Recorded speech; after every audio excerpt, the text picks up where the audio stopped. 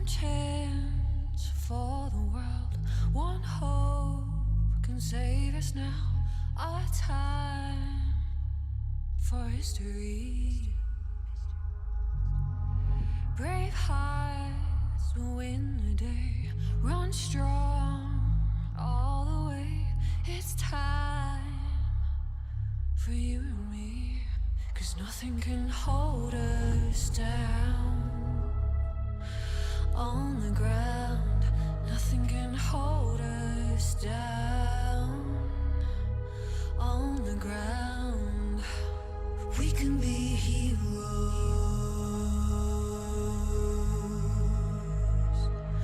We can be heroes.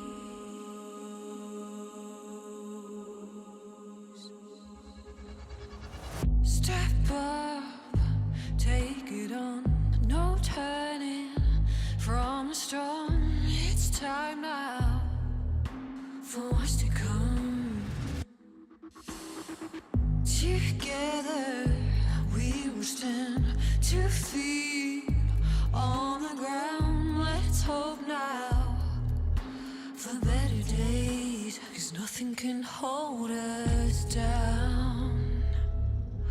On the ground, nothing can hold us down. On the ground, we can be heroes.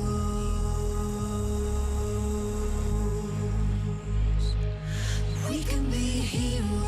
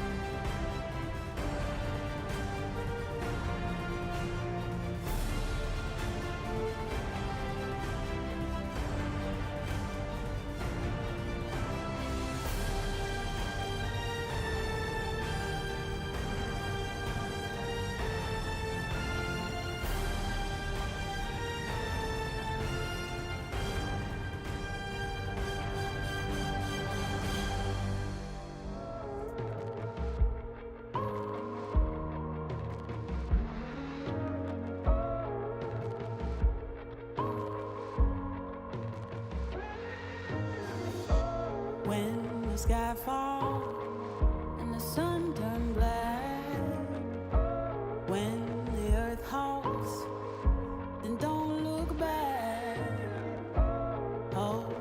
closer. Can you feel my heart? We can conquer and win back all. The tide is changing, floods are coming clear to see. The page is turning, can you feel this energy? Light breaks through the darkness, they are fires in the night. Nothing can break us when we rise. We run on the edge and across the flames. The world we knew is not the same. Feel your soul, feel your desire. Walk through the fire. Leave the space and watch it burn. Let the king and queen return. See the sun so bright and high. We walk through the fire.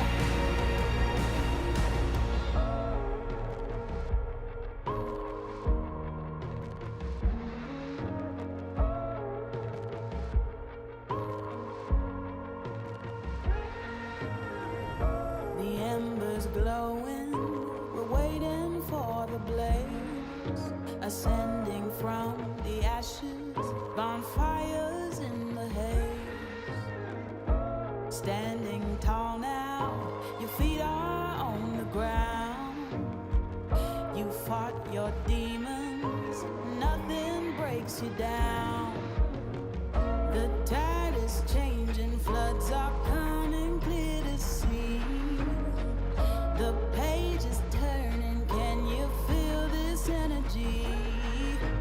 Light breaks through the darkness, they are fires in the night.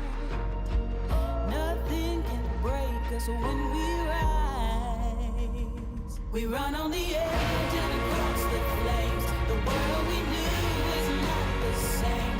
Feel your soul, feel your desire. Walk through the fire. Leave the space and watch it burn. Let the king and queen return. See the sun so bright and high. We walk through the fire. Fire, fire. We walk through the fire, fire. We walk through the fire, fire. We walk through the fire. We walk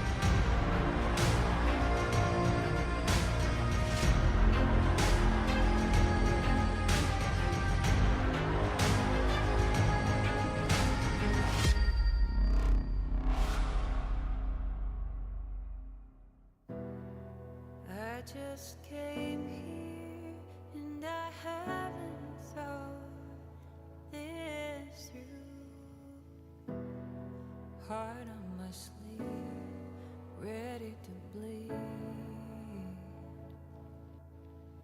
Wish I had another drink, then I'd have left it. Instead we're gonna go to the brink. Don't you think that we should forget it?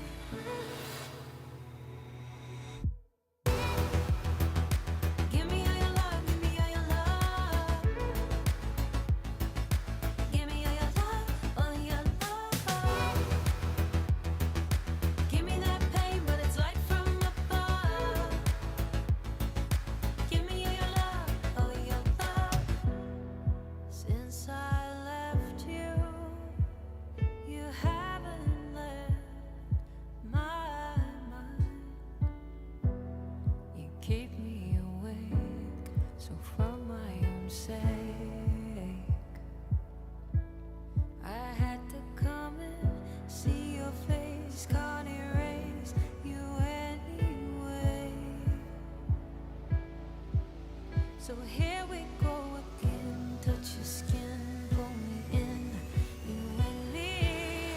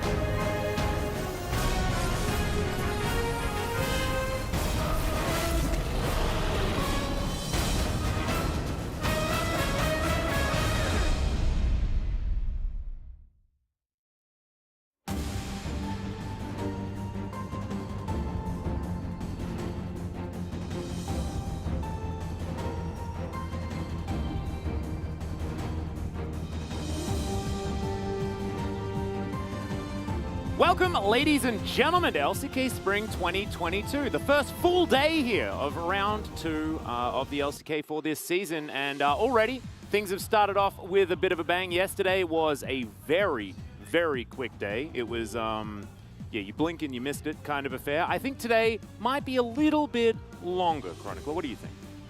Bold prediction when Fred Brion plays, Atlas. Yes. Bold prediction. I'm all about the bold predictions. I make sure that I get the hot takes out there to start things off. That's immediately that's what I do. making sure that everyone knows that Atlas, he's ready to make some statements. I will make another statement. I also believe that Deft will hit 3,000 career assists in his 9th anniversary. That's another bold prediction. I think that he will get at least 6 assists in this series. I'll make the final prediction. I'm pretty sure Atlas is going to talk about Deft today. A lot. I mean, it is Deft Day. This is in fact Deft Day. You're allowed to. I think a lot of people would be happy to talk about Deft today, especially considering the fact that he's had an absolute renaissance when it comes to his career. Let's get into the points of the Deft of the match. The points of the match here for our first matches. It will be Humble Life Esports taking on DRX. DRX are on an absolute tear. They just took down Damwon Kia, a feat that I wasn't expecting them to be able to do, and now Humble Life Esports on a bit of a slump. Are going to have to try and really turn that around. Humble Life feel very similar to teams like Liv Sandbox that in best of ones can create upsets every now and then when they get a good early game snowball or they get a big draft edge. But outside of that, stringing together enough consistent wins to actually win the best of 3 hasn't really happened. And I'm worried that against DRX today that is going to be the same, because DRX, they've been looking on fire. Yeah, they absolutely have. Of course, the first RE win in 5 years was ㅅ. He managed to pick up the player of the game, which I thought was interesting given the fact that he wasn't able to do all that much, but what he was able to exert in side lanes was actually really impressive. And I really like it when RE comes back into the meta because it brings pick compositions back, like we saw T1 execute beautifully yesterday. The key thing for me was that he hit the charm. That was it, basically. And yeah, I mean, we've talked so much about Deft's Jinx, and I feel like we could endlessly. Today, February 19th, 9-year anniversary, as you pointed out. Deft has looked like one of the best AD carries currently within the LCK, and with people like Guma coming up, with Ruler also having a return to form, it is all the more impressive that this player is able to maintain the level of relevancy that he has. He is, if I remember correctly, 15 kills away from 2000. 1985, it was before most of us were born. He's going to get closer to where we were born as this match goes on. But yeah, 15 kills away from hitting that 2000. The only other player to do that so far has been Faker. This guy's career is absolutely absurd. And having a look at some of these win rates, I love that they bring up the Misfortune win rate because it's just pretty nutty. He barely kind of played her even when she was like real flavor of the month, you know, and yet just casual 80% win rate. It's actually larger if you include more of his games as well. The main thing we are going to hit today is the 3,000 mark for the assist. I doubt he's going to die 32 times. Would give him a nice round up 1,200 there as well. Yeah. But we need to completely equalize that 4.0 KDA. There we go. That said, though, given the fact that his overall KDA over a career, I think you just looked up, is about like 4.2. I highly doubt that 4.26 KDA. I think like most people struggle to like have that KDA in a good game, let alone in an entire career. Like it's just nutty. As Humble Life Esports, let's have a look at some of these stats here. Average lost time, very long. Average lost time for DRX, a little bit shorter. They do like to go down with a bit of a blaze of glory, not like some of our other teams that we'd prefer not to mention right now because that stat can be a little bit worse. But of course, the games have just been a little bit longer here in the LCK. We've seen a lot of these average game time stats be around that 35 to 40 minute mark for a lot of these teams. Two obvious exceptions are, of course, the two teams that played yesterday, which were T1 and GNG. They needed no time, besides having a little bit of fun in both of one of their respective matches. For Humble Life, best of ones, they have been able to take away wins of a lot of teams, but when it comes to actually closing out the series, the teams usually recuperate, because Humble Life, while I think that this is a roster with strong individual players, it doesn't quite come together. I don't think there is one-dimensional like Liv Sandbox that really only play a single style. I think they have a little bit more depth but the main problem is actually utilizing that and not getting overrun in lane already by some of our other stronger teams. But the thing is, like, I actually think that if you're a Harma Life Esports fan, you're very proud of what these players have achieved so far. I actually think that they've overperformed based on the players that you can see right here. Like, Karis, absolute rookie. Made his debut last year. It was a stinker. He had a brilliant challenges, but the LCK is a very different beast, and he's looked much better. Dudu has looked way better than he did last year. Remember, Morgan replaced this dude and then went to Worlds and was one of the weaker top laners. I like to say this over and over again, but Dudu has definitely been performing above that expectation, and On Fleek's been much better as well. But let's get over to another team that has 100% turned around what was a 3-game losing streak and turned it into only wins from that point on. I'd personally like to give a big attribution to the Challenger team subbing in, of course. Oh, yeah. But the reality... I mean, I still miss Peach and Clear. Those two were really good. They are really good. And I hope that they get promoted. However, jokes aside, the obvious people to mention with this roster have been Deft and Barrel. Both of them have looked incredible. I think Barrel has also expanded his champion pool past what have basically just been engage supports. More and more we see him even perform on picks like the Karma, which historically he hasn't been great on. And then in the top side, I think Kingen is slowly returning to the form that we knew he was in last year, and even when DRX was doing really poorly. He was, I think, one of the shining lights on the previous roster. For Pioshik and Zeka, I think they still have a way to go until they can stand up to some of the other members of their team. Most notoriously, Deft. 9th anniversary and first in many a stat within the LCK. Let's just say the Mapo boys have been going very, very well so far this year when it comes to revitalizing their career. Both Deft and Faker went to the same high school, and they are once again seeing phenomenal success in their extraordinarily long tenures as professional players. Deft a little bit longer, I think, as far as like entire career is concerned, but it is pretty dang close.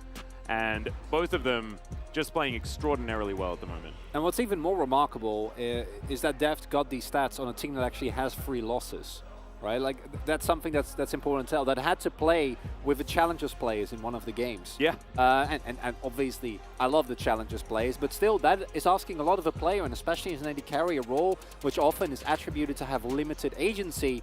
His performance is more impressive altogether. For somebody that is always going to be incredibly hard to kind of match up to, and I personally don't expect him to be actually able to do so. The main thing is trying to mitigate the pressure that is going to come from the bot lane. The last sign said, Ajashi here to watch the LCK to support Harma Life Esports. Aww. It's just really cute.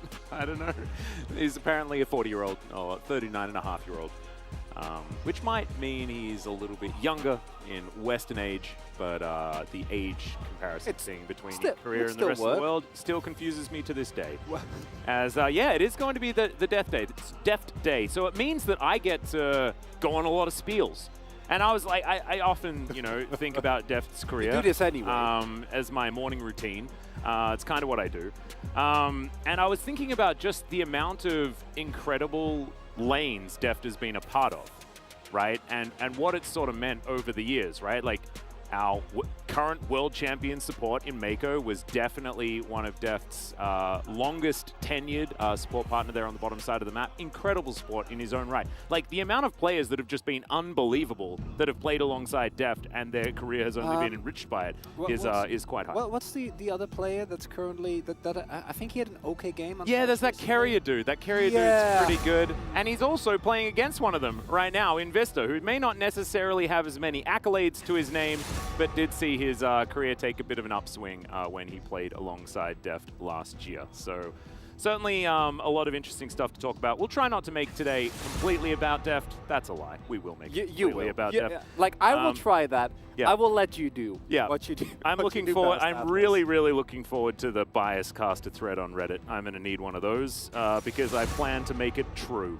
That's not true. We are just going to celebrate Deft's career here because it is his 9th anniversary. Getting into the draft, though, we are going to see Twisted Fate banned away from Zeka, as well as both the Tryndamere and the Akali that have seen a lot of bans so far. Caitlyn Zeri and the Xin Zhao to be taken off the board. So the Rise left available has skyrocketed in priority. Win rate also looking a little bit better, you could say, but still not great. As you can see, 32%. I ain't writing home about that one.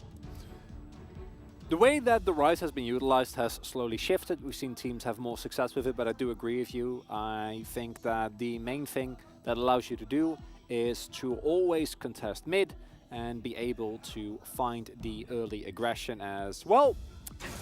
Oh, this is a celebration. Yep. Imagine if he picks up 3,000 assists and 2,000 kills on Jinx. That's the dream. He needs to hit 15 kills in this game if they're going to do that. Which, but also, I think one of the most deft and DRX things to do possible would be to lose this game on his 9th anniversary. I don't want to talk about.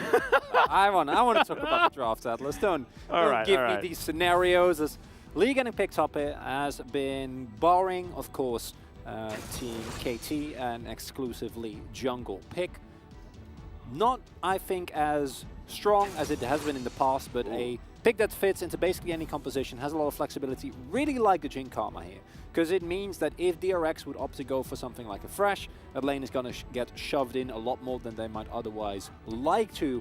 And instead, DRX says we can delay that. We can wait a little bit and think about what we want into this heavy shove lane, because thus far, I like the Lee LeBlanc combo. I think it has a lot of threat, but in terms of priority, Hanwha Life currently 2 out of 2 lanes looking really good in terms of setting up on Fleek, who has had, I think, a much better split than many of us were expecting.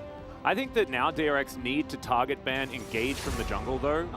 Viego isn't necessarily engaged coming through from the jungle, but Hanwha Life esports are really lacking in that department. We've seen teams that have the Rise and the Jhin, even the Karma, things like this, really lack the ability to start a fight when they want to and stagnate the game to the point where their opponent just does whatever they want, right?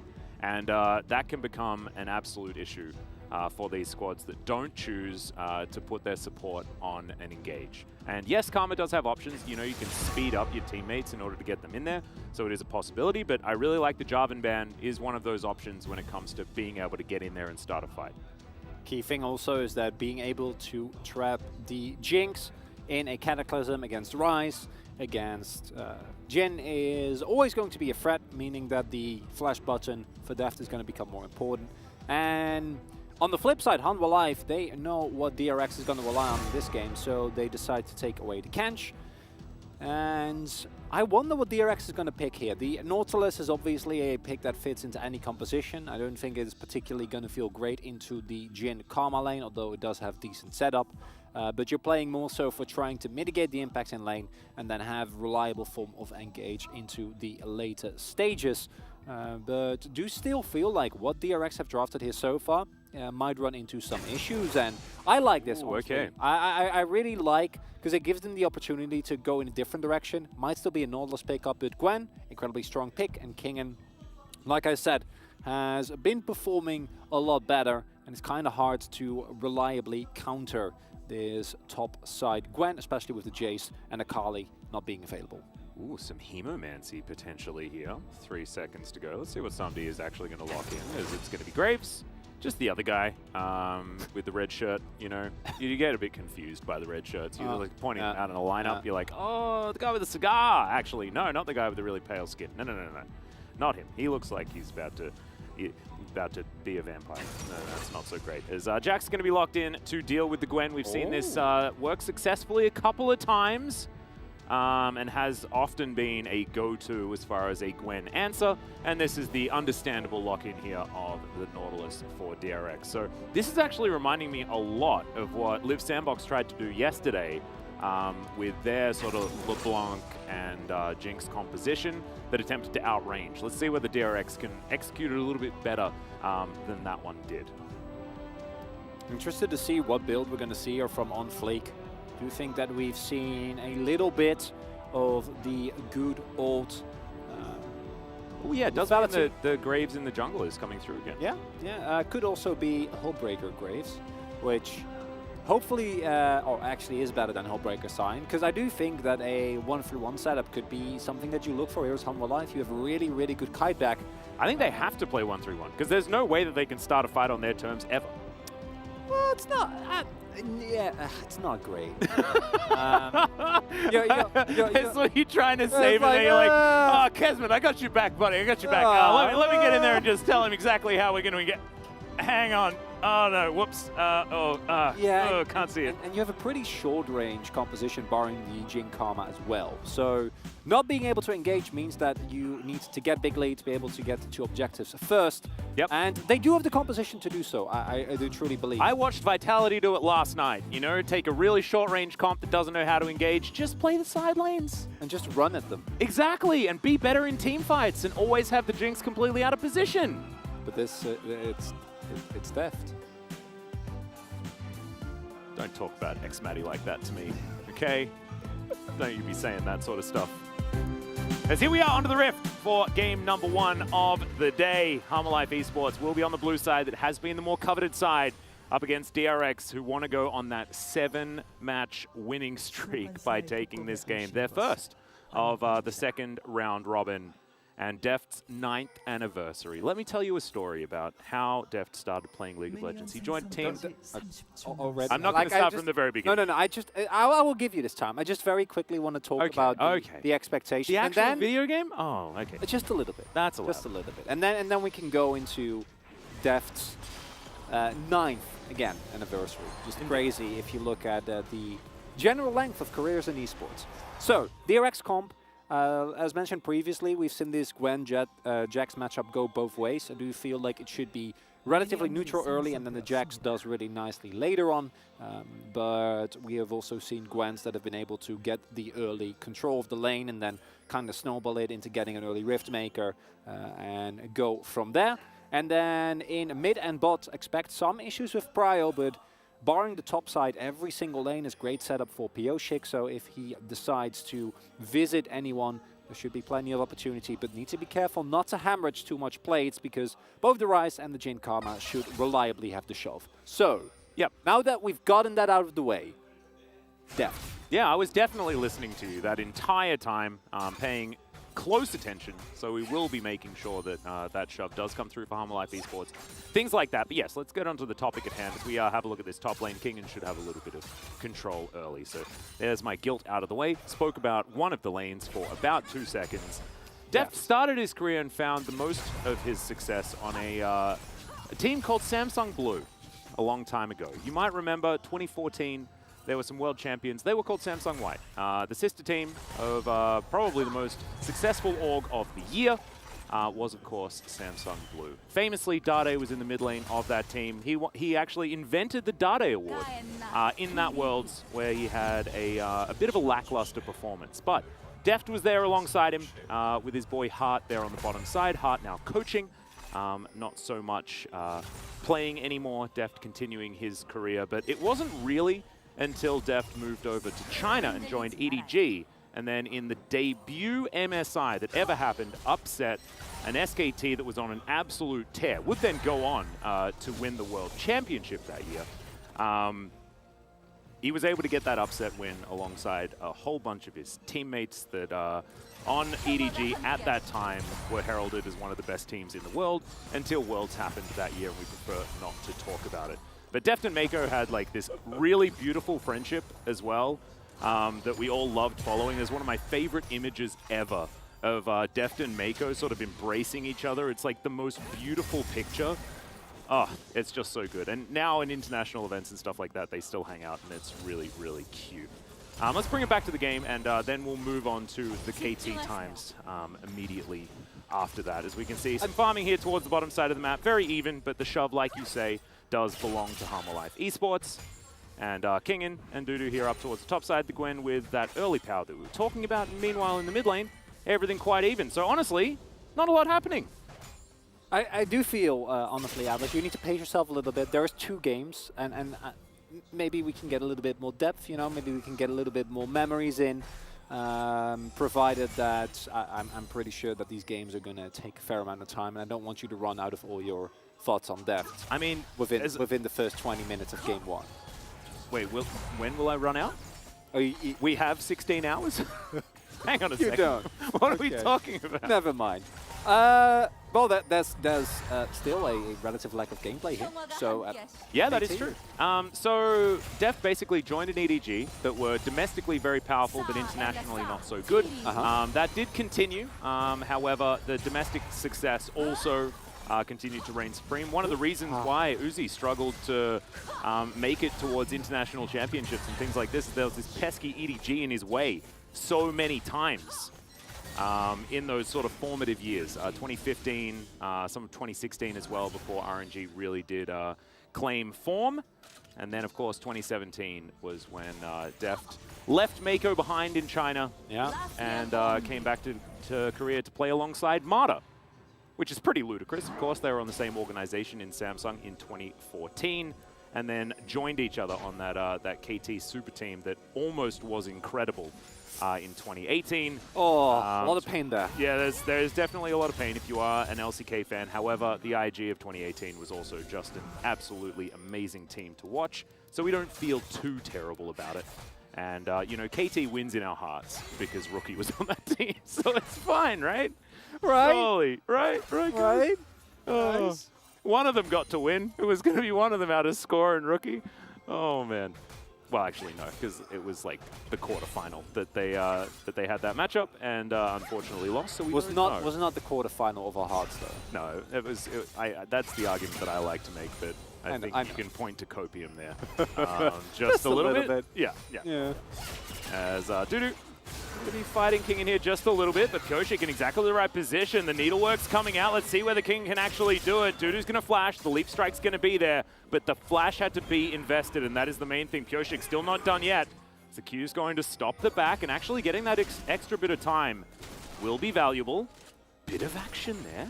Slight gold advantage for Hanwha Life Esports. Not going to lead to anything. Main thing is that Karis is roaming over. Also, haven't talked about it. Has also gone for the spellbook here. Which is a piece of tech that we're seeing more and more for the Rise, liking this. Yeah, Realm Warp underneath this turret. Def's going to have to flash to get himself out of the way. The heal's there as well as he does create some distance, but the Nautilus has been picked up. Vista utilizes his health bar beautifully, and they are going to be able to grab a plate. Def moving down here as well as Zeka was rotating. Without the cooldowns, they're not actually going to go for the extra dive, as Deft is able to pick up this farm. That right there, one of the main reasons why we see the Rise being as high priority as it is. Being able to set up these type of plays, get on them on Prio in mid lane, roam towards bot with Realm Warp. That's an early kill being picked up there by On Fleek. Not true disaster for DRX, who were able to at least get the wave over to Deft. He did not die, but you see that they're aware of this, and I feel like DRX getting back towards that turret just a little bit too soon. Understandable, don't want to give up that entire wave, don't want to give over the plates, but when faced with a 4 versus 2, and both Zeka and Pioshik on the way, but not quite there, that's the unfortunate reality. So with that topside gank not working out for Pioshik, the immediate counterplay from Hanwha Life, very nicely set up, and will net them a small early game lead. Well, I think Kingen, if he times his Ghost and uses it pretty quickly to go on a bit of an all-in into Dudu, there's a possibility that with that extra setup that Pioshik has helped out alleviate some of the issues on the top side of the map, but that is getting a little bit too far ahead of ourselves. Yeah, I feel like Pioshik was more of a, you know, more of a spiritual support. Yeah, spectator. Well, no, I mean, he gave him the confidence. He was like a spotter, you know? Yeah, it was like only just a little push. Yep. Yeah, I like that. I like that. That's all that Kingen needed. You can do it, buddy. Yeah, come on, Kingen. Go get him. You got it, man. But outside of that, no real surprise. Also, On Fleek going for the lethality build here. I think that into a comp that is lacking a true tank, only having a barrel that is not running Aftershock is definitely going to be a very, very nice way to not only kind of effectively extend your range, as you're looking more to hit the big ultimate and end of the lines, but also just good itemization. Although I would not be shocked. We have been big hull breaker enjoyers here to still see that. Indeed. On Fleek. I don't know whether he'll build a hull breaker. Kind of hoping is Kingen going to find Dudu, but that is a pretty good counter strike as the Rift Herald is going to be secured by On Fleek. Can they grab the eye though is the question as Zeka's moved on over. Some needlework coming in. There's a flash out. Dudu down to 200 and Zeka really not finding his avenue to join this fight. And Hanwha Life will walk away with the Rift Herald. Key thing there is that Vista was on the roam, whereas Barrel was not. So I think Zeka could have made his way into that fight, but then they might have gotten caught in a 3 versus 4 which could have ended in disaster. So yes, giving up the Herald is unfortunate, but I like the call from DRX there to not flip it over the early game.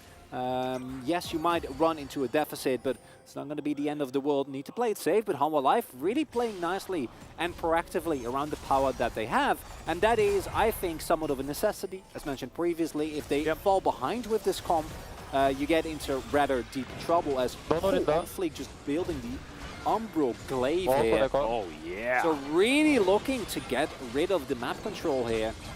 I actually really like that idea. Yeah, I'm a big fan. Like I said, I think lethality waves in general is good, but rushing that item is going to be a great way, as there it is highlighted. Yeah, so he's going to be able to get things cleared, and actually I think it really does fit into what Graves is valuable for in the jungle, as this is one of those things, right? He's able to freely move wherever he wants, and Beryl, not so much. He's going to have to flash. Blast Cone is going to be there. He's going to use it to get himself out. So, Realm Warp on cooldown, but the flash is down for Beryl. That is a huge part of DRX's engage, not to mention a huge part of how they can actually gather some control back here on the bottom side, as HLE is going to ruin the day of the DRX bottom lane. He's going to have an eye poke just a little bit, but DRX is going to have to watch as his turret falls down. Let's see whether they can find themselves a team fight, though, as Zeka lands some chains onto OnFleek. He is going to get locked down as Kyoshik gets in there, looks for the kick, but can't actually taxi his way back out. Misses the Q, unfortunately, as Beryl's back in once again. Absolutely no mana, so he is well and truly dead. And now Zeka is going to have to land those chains and try and get out. Deft and himself not going to be able to do too much here. Early game masterclass here from Hanwha Life, continuously using the pressure that they have. Karas and OnFleek in particular, this mid-jungle duo have been exceptional, and this is the problem that you can run into. A really good punish, because picking the Nautilus, as we said, outside of lane it's going to be completely fine, but during lane you see how much damage the turret has taken, and the complete lack of prio from DRX on the bottom half of the map has now snowballed into a 3k gold lead and a rather unfortunate attempt at trying to kill a Graves here. Always deceptively tanky. Yeah. And with Kyoshik also missing the second Q, not able to get back. Beryl at this point has to give his life just to make sure that Deft and Zeka don't die. But DRX really falling behind more than I think the comp needs to, and that is due to great efforts from Hanwha Life. Yeah, it's really nicely done. And I do want to highlight as well that we mentioned the fact that Hanwha Life don't have a lot of engage options and things like that. It doesn't necessarily, and they also don't have a lot of range. That doesn't mean they don't have win conditions. Oh, right? They can dive. And also, the 1-3-1 is really, really strong from this team. Their positional advantages that they will have with the Realm Warp, not to mention the fact that if the Ryze and Jax get themselves into advantageous positions, they're going to be unmatched in side lanes. I'd actually like to pose that the fact that Karas doesn't have as big a lead is actually really beneficial, because I think OnFleek and Somebody are much more important. The one downside, of course, being that itemization for the DRX is going to be very valuable, especially with Graves going lethality. So I really do hope that Karas goes for the AP build here. I think that going for an AD, for the tank build in this scenario might actually backfire as you get into later stages of the game. And making sure that you go for a more aggressive build is still going to have Ryze face the same issues of range. Yeah. At the very least, you are not as easy to itemize against. But with a Graves that is this fed, with a Jhin that is this fed, generally, whenever DRX walk up to an objective right now, you press R on both of those two champions, and they have to peace out. And they're not really going to be able to do a whole lot. Set up again, the high tempo from Hanwha Life is just beautiful here. Zeka, the teleport for Kingen, but I don't know if they expect this. Yeah, he is already walking this one out, going to distort. Pretty good ability. He'll be fine. But Hanwha Life Esports, they lock down the plate. Only another 30 or 40 seconds on that one before they are going to drop. So really nice capitalization here for Hanwha Life Esports of their map control. OnFleek continuing to utilize that Umbral Glaive quite effectively as it gets around this map. And you can see their control of this Rift Herald spawn is pretty absolute at this point in time. 2.5 minutes on the Ocean Drake. And if Hanwha Life can start getting a tempo lead when it comes to Dragons as well, means that their setup for the later stages of the game is going to be very difficult for DRX to thwart. It's also a scenario where effectively every soul is good, because unlike many other games, I know your personal favorite, the Cloud Soul, actually very valuable when they have a composition like this, right? Jax being able to run people down, Karma being able to speed up the entire team even more so means that some of the drawbacks of this comp that you might run into with actually getting to fight when they are strong, like they are right now, are somewhat mitigated. And picking up the Drake in about 2 minutes, due to the very late take on the first Drake, does mean that the timer is still gonna, I think, gonna be somewhat manageable for DRX. But still, overall, DRX are currently 3k gold behind, and if it is a Mountain Drake and resistances start being stacked, then you get into a scenario where you're not talking 3 items for Deft, but 4. Yeah. And where Kingen can't shred through entire backlines when he has just his Riftmaker and maybe a Nashus, but also needs a Death Cap, right? And that is where the window for Hanwha becomes bigger and bigger. And it's a window that they've bought for themselves. This is a little greedy, and I think that Hanwha Life should try and contest this. Yeah, you got Dudu rotating up. He does have his Unleashed Teleport available as Beryl standing on top of this Rift Scuttler vision. Looks like Hanwha Life Esports won't be able to get in here in time for the Rift Herald, but let's see whether they can win the fight as ㅅ2022 down so low. They've traded junglers, but Beryl's also going to go down. Kingen now trying to fight this one out as Deft alongside his Gwen, trying to see what he can do as Deft moves, Zeka moves back in. It just goes back to his distortion position, and it is going to be the Eye of the Herald picked up by DRX. But I don't think that's going to be enough to wrestle back any control, especially if Karis has his way. You see standing alongside, looking for this potential dive, has Flash available, as well as an exhaust, as now Deft has to walk around the slow field. He will get taken down as everyone dives on top. Kingen's going to get exhausted, but he's also just going to go down. Kingen picks up the kill under Dudu, who's tanking the turret for a little bit too long. That is going to be mid-outer turret claimed here by Hanwha Life Esports, and this tempo is not slowing down. And DRX keep opting into it. I get it, you want to protect your turrets, but it is a second Rift Herald. It's not that big a deal. You can let them have it. And the moment that DRX try to sneak this, I am okay with that. But why are you trying to contest? You're 3k gold behind right now. There is no reason for you. Look at the damage right from the get-go. There is no way that you're ever winning this fight at this point in time. Right, your Lee and LeBlanc combo. In a 1v1 and a 2v2, I think they can still blow people up. That's not a problem, but not if you're playing 5v5. Deft not online, Kingen not online. And on the flip side, there's Loferity Graves that is fed. There is a Karis that, even if he does up going for tank build, doesn't matter right now because his damage is still very much relevant. And then some D's just saying, well, this is the freest curtain call of my life. And now second Drake pickup as well. It is indeed the Cloud Soul, but as we mentioned previously, not as bad as usual. Nope, doesn't matter whatsoever. Hanwha Life Esports probably don't even care about what soul it is because they're planning on saying goodnight to this game a little bit earlier on than that. Because right now, what they've done as far as the speed of this game has been very impressive. Kingen moves on over. He's going to be able to grab himself some Shellfish. Dudu not going to challenge that one. Full push on that bottom side of the map for Hanwha Life. Their control over here has been very impressive. Zeka going to just try and poke his head in, grab whatever vision they can get, but Hanwha Life Esports just own this map right now. And yeah, what you said about Karis is absolutely true. The fact that they DRX sort of just piled in on top of each other against Graves is certainly bad news, as On Fleek takes a lot of damage. Of course, that is the downside of this particular Graves. You don't have a lot of tankiness, but he's still playing very aggressively. And Samdi moves up here as well, and they can just fight with impunity. And the really puzzling thing is that DRX keeps trying to match. I don't think that your outer ring of turrets is really something that you need to defend to the death. Well, as the curtain call is, yes, Samdi's just going to snipe down the Nautilus. Last bullet going to be tanked by ㅅ2022. That means he can't be anywhere near this, as Deft is just going to walk it out. Zeka as well will land a chain, looks for another one, gets the kill onto On Fleek, and Karis not able to answer back just yet. A lot of that upfront damage is actually on the Grave. So, Zeka with a punish. It's his second kill of the game. On Fleek also with the flash, I think not really expecting the LeBlanc to be as strong as she was there.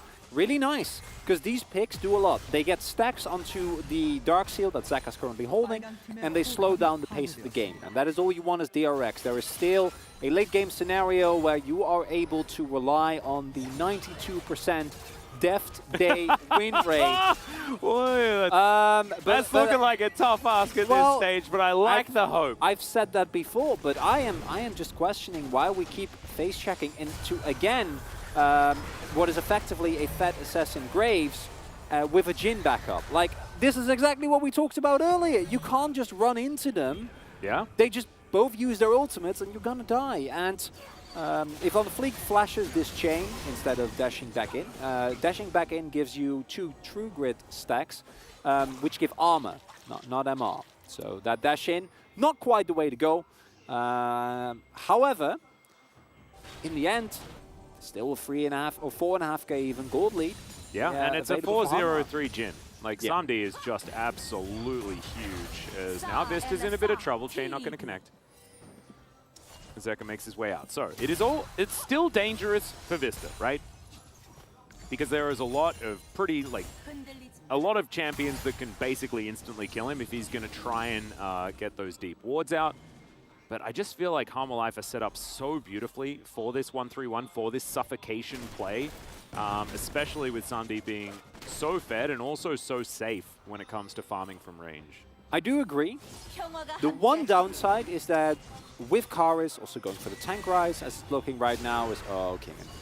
Oh dear, Karis is going to find him. Yeah, this Gwen not looking that immune right now as he dashes away, and Karis going to follow him with the Q. Picks that one up very comfortably.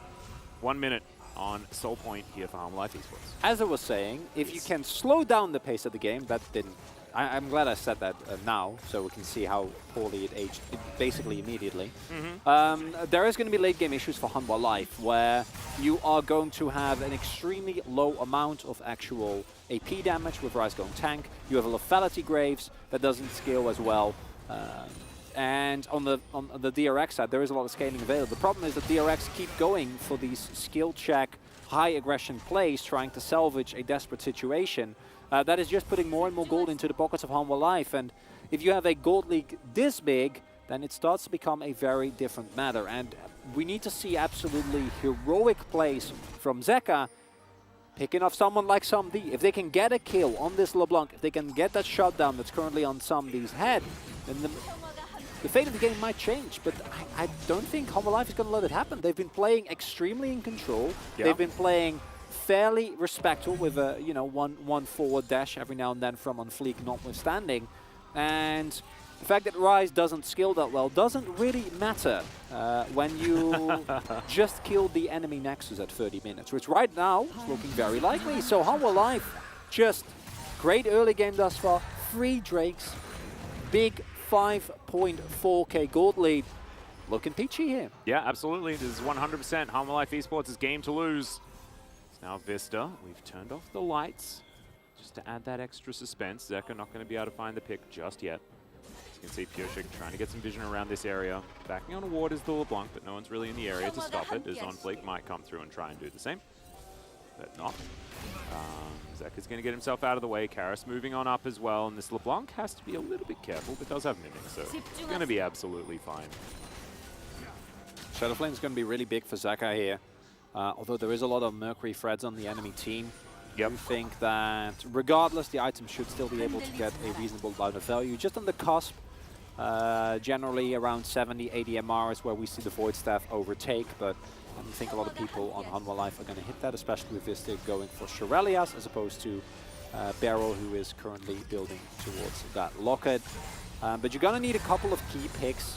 As DRX or maybe a Baron Seal, that is really what you're looking towards, or a repeated insistence of Hanwha Life to overextend in the side lane, which they have not done at all so far. Shadow Flame is now done for Zeka. Bit of an item spike. Couple of items also completed for Deft, who did pick up his Rapid Fire Cannon, but doesn't have a lot of that raw damage with just Gale Force and Rapid Fire. And with this 2,000 gold lead from the jungle and the 80 carry position, makes things very dangerous as OnFleek's in trouble. The chain comes in, collateral damage is going to keep him alive for now, as now Zeka could get punished for this one. Goes into his Deceive, as there's a max range Dreadline to come through, but Vista flashes his way out and immediately Dudu dives on in. Big stun onto Kingen as well, who's taking so much damage. He is immune to the Jhin, sidesteps the last bullet, but isn't going to be able to get away from the giant lamppost to the back of the head. Life Esports win themselves another fight and keep everyone alive. And the problem there is that starts off as a great instinct from DRX trying to pick off on Fleek, but the moment that it doesn't work, everyone needs to abort. You can get caught into an extended skirmish because the chase from Life is amazing. Their engage might not be, but when you're trying to run away, they will get on top of you, and that might be the Baron right here. Well, we'll see whether the hero steal can come in. ㅅ2022 going to kick away, but isn't going to be able to do enough. ㅣ2022 going to flash out, but the Mimic Distortion is going to come through and take down the Jax. So that's one of the split pushes without a Baron, but that is like the thinnest of silver linings on this very dark cloud. As we do see Zeka unable to find the assassination, and if he flashes the flourish here, I think this is fine. Barrel's decision to go for an engage here is incredibly risky because, again, remind you, getting a pick, A-OK. Trying to fight a 5v5 against a team that is as far ahead as Life is here right now, absolutely not. Life say, what are you doing? And immediately press all their buttons, run forward, and with a nicely timed burst, they're actually on Fleek smiting on 1500, and I think it was then an auto plus Karas bursting it from the 500, making sure that there was a minimal window due to also playing Safeguard. Give up his life for that, but I'm sure he's happy to take that trade. And now gold lead growing even further, 6.5k here for Life. I really like the Trinity Force pickup here from ㅣ2022 as well. Yeah. Now with that health being sort of transferred towards it, really does make it a fantastic aggressive option as on Fleek might be face checking here, and he is going to, so that is a real dead Graves. Let's see whether the follow-up is going to be true as Zeka going down extremely low, so it's a 1-for-1 so far. Make that a 1-for-2 as Life Esports, they were there to protect their jungler. Flame Chompers to come down, but Karas has got one thing in his eyes, and it's depth win rate on the Jinx. But Samdi is going to go down. Depth free hitting there from the backside, but Kingin struggling to stay alive. Karas is just so tanky. The zap comes in. There's going to be the shield from the Inspire, but I don't think Vista's going to be able to stop Depth. The zap comes in as well. Finds yet another shot. Kingin has to be careful. More zaps, but not going to find it. ㅣ2022 in the meantime is just winning the game, by the way. So this fight, not all that consequential. ㅣ2022 don't care. He had teleport. He's like, no, I'm Jax. I am whacking with my lamppost. I'm not going anywhere. Although I don't think it's a lamppost on the skin. Bear with me, please. Yeah, I said that before, so I threw you off. I apologize. No, it's fine. It's fine. It's fine. What if he had a real weapon? Well, he does. Just needs a different skin. It's fine. Yes. Excuse me. You're right. As the pick here on Fleek rather, again, really nicely done. But here you see the core issue is that you might get a single pick. That's all fine and dandy. But then what? And here we see the true horror that is Tank Rise. If he isn't outskilled and if he does find the leads he's supposed to, because Karas is just so running. Big. Yeah. Just doesn't die. And Deft has, of course, no armor shred as of right now, and is not able to pick up the kill there. Only sitting on 2 items, really big, as Zeka keeps desperately trying to slow down the pace of the game, but I think DRX might have made 3, 4, 5 mistakes too many. Yeah. Soul point picks up as well for Hanwha while we were looking at that replay, and in the grand scheme of things as DRX, I guess you just have to take it. Not a lot of counterplay for that one. It is best of 3. There's a chance to go back to the drawing board, but this ain't a good look for DRX at this point in time. Life Esports, though, on the other hand, absolutely phenomenal turnaround here as we move into round 2, and they need it, right? This was a team that was circling the bottom of the standings, and with a performance like this, that 2-7 could certainly become improved. And DRX's 6-match winning streak as well, really on the line here. And I think that what we're seeing here from Life is also a reminder that this is a development that started last summer, that the bottom tier teams in the LCK can still not be disrespected. You cannot just go for ill-advised fights. You cannot give them leads like this. You can't give them multiple prio lanes because they will run you over. Yeah. Even if this game somehow turns around, even if Life win this game and DRX win the series, fact of the matter remains that Life, with this draft, have plenty of opportunity. They're not a team that I think we think of when we talk about the stronger early game teams within the LCK, but still, when given a lead, they will take it, run with it, and gladly run over their opponents. Karis is level 17. Yeah. Get out of there, Yoshik, mate. You're like, you're not old enough. You can't go on that ride. You just can't. It's just not allowed. He has like the fake and he's like trying to get yeah, in. Like, yeah, no, exactly. We don't stand for that here. Karis That's not allowed. He's the bouncer at the club. He's like, yeah, no, you're obviously 13, mate. That fake ID won't get you in here. Come on. Although he is 17, so that's also kind of illegal. Well, but he's Rise, right? So yeah, it's like what? Mate, what a Rise years. Yeah, I don't know. It's like, dog, cat years. Yeah. Yeah. So maybe 17 equates to more like, 4,000 or something like that. We don't necessarily know how things work in Runeterra when it comes to age limits and things like that. They might have different rules. Maybe 17 is the age. I mean, is it many countries in the world? Is it? I thought 18 was one of the youngest. I didn't know 17 was a thing. Well, it depends if you're what you're talking, right? There's a lot of diversity in that regard. I guess I was talking about drinking age because we're talking about entering clubs and things like that. I think 18 is like the youngest. It used to be 16 for the longest time. In let me Netherlands. consult Twitch chat. Do you guys know? The Legion will probably know. Yeah. Do you guys understand? The collective. No. Okay. Never mind. The real loss here, of course, is that with Hanwha Life playing as well as they have, is that we collectively are losing out on Atlas giving history lessons on Deft. That is true. Now, although it's a best of 3, so there is plenty of time, absolutely plenty of time. But this is starting to become a story a little bit more about Deft's former team in Hanwha Life Esports, who are playing this one very well as they look to grab their second Baron of the game. This would likely be the backbreaker for DRX. There is a downed inhibitor in the bottom lane, the perfect Baron inhibitor for Hanwha Life to guarantee this one. It's been started off. They do have some vision here, DRX. Don't flip it. You don't have to. Just don't do that. Just back off.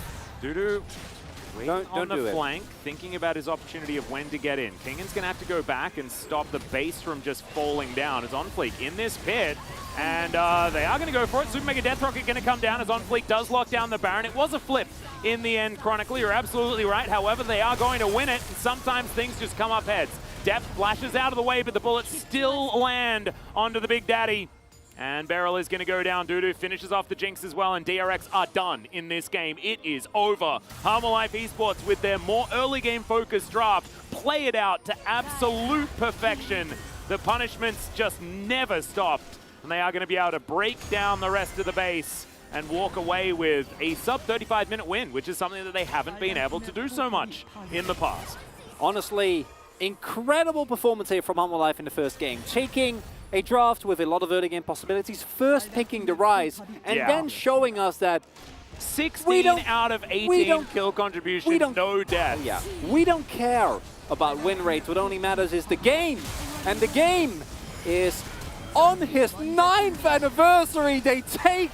I said at the very beginning, this would be the most Deft and the most DRX thing to do would be to lose after first picking the Jinx for Deft. And the first pick, Rise, man, looked absolutely amazing. Karis, brilliant performance on the Rise.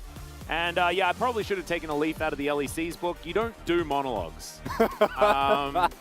You don't do that. Otherwise, the player tends to not have the greatest of times. I didn't know that crossed to this side, but it did. So a bit of it's a little bit infectious. I guess the league starts with an L, and it's an acronym of 3 letters. I should have known better. I apologize. It's probably my fault. Every league starts with an L because it's League of Legends. Yeah. Well, I don't know why you had to highlight that as like a key characteristic. Key Are you saying that I'm wrong? No, I mean you're clearly you're not. Key thing here is that in the draft. Hey, wait, PCS exists. Okay. What are you talking about? Okay, my bad. I'm talking about the major regions. CBLOL? Hey, TCL? Don't you go and quote non-major regions with me. I come from the Benelux. We are irrelevant, okay? Oh, okay, CBLOL fans. Come if you on. could just get into his Twitter and let him know the major regionness of Brazil, please let me know. Vista's teacher is here from his 11th grade class. Managed to come down and witness him picking up a victory here in their first game. And the entirety of Hanwha Life deserve credits here. I, of course, voted for Karis. That should be no surprise. Yes, no surprise here. Both in terms of game performances and he you know, he used to We be equalize bias here on this broadcast. Yeah, We make exactly. sure that Chronicler's love for challenger players from last year is going to be met on his side of the rift, and you know, being the guy that followed Deft throughout his career, during my career. Oh yeah, That's me.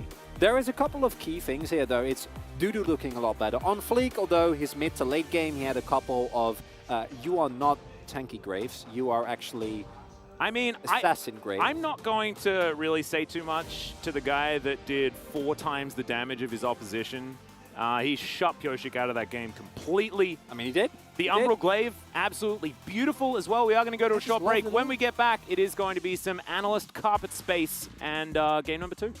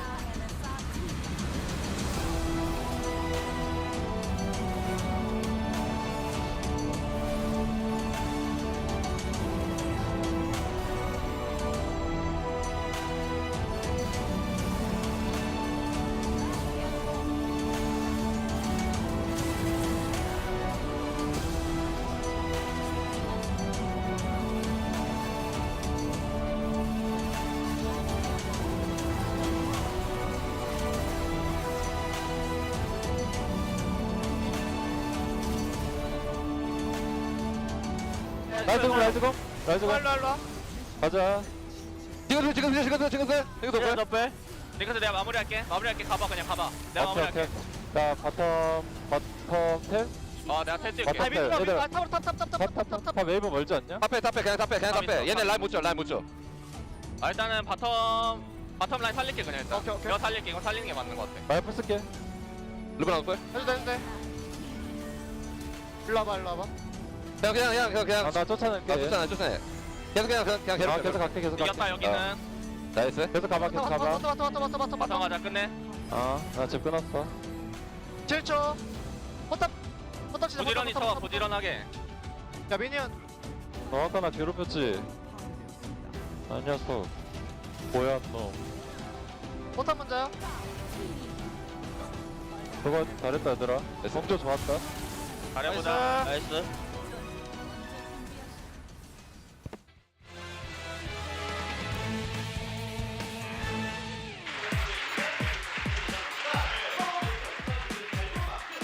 재밌게 하자 얘들아. 네. 저도 어차피 뒤에 애들이 와서 이겨줄 거야. 오케이.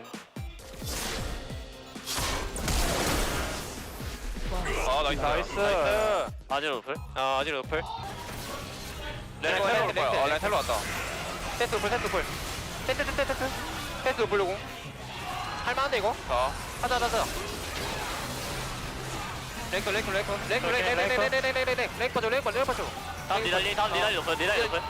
아질 바로. 오케이. 아질 오플. 나안 죽어. 아질 맞아. 나는 갈 듯. 세트 이빠놓고 할만해. 야 칼리. 칼리 맞아. 나이스. 쭉 가자. 이거 끝낼만해. 얘 죽였다. 얘 싸우자. 야 나도 껴줘. 나이스. 이겼네요. 잘했다 얘들아. 나이스. 나 적응이 안 돼. 그냥 실시간으로 적응해야 돼. 어쩔 수 없어 이거. 어디서 환자들을 데려왔어. 다 마스크 끼고 있어. 집중을 해본다. 야 어디로 가. 위로. 천천히 쪼여. 야, 나 투표 쪽 붙어줄게. 기다려봐. 천천히 해, 천천히. 조심해. 풀로 보는 것만. 천천히 해, 천천히. 우리 물렸어. 얘 노플. 얘 볼 수 있어, 천천히. 이겼어. 나 2호초. 자, 봐봐. 천천히. 함조요. 야, 끝내. 나이스. 아, 이거 다시 죽이자. 3, 2, 1. DRX 코로나 게임단 승리. 나이스.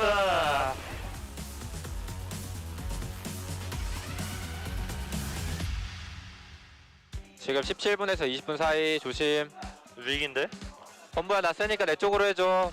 들어가지 말아줘. 절제해줘 절제. 아크션이랑 뽀삐가 먼저 가 위에. 나 그냥 풀속박 볼게 이거. 잡은 거 같아. 빨리 해. 빨리 하고 빼야 돼. 잡았어. 나이스. 미대 뽀삐. 브랑 안 보여. 잡았어. 뽀삐 잡았어. 나이스. 탑미드 초식이다. 그래 끌고 해볼게. 지금 살짝 앞으로 들어갈게. 내가 여기 시야 뚫어줄게. 르블랑 오케이. 빨리자. 연막 잘 들어간다. 르블랑 잡았어. 잡고. 이긴 듯? 천천히 볼게. 앞으로 가자 이건. 펜타. 펜타 줘. 되냐 이거? 못해도 괜찮아. 펜타 안 해도 괜찮아. 잡았어. 펜타다. 덕담. 이게 나야. 방해 중이다. 이거 좀 크다. 나이스. 나 그냥 버릴 생각할게. 이거 자르면 망했거든? 자르면 망하긴 나 이거 바텀 3렙 게임 각 볼게. 바텀 이거 딜교 좀 빡세게 했고. 나 크게 돌아갈게. 럭스 노플? 럭스 높여. 럭스 볼게. 힐 없어. 나이스. 미드 할게. 이러면 캐틀럭스 좀 망했고. 큐 빠졌고. 내가 위에 구석 있을게. 바꿔. 이죠. 실. 앞으로 갈래? 스턴 걸었어. 나 빨았고 자르만 노공. 아칼리부터 볼게. 아칼리. 이제 지켜. 나이스. 뒤에 다스톤. 안 죽어. 야, 그거 안 죽는다. 나 무적이야. 나 이즈리얼 아무것도 안 했는데. 나 저거라도 할래. 기다려봐. 잡아. 무조건 끝낼 거야. 제발. 이거. 어림도 없어. 야, 넥서스. 김. 나이스. 지지.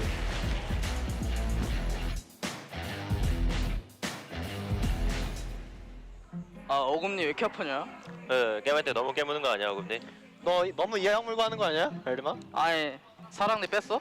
사랑니는 한 4달 전에 뺐어. 나 사람한테 빼야 되는데, 오른쪽. 빼줄까? 아이. 이거 재밌어. 소리 들어. 운동 프리스 준비 완료되셨나요? 네. 수야 따해볼래? 근데 지금 다이브 돼? 좋긴 해. 잡았어. 나이스. 집 갈게. 야, 내 전력 갈게 이거. 레오나 보인다. 신드라 아랫 무빙 찍어봐. 나 돈 먹어야 되는데. 오케이. 다 어디 갔어? 천천히 하자. 못 먹었어? 여기 누구 어디 했어? 야, 리신 큰 거로 하자. 이거 미드 오는 거 찰게 이거. 맞아. 밑으로. 온다. 빅토르. 잡았고. 그러지. 나 위로. 야, 나 봐. 그럼부터 보자. 야 빅토르 빅토르.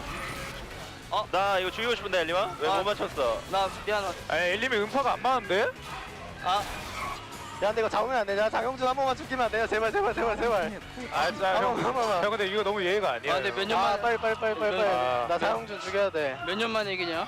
잘 가. 와, 이거 김혜도 아니야? 근데 진짜 형 악질이다, 우성이 형. 왜 땡큐. 야, 우리 인사해야 되나? 나가서 해야 되는 거 아니야? 기억도 안 나.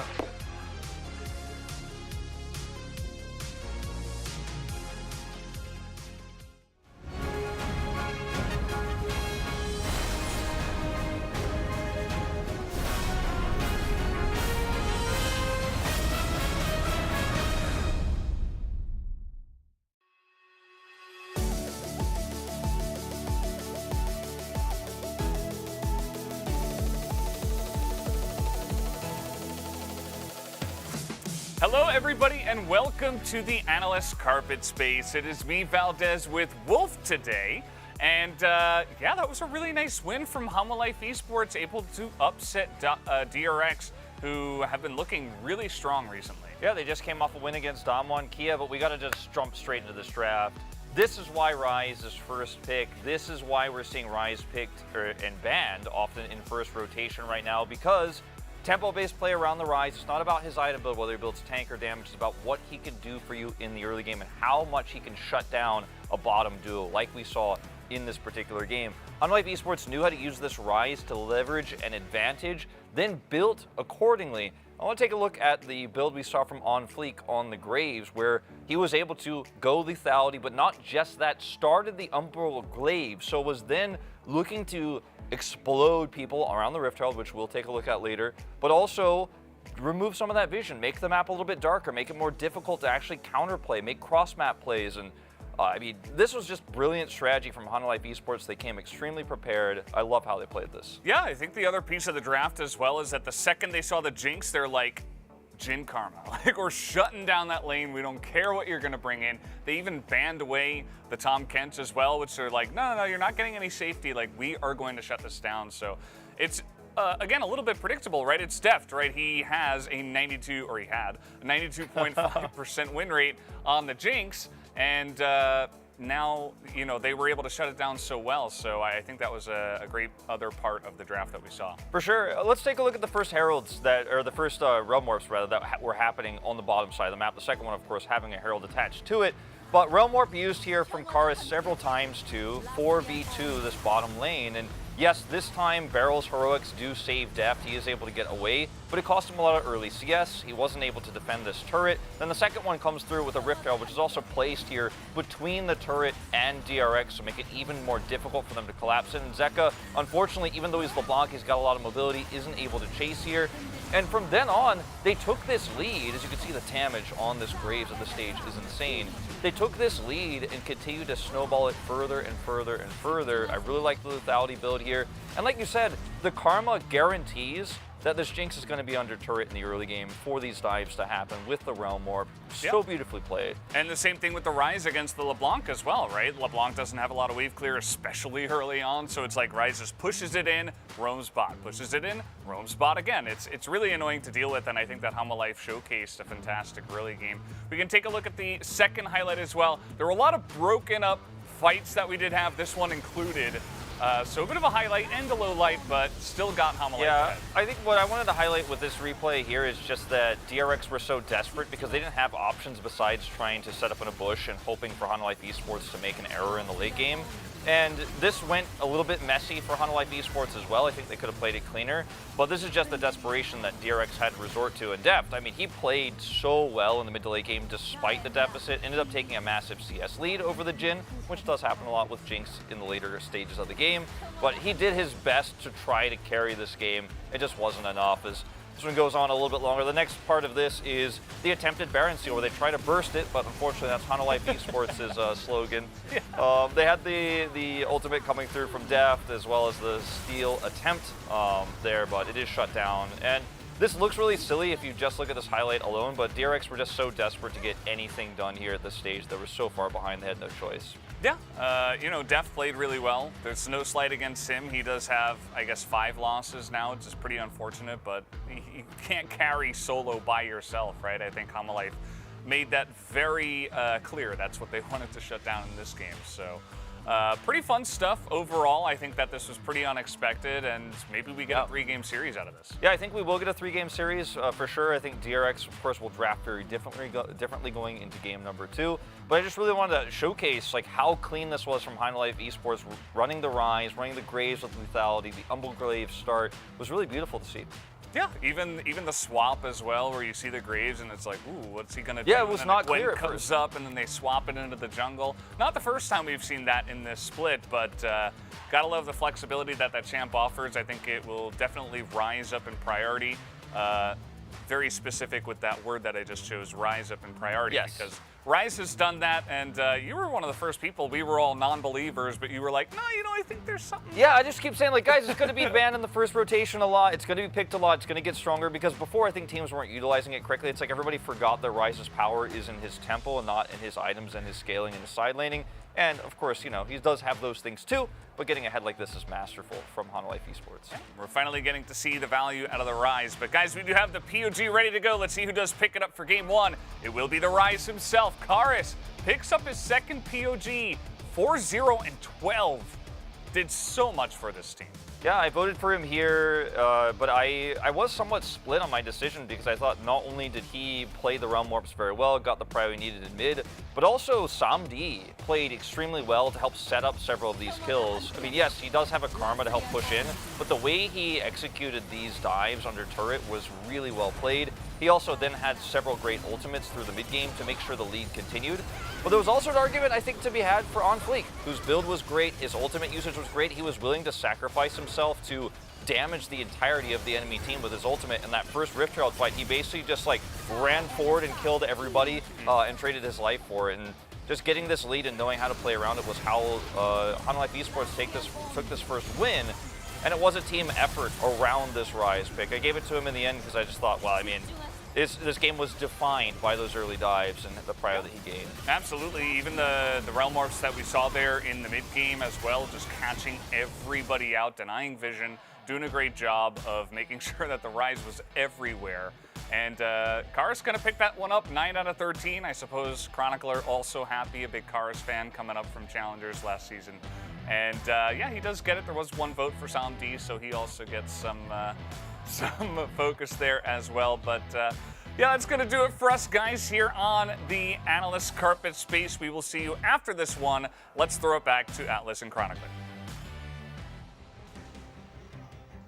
Thank you so much, Mini Carpet gentlemen. Of course, you're not small, the carpet is, because if it's a carpet, we're not going to go into it. Thanks so much for the breakdown. Let's see whether DRX can fight back, as now they have the opportunity to move over to the blue side. I think drafting should take a pretty drastic change, but the deserved zoom in there on Karis, your boy.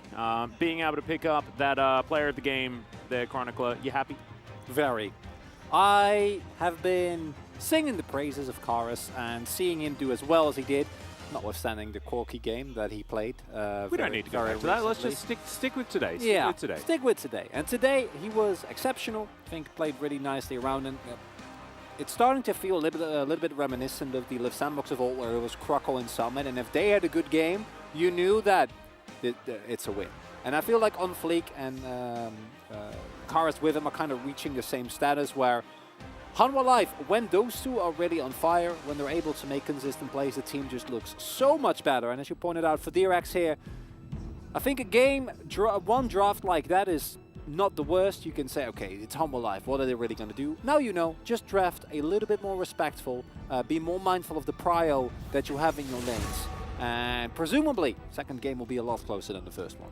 Yeah, and I think the draft edge the blue side provides you as well will allow us to have a little bit of a better time here. Xin Zhao going to be the first ban away here. Of course, was very similar on the red side there for DRX. TF also taken off the board. But I think the Rise is going to see a little bit of removal as Jin taken away as well. As DRX will deny Samdi's most played. Samdi has been on the Jin duty for quite some time. Not this game, though. Wonder about the Rise ban. It's a possibility. If DRX are not going to ban it, might first pick it here for Zeka. Does that then mean that Hanwha Life might want to ban it in a final rotation? Zeri taken away from Def. I do like it. There it is. The Rise going to hit the bench. So a different mid lane going to occur this time around. I would like to see DRX hold off on their solo lane picks until later on in the draft. Really lock down a powerful bottom lane. Possibly give a bit of priority over to Pyoshik in that jungle, but maybe also just leave the Lee Sin available and Pyoshik can play the Poppy. Like, play the Poppy, guys. I think playing the Poppy, good idea.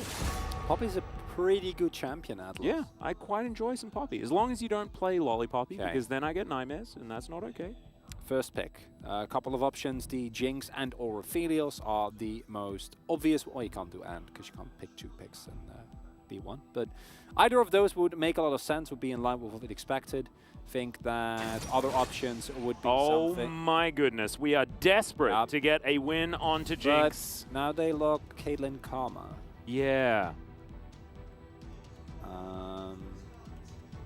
And you can still go Camille Galio and do 100% the same thing that we just saw. Yeah. Oh, you definitely lock Karma. You don't have to go for the Caitlyn. You can do that on the next rotation. I think you're perfectly happy doing this, right? This doesn't have to go to on flick. It can also just be a nice pick here. If they do counter pick something like the Tryndamere, you can swap the Graves into the jungle. If they don't, you can still put them on top. I personally like the Graves in terms of flexibility a lot. I think they works with it very well, although it will be hard to find an AD carry that does as well. Unless you want to go for something like an Ezreal. Obviously that combination of Jhin and Graves in terms of their ultimates I think was a quite nice thing to see. But DRX, please, if you pick Kench, I will be very, very unhappy. Pick a support that can contest the shove. What about Caitlyn mid lane? Deny the Caitlyn Karma by putting Caitlyn in the mid lane, Chronicler. Yeah, no, I think that's pretty ridiculous. As Lee Sin going to be locked away, Zeka's Ahri could come in. Does allow you to clear the wave a little bit better, more reliably early, I guess. Echo could be something that you could pick. But I think Zeka will probably just go back to the same thing. So, if at first you don't succeed, try again. Lock I guess is the thought. Come on, Anwar. You know it as well as I do. I mean, it's going to be Caitlyn, right? It has to be. It has to be. And DRX, when faced with overwhelming bot lane pressure in the first game, say, well, you can try it again, but this time, instead of Jhin, you can get an AD carry that pushes even better. And this is clearly DRX sending a signal that they felt like it was the Jhin that was the core, or the Ryze rather, that was the core issue, as opposed to the shove that was found in bot lane. Personally, I'd tend to disagree. I think that no matter what the state of the game is going to be, there are so many picks that will be able to do similar things to what we just saw. Vex comes to mind, can set up for dives very nicely. Oh yeah. Galio is a possibility as well, and I wouldn't mind a Dudu Camille, right? I would love the Dudu Camille here. That's my point. Like Galio Camille, you have a really nice damage spread, and you have a lot of ways to leverage again the prio that you're expected to have. The key difference, of course, this time around is that they haven't found a pick in mid lane yet that is actually going to be able to do so. And in terms of laning, the Galio is not nearly as good into the LeBlanc. Gonna suffer a lot more there, but I still wouldn't mind a Galio ban here just to avoid that scenario from coming to fruition, but oh no. Well, Corki has been banned away. Remember, this Graves can still be flexed, right? And I think that Zed is a hover that you can make. But I think also leaving the Graves ambiguous is a really cool idea here as well for Harmalife Esports to make sure that DRX are still on their toes, don't know all of the lane matchups that they have to worry about. As Lissandra is going to be locked in for Karis. He was, of course, you know, a Gen G Challenger player, so of course understands the ways of the Lissandra. And I love that, because Lissandra is another one of those picks that can just get a shove, roam to bot lane, and then dive. Yeah. Very, very easily. I think we know the game plan here for Harmalife Esports, and it's to say, happy 9th anniversary, Deft. Here's a 0-2. On your Jinx as well. Oh, yeah. I mean, this is a composition that's crafted for one thing. DRX know exactly what is coming, and if they don't do anything about it, then it's on them, right? This is the same draft that they had last time around. Okay, no. Slight change here in the Jace being locked away, and now Zeka is going to be the solo form of magic damage. Means that building all of that magic resist that we saw last time around is going to be a little bit more difficult. Hanwha. Do it. Oh my god. I would absolutely love Lock it. The damage profile then as well would just be absolutely amazing. Yes, I know. Oh my god. Nah, they're gonna do Gragas instead. It's still I'll fine. take it. It's still fine. I'll take it. I obviously I wanted to see a Wukong or a Malphite. I think the Jace blind pick should not be allowed, but a frontliner with extra initiation is going to have give this Harmalife composition a little bit more diversity in their play styles that they had in the previous game. The previous game was snowball or lose. This one, it's not like your scaling is going to be great, but you have a little bit more leeway with the initial engage that you have, a little bit more disengage. Gragas just slots into any team comp, really. but a lot of similar issues here. I feel like Lissandra Graves, strong 2v2, maybe not quite as good as the LeBlanc and the Lee, but should be able to contest the shove. And bot side gonna be facing the exact same issue. And if you don't find a high volatility engage in the bot lane there and start getting that Jinx had early, I think we're going to see a repeat of game number 1 here. Yeah, I think that what Harmon Life Esports have done in the draft has been absolutely beautiful. And DRX, their pivot was to not pivot at all. That's not a pivot. Exactly. That's my point. They do have that range advantage that we were talking about. They do have all of these engage options that we were talking about. But as far as what Harmon Life Esports want to do, and they made that very clear, is they kill the bottom lane and then snowball and win. And they have all of those tools, and probably even better ones. In the case of the Caitlyn there for the bottom side of the map. I think that the Lissandra is also a stroke of brilliance. I believe it was also one of Karas's most comfortable champions throughout his career as well, down in Challenger. So I really like this. Does allow him to continue the shove, right? Because Lissandra's wave clear is still quite strong. Often is a pick that can work into the LeBlanc also. Like it a lot. Takes away a lot of playmaking potential as well. I'm not the biggest fan of Aftershock. Do feel like the rune took a really big hit after the on fleek. Is going to find Zeka. Zeka's just going to take some damage, walk away. He's changed up the skin, so I like that.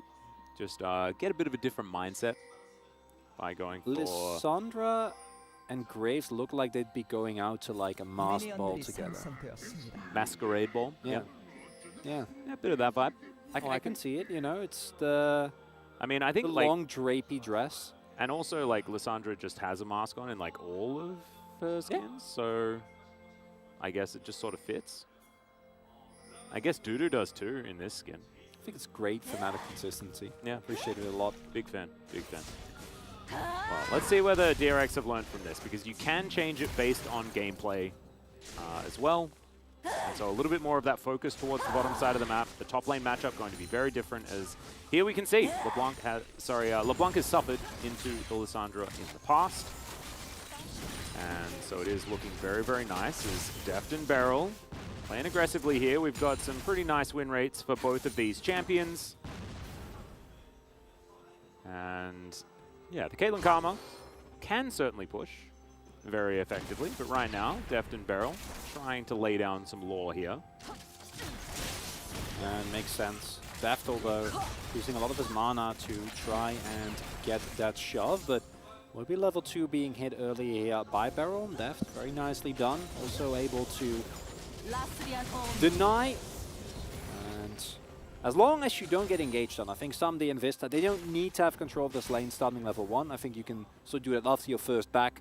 The plates are going to drop nonetheless, and making sure that you don't run into any issues here with Beryl engaging up onto either of you is the key thing here, and especially with OnFleek pathing towards the top side, or towards the bot side rather, and Pioshik pathing towards the top. We're going to see mirrored paths here. Dudu should not be in any risk. Has gone for Comet, and I wonder whether that means that he is just taking it for the lane, or whether he's also going to commit to the AP variant of Gragas, which I'm generally not the biggest fan of, but I do think that with the relative lack of AP damage that Lissandra will offer in the mid to late game, some additional AP burst can be of value. Yep, don't mind it. As DRX continue to try to put on pressure here towards the bottom side. OnFleek lingering in the area, just taking a Rift Scuttler for now. See whether he does make any plays, of course. Not a lot of CC himself. Rely on Vista, I guess, getting someone locked down, or at least a trap landed. Zenith played, probably happy that that one didn't land, is Beryl. Zeka just trying to get some control here of this lane. Yep, this can be the problem, as Beryl doesn't get hit by the Peacemaker. If he did, would have been even worse. And this is sort of the lane state that we're expecting here on the bottom side of the map. And this is something that is going to persist as well. I'm not 100% sure, I'm pretty certain that they saw Pioshik take the topside scuttle with the ward that OnFleek placed that earlier, which would mean that Someday and Vista are going to look to get the bounce here as soon as possible, so they can then choose to either go home or they can otherwise decide to just keep shoving, but play a little bit more respectful. He needs to kill those final creeps, which we'll be able to, as his lane does. Should be know that ㅅ2022 is coming here, of course, with him pathing from bot to top is going to be around that right now. And as long as ㅅ2022 and Vista play respectful, they should be fine. But not only are they playing aggressive, they're allowed to because of the great trades that they found. Deft and Beryl a little bit low here. Yeah, and speaking of low, Zeka and Karis also just playing with their health bars over their mana bars just a little bit here in the mid lane. Peacemaker landing once again for ㅅ2022. And at least DRX have been able to thin out this wave and stop some of that potential pressure. Not exactly a dive trio if On Fleek comes down, not a lot of CC in that combination of champions, but if Karis ever gets unlocked from this lane, DRX are going to be absolutely terrified, not to mention Dudu when that teleport gets unleashed. Will be difficult times. So far, things a little bit more comfortable. But if Gragas and Lissandra get involved, that is so much CC and disruption that DRX have to deal with. I agree, and I think after the first back, now the Noon Quiver picked up, that's when this Caitlyn Karma lane is really going to hit the stride. Take also note of course, the nerfs that Caitlyn received to mitigate her shove a little bit. Mind also that ㅅ2022, although the ward has now been cleared, has been tracked for basically the entirety of this game, has been spotted by multiple of On Fleek's wards. It's one of the reasons why we've seen the Humble Life bot lane not be afraid to shove up, but haven't actually gotten themselves any plate called yet, and that is something that they're desperately going to look for. Yeah. That and Karis, who is going to have free setup for anyone that decides to visit his lane, or if he decides to go, leave his own lane, pay a visit to someone else. But I think Zeka thus far doing a good job of kind of keeping him in the lane. Double Mercs coming through here, which makes sense, but I think Zeka going to feel a little bit worse about that, considering the amount of damage that On Fleek is going to do to him. Yep, absolutely. Beryl over here just trying to help Deft out, and On Fleek also going to be on vision as he looks to take down the first dragon of the game. Hextech Drake, bit of fun. First was Cloud Soul, so I've been satiated for now. So we don't need another Cloud Soul this game. It might be a little bit of a more relevant one. And one of the biggest changes here in favor of DRX is the fact that Kingen has a pretty big lead. Is okay, On Fleek's in trouble. Beryl flashed in on top of him. He grabs the kill, but On Fleek does lock down the dragon. Can we find the kill onto Vista, though, is the question. As Zeka's going to land the chain. The kick's going to connect as well, or the Sonic Wave at least. ㅅ2022 is going to back his way out. Peacemaker going to get its, requested result as peace has been formed between the DRX jungler and Humble Life Esports. ㅅ2022 backs away. And it's a trade that you'll take as Humble Life, because while the gold has gone over to DRX, it's on Beryl. It's not the end of the world. I would love to see a replay there, because I'm not sure. I felt like Vista and ㅅ2022 had pressure in the lane, or prior in the lane rather. And I don't know how it was Beryl that made it over first there, but that is the risk if you don't sweep. Not able to actually get that Drake in time. Also, of course, not having the empowered smite yet, still having the item in his inventory as Beryl. Yeah, that's the flash forward. Flame Chompers go down immediately. The cleanse is out as Beryl gonna get stopped by the trap and does take a lot of damage there as Dudu now also in a bit of trouble, but he'll have a drink, he'll be fine. And this is Beryl's Leona. Very good at this champion, of course. The win rate speaks for itself just a little bit here. He's trying to fight back for some control, and right now DRX do have a slight advantage.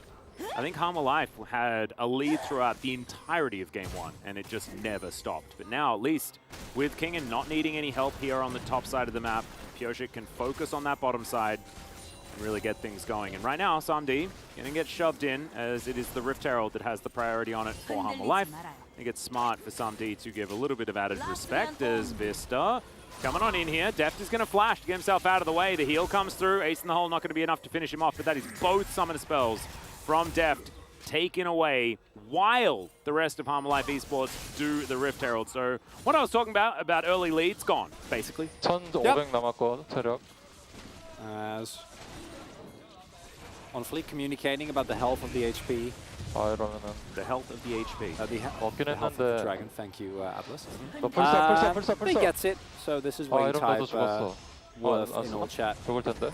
No flash for Leona, 안 하네? tells his teammate to also just take the flash, be safe. Vista was indeed safe after all, and as now both objectives being picked up for On Fleek, foregoing some of the farming power that the Graves have to instead make a big impact. And Pioshik, he's just been farming and he is still behind. So that's not great.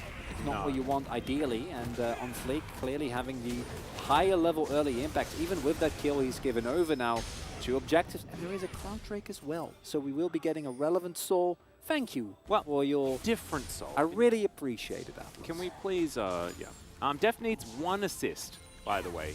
Only 1. In order to get to 3,000 in his career. Just needs to find 1 of them. So let's see whether he can do that. I have a feeling that he will.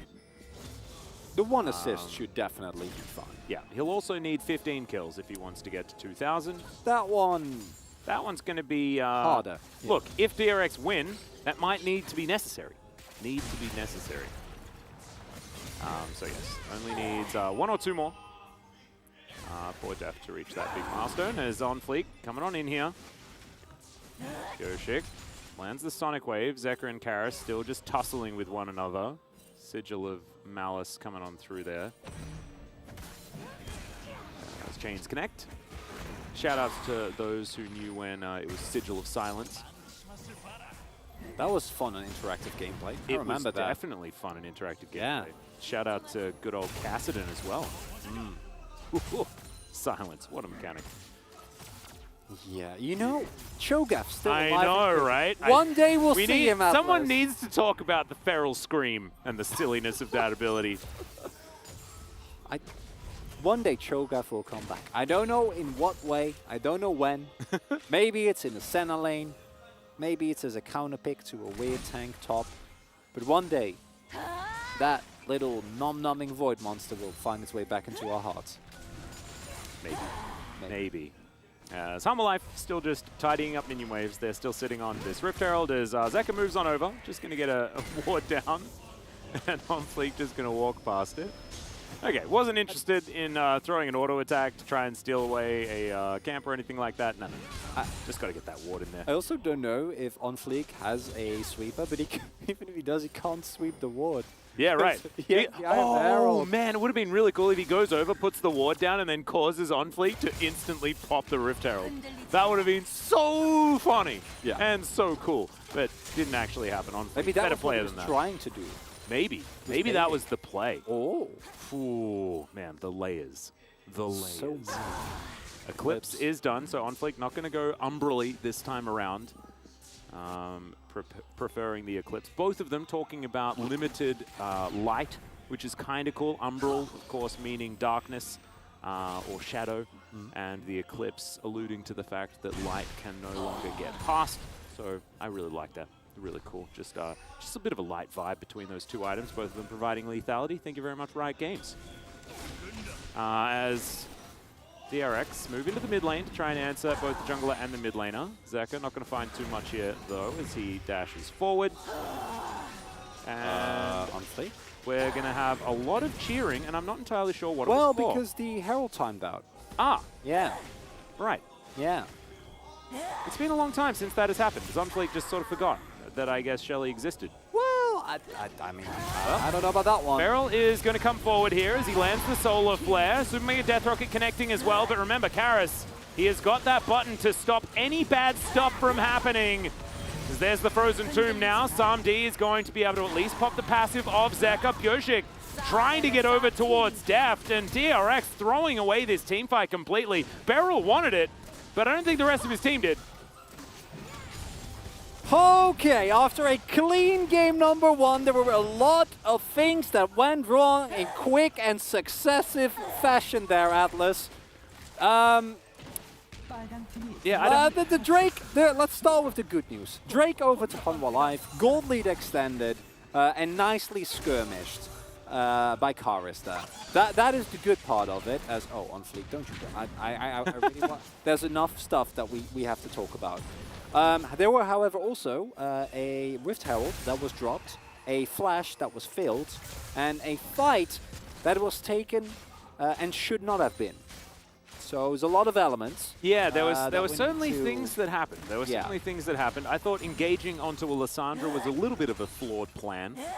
It is, Atlas. I like that Karis didn't instantly just throw out the ultimate, though. He just held onto it. for about as long as he needed to. Eventually was able to actually use it offensively because he realized that he wasn't really going to die. And let's have a look at it again to see sort of how this all happened. So the engage comes through, but so much damage goes into Karas here, right? And that's just not relevant damage, especially with his Aftershock being procced. On Fleek immediately is able to get back using his ult and True Grit. And then these type of skirmishes into a Lissandra is always really risky. As yeah, that was the less than successful flash from Vista, trying to get Deft. That's still flashed, so I guess we'll take it. Yeah. And by the end of it, it is a win for Hanwha Life. But both teams, Hanwha Life mostly, so I guess I should say, not quite maintaining the crispness that they found in game number 1. Now we're going to have a skirmish here, and I don't think you want to fight for this one, DRX. This feels very reminiscent of the previous game. Straight up 5v5s are not your thing! Karas going to flash in on top of Deft, and he just explodes. Nothing that Zeka can do, as he'd already left him alone. Samdi with the ace in the hole just to make sure that the LeBlanc has to think twice about engaging. And this is exactly the opportunity that you have with Lissandra. It's not just an anti-LeBlanc, it's an anti-anything. If you don't want someone on the map, just press your R button. You'll be fine. But the flash in around that corner, love it. Okay, unfortunate scenario there. And DRX, at this point in the game, your composition should not just try to run in against Hanwha Life. As not going to find the steal. A little bit of excitement there, but not going to be enough. Let's see whether On Fleek can make it work this time. 오케이. 이거 볼게요. I don't know. Yeah. I don't know. That is just a straight up. I mean, it's a nice play from Karas, identifying his ranges, but Deft walking up there is questionable. But I'd like to go even further beyond that and talk about DRX taking that fight in the first place. It is pre a couple of item spikes. Zeka just now finished his. Pioshik hasn't had an impact this game yet. And the power of LeBlanc and Lee is not that they can just go in and win these fights. It's the mobility. It's the pick potential. We've seen none of that be leveraged. If you just run headfirst with your composition with Poke and Jace and LeBlanc into a Lissandra, she's going to press R on you, and that's the end of it. Well, here's a Rift Herald. This is what happens when you press the button. A big shellfish lady pops out of the ground and then destroys turrets, which is pretty cool. On Fleek missed out on that one the first time. Going to get himself a shield here from Vista as Dudu makes his way back towards the top side. And one of the things that I kind of was thinking about when it came to DRX's mindset about fighting around that area was the fact that Kingen exists this time on the Jace. And yes, you can try and land some of this poke, and maybe then that's a reason to potentially set up, because then, you know, Pioshik makes that kick play and maybe a target is low enough for you to actually get a pick. But yeah, Lissandra makes these situations so tricky. And Deft doesn't have cleanse, no one has cleanse. And so the Frozen Tomb is just such a great tool to either make sure that Karas can peel, or keep himself alive, or kill someone. It's just too multifaceted. Karas, don't do that. Don't finish that orb. Oh dear. It's the forbidden book. Yeah. I want to continue sing the praises of you, Karas. Don't make this hard for me. Because it'll be a putrefier. Well, I didn't think I'd say that's even worse. The key thing here, of course, is that the value that you have with Morelos in a lot of situations can provide a lot to your comp. However, DRX have only Pioshik that is going to heal effectively. The rest of the team is barely anything, and should not be a reason, as here they go. Yep, Dudu looking for a cask opportunity. There's no turret here, remember, so dangerous times to be Deft and Beryl stepping too far up. You can see the rest of DRX in the fog of war, but Hanwha Life Esports grouped up as 5, and this composition is so powerful when everyone's together. Team fighting is just ridiculous. Now Kingen throw out a shock blast. Ace in the hole comes through. Beryl's like, nah, not this time. Not going to take that one for you, mate. Moves himself out of the way as the Claw of Doom is going to get Karas out of this one. Shoutouts to Quickshot. I think he was the first one to really nail home the Claw of Doom. Oh, nice shock blast. Key thing here is that this Drake, this soul is pivotal for Hanwha Life, because it means that so much of the poke, so much of the damage of DRX is going to be mitigated in these later stages of the game. Onflink is out of here, though. He doesn't really want to participate, as Pyoshik's smite button going to be pretty valuable here. Let's see whether DRX are looking for the fight. Vista going to take a lot of damage. These shock blasts are so relevant. Get them into Super Mega Death Rocket range. Things like this allow Beryl to actually go in for an engage as Karis off to the side, looking for that flank angle, and right now he has it. Unseen right now as DRX moving towards Lissandra. She is spotted, puts her claw through the wall, and regroups with the rest of the team. Onfleek back in position as this Drake taking a long, long time. Super Mega Death Rocket just for poke mainly. Pyoshik on vision as well. So he's going to slink back into the fog of war. Yeah, flash body slam, you got to go sometimes. You can't just sit here. This dragon is getting so frustrated as Karis. He's getting chunked.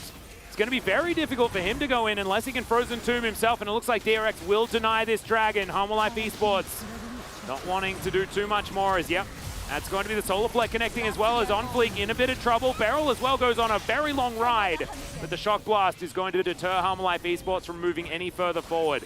First bit of good news that we've had to talk about here in this series for DRX. Humble Life, you have a Gragas with flash body slam. Just make a play, just do anything. I think that you have a big enough lead. And I gotta applaud the patience of DRX. DRX, unlike the previous situations, they don't pull the trigger. They realize that if they just sit and wait and keep poking, it's gonna work out better for them. And better working out it did. Kingen just could keep lining up Shock Blast, didn't really need to do anything else. A little bit of Zeka poke, he was holding off the flanks very nicely to make sure that Karis didn't get backline access. And that was the end of it. The poke of Humble Life, not really anything to speak home about. Barring the Caitlyn, the rest of the team really shouldn't get hit by anything. And Onfleek, of course, doesn't just want to throw the combos, so great control by DRX. Yep, looking for flanks. I told a bit of a lie, by the way. It wasn't 5 assists. Def needed 6 assists. So it's 2 more? Yeah, he needs a couple more. I believe. I did just double check this, and now I'm still on. Now I'm second guessing myself yet again. So I'm just going to go back, check one more time. Might not be relevant based on how this is going thus far. It's not a horrible situation. Yeah, 2994 is what he's at currently. Needs 6, got 4 in the last game, so another couple. And Deft will reach that 3,000 assist milestone. This game not nearly as snowbally as the previous one. Oh, Zeka, I don't know about that. Yeah, better back off. Can't really fight that one out. Now Kingen hit the Manamune spike. Wonder whether he's going to go for Surreal. I think Serpent's Fang would be a great item in this situation. You're playing into a Karma. Always going to feel really, really good. Also mitigate some of the value that Dudu is going to get from his Finball Winter. Yep. But in the previous fights, I would rather see a botched engage from Hanwha than just sitting there, because that's never going to work out. If Dudu flash engages and it doesn't work out, it's unfortunate, but it's going to be less of a surefire way to lose control of the skirmish. And in the worst case scenario, DRX spots Sandy in trouble. Rocket's coming on in here. Solar Flare going to slow down the Caitlyn. Zap going to miss. Super Mega Death Rocket as well. Sails gloriously towards Narnia. And DRX will back away. The Caitlyn, relatively low, but that's all we can really say for the situation. Holds on to both summoner spells. And what we're seeing right there is exactly the reason why Hanwha Life is gonna have to do something. You cannot, unlike the previous game, just sit and wait. You have to proactively keep making those plays. Otherwise, you're gonna run into deep trouble. And Kingen feeling very good in the J6, because barring a flank angle or him walking into a Gragas, should be feeling great. As Beryl says, no, I already backed. I know. He went home and then took the longest bullet of all time. Yep. I guess. Dudu splitting here on the bottom side. Split push, side laning Gragas. Love it. Yeah. Definitely not what you'd expect. But from a guy who just played Jax, you can understand that he has a propensity to head down towards side lanes. Onfleek gets down here as well, Kingen. It's going to be a difficult task to 1v2 defend this turret with basically 0 health, but it looks like Hanwha Life Esports have no interest in going for any dives, especially with a couple of friends making their way down from DRX. And it is a much slower affair. 1,000 gold, and I think last time it was 7,000 gold at 24 minutes in the game. And so DRX, marked improvement over last time with a very similar draft. The reason why we're saying that this game could just go the same way is because the draft vibe is still very similar for Life Esports, but they weren't able to execute on bottom dives, things like this, and make that work this time around. So Def less far behind when it comes to farm. It's only 6 in it. 1 kill for Samdi instead of being a 2-0-3 or something like that. So a better scenario, but still not great. Still looking for those 2 assists to get to 3,000 for Def. They're just dropping top wave, just going for the shove here, trying to get an early lead. Well, ㅅ2022 just going to walk forward. Ace in the hole going to come through, but ㅅ2022 with the flash is going to be able to escape. Gets on towards the Krugs as well. It's going to keep him alive, but this tower still in a bit of trouble. Solar Flare comes through yet again as Beryl going for a bit of a solo mission here off towards the side. Wants to keep this fight happening as Zeka is on the flank. ㅅ2022 as well moving on in. Kingen finding the shock blast that he's looking for, and this is all buying DRX space to get over towards this Drake. Deft as well looks for the zap, doesn't quite get there. Beryl relatively low here as well as Deft wanting to fire these shots from safety. And Zeka is continuing to be frustrating. This is the most proactive we've seen him all series long. I've actually really enjoyed how these flanks have been working. Life still get themselves into this river. Look for an opportunity. On fleek explodes, but is kept alive. A little bit with the help of the Inspire as well, as now Karis moving on in, and you can see there's so much red vision around this area, but DRX, they're already on the Dragon. And Hanwha are moving themselves back. Kingen as well from the other side. That is going to guarantee the Drake for themselves. On fleek, just taking way too much damage, so couldn't actually be there to contest the smite. DRX grab yet another Drake. And this is a beautiful hit and run from DRX, and they're really dragging Hanwha Life and making use of kind of the indecision from this. Again, I'm looking at the summoners. Karis, Dudu, you both have flash available. You guys have got the started. Because this is exactly the same look as we saw 5 minutes ago. And now with second Drake, we talked about the value of Ocean for Hanwha Life if they were able to stack it. Same can be said for DRX in these longer drawn-out fights, where Hanwha Life seem reluctant to try and go in hard on engages. You are going to run into definite problems, as Samdi might as well. Yeah, he just popped his Gale Force, and that's why you can see DRX thinking that they might have had an opportunity there. Dudu continuing to split here on the bottom side of the map. And Hanwha still have a slight lead, but it's a very different game than game number 1 at this point. Yeah, and provided that we have a Jace that is, I think, going to be really hard to answer unless he missteps. And Deft on Jinx in a game that isn't lost 20 minutes in. Yep. I gotta say, you'd always favor DRX. Slight gold lead. Not gonna be that relevant, and the scaling is okay for Hanwha Life, but not gonna feel great. Lethality, Graves, Karis, on the Lissandra, especially with Aftershock as well. Also finished Morellos, which we're not particularly happy about.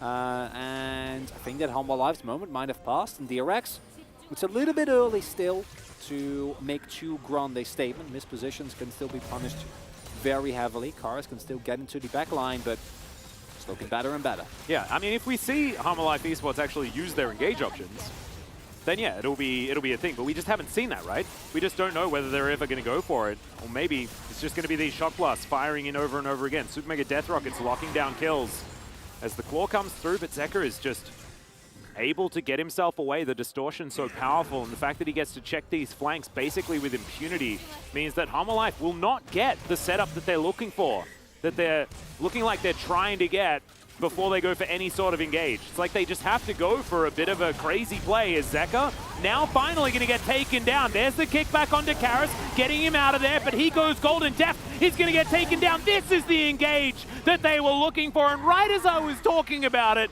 they do get that setup. They get the punish onto Zeka, and now they're looking for a potential Baron. Alvasa Lodo and Kingen is still alive, going to try desperately to stop them. Dudu has to stand guard. I don't know if they have the damage. Karis is going to TP back. There's plenty of flank wards available here. ㅅ2022 also there, and I feel like Hanwha Life should be able to take this. That was the team fight that we've been waiting for all this time. They might have finally found it, and it started with Zeka. A little bit too proactive there. Yeah.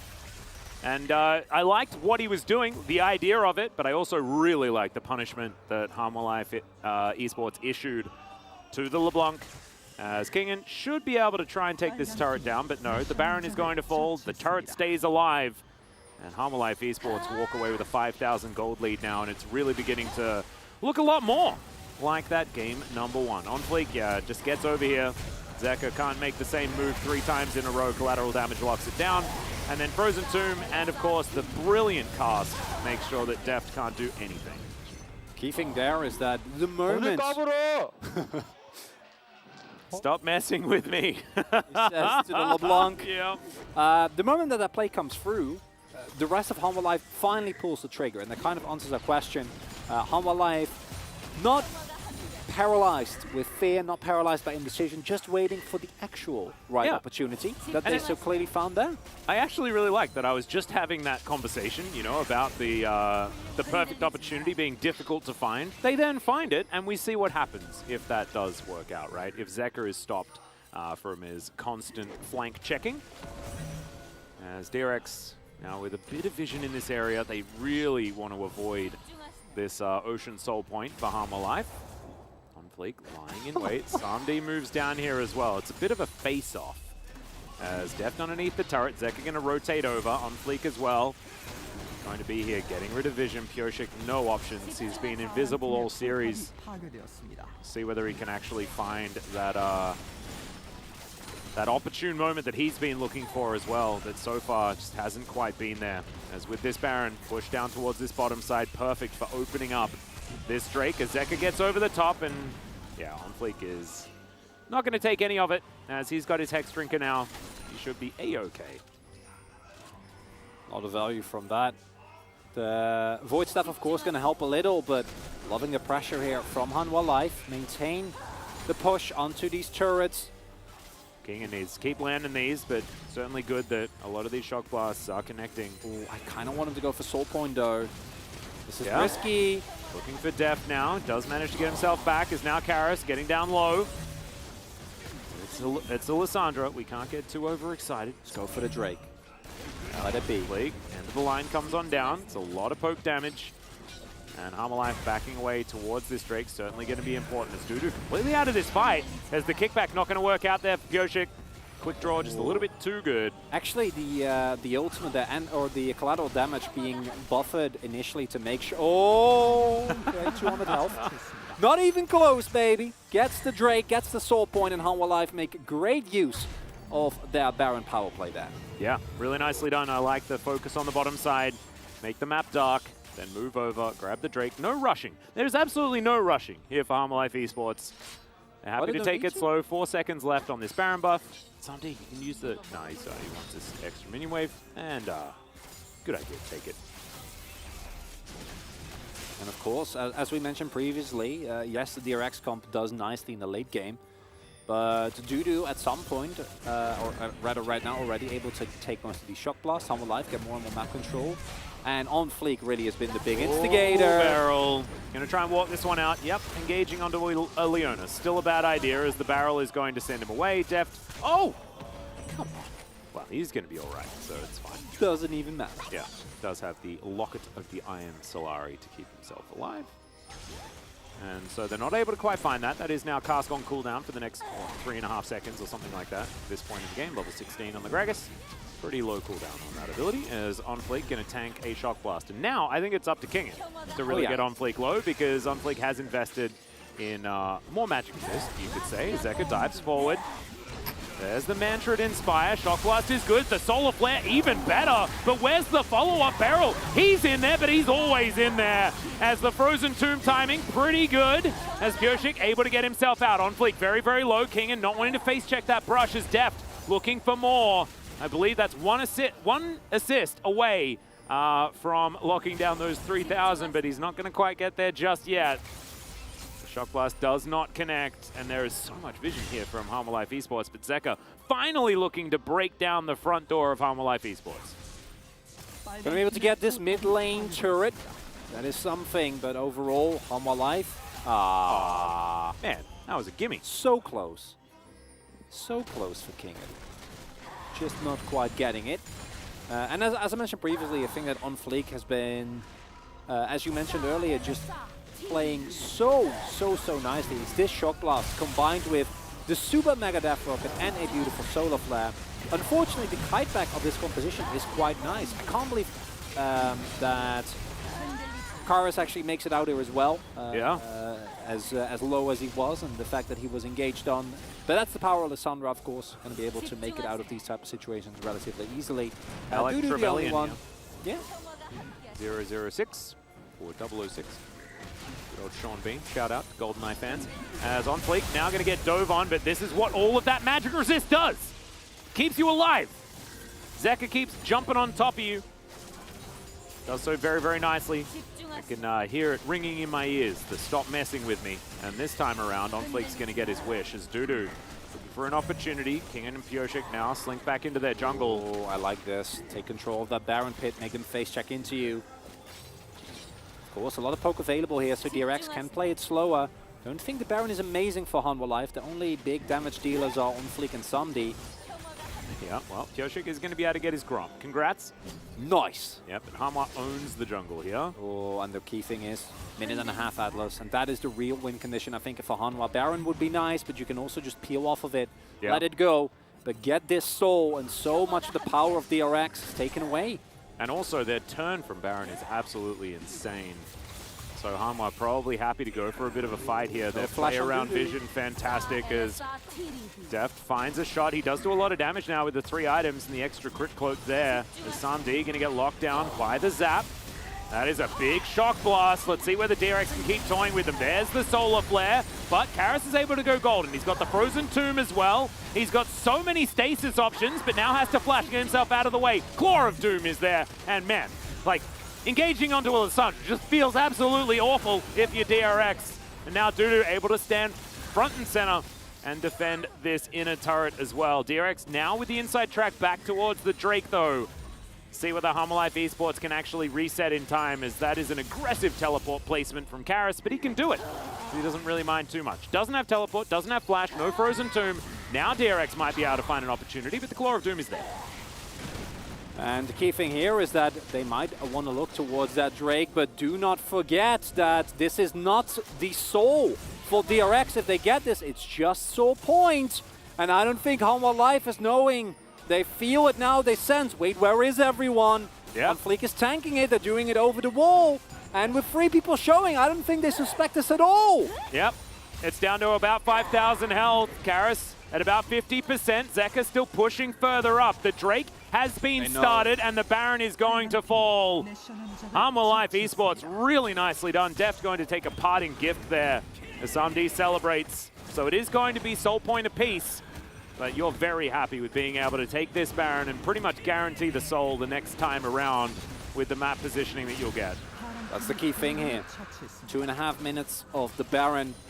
A little bit more, but main thing is make sure that the base is broken open. Get that perma-prio due to the inhibitors, and the Ocean Soul becomes unsustainable, unattainable for a DRX that is still going to be relying on vision, right? They are a poke comp after all, especially at this point and time. And if you don't have the vision, landing the poke is going to be a lot harder on Fleek. Not scared of anyone, a little bit. The main thing, though, is that if Samdi ever mispositions, this is basically game over. Because whereas Hanwha Life, I think, has 3 great damage dealers, or sorry, DRX has 3 great damage dealers. Hanwha Life has Samdi, and then I like Karis and On Fleek. Yeah. Well, I mean, On Fleek's okay, but I do think that this build needs a little bit more time than the crit graves that we've seen 2-3 tap people later on.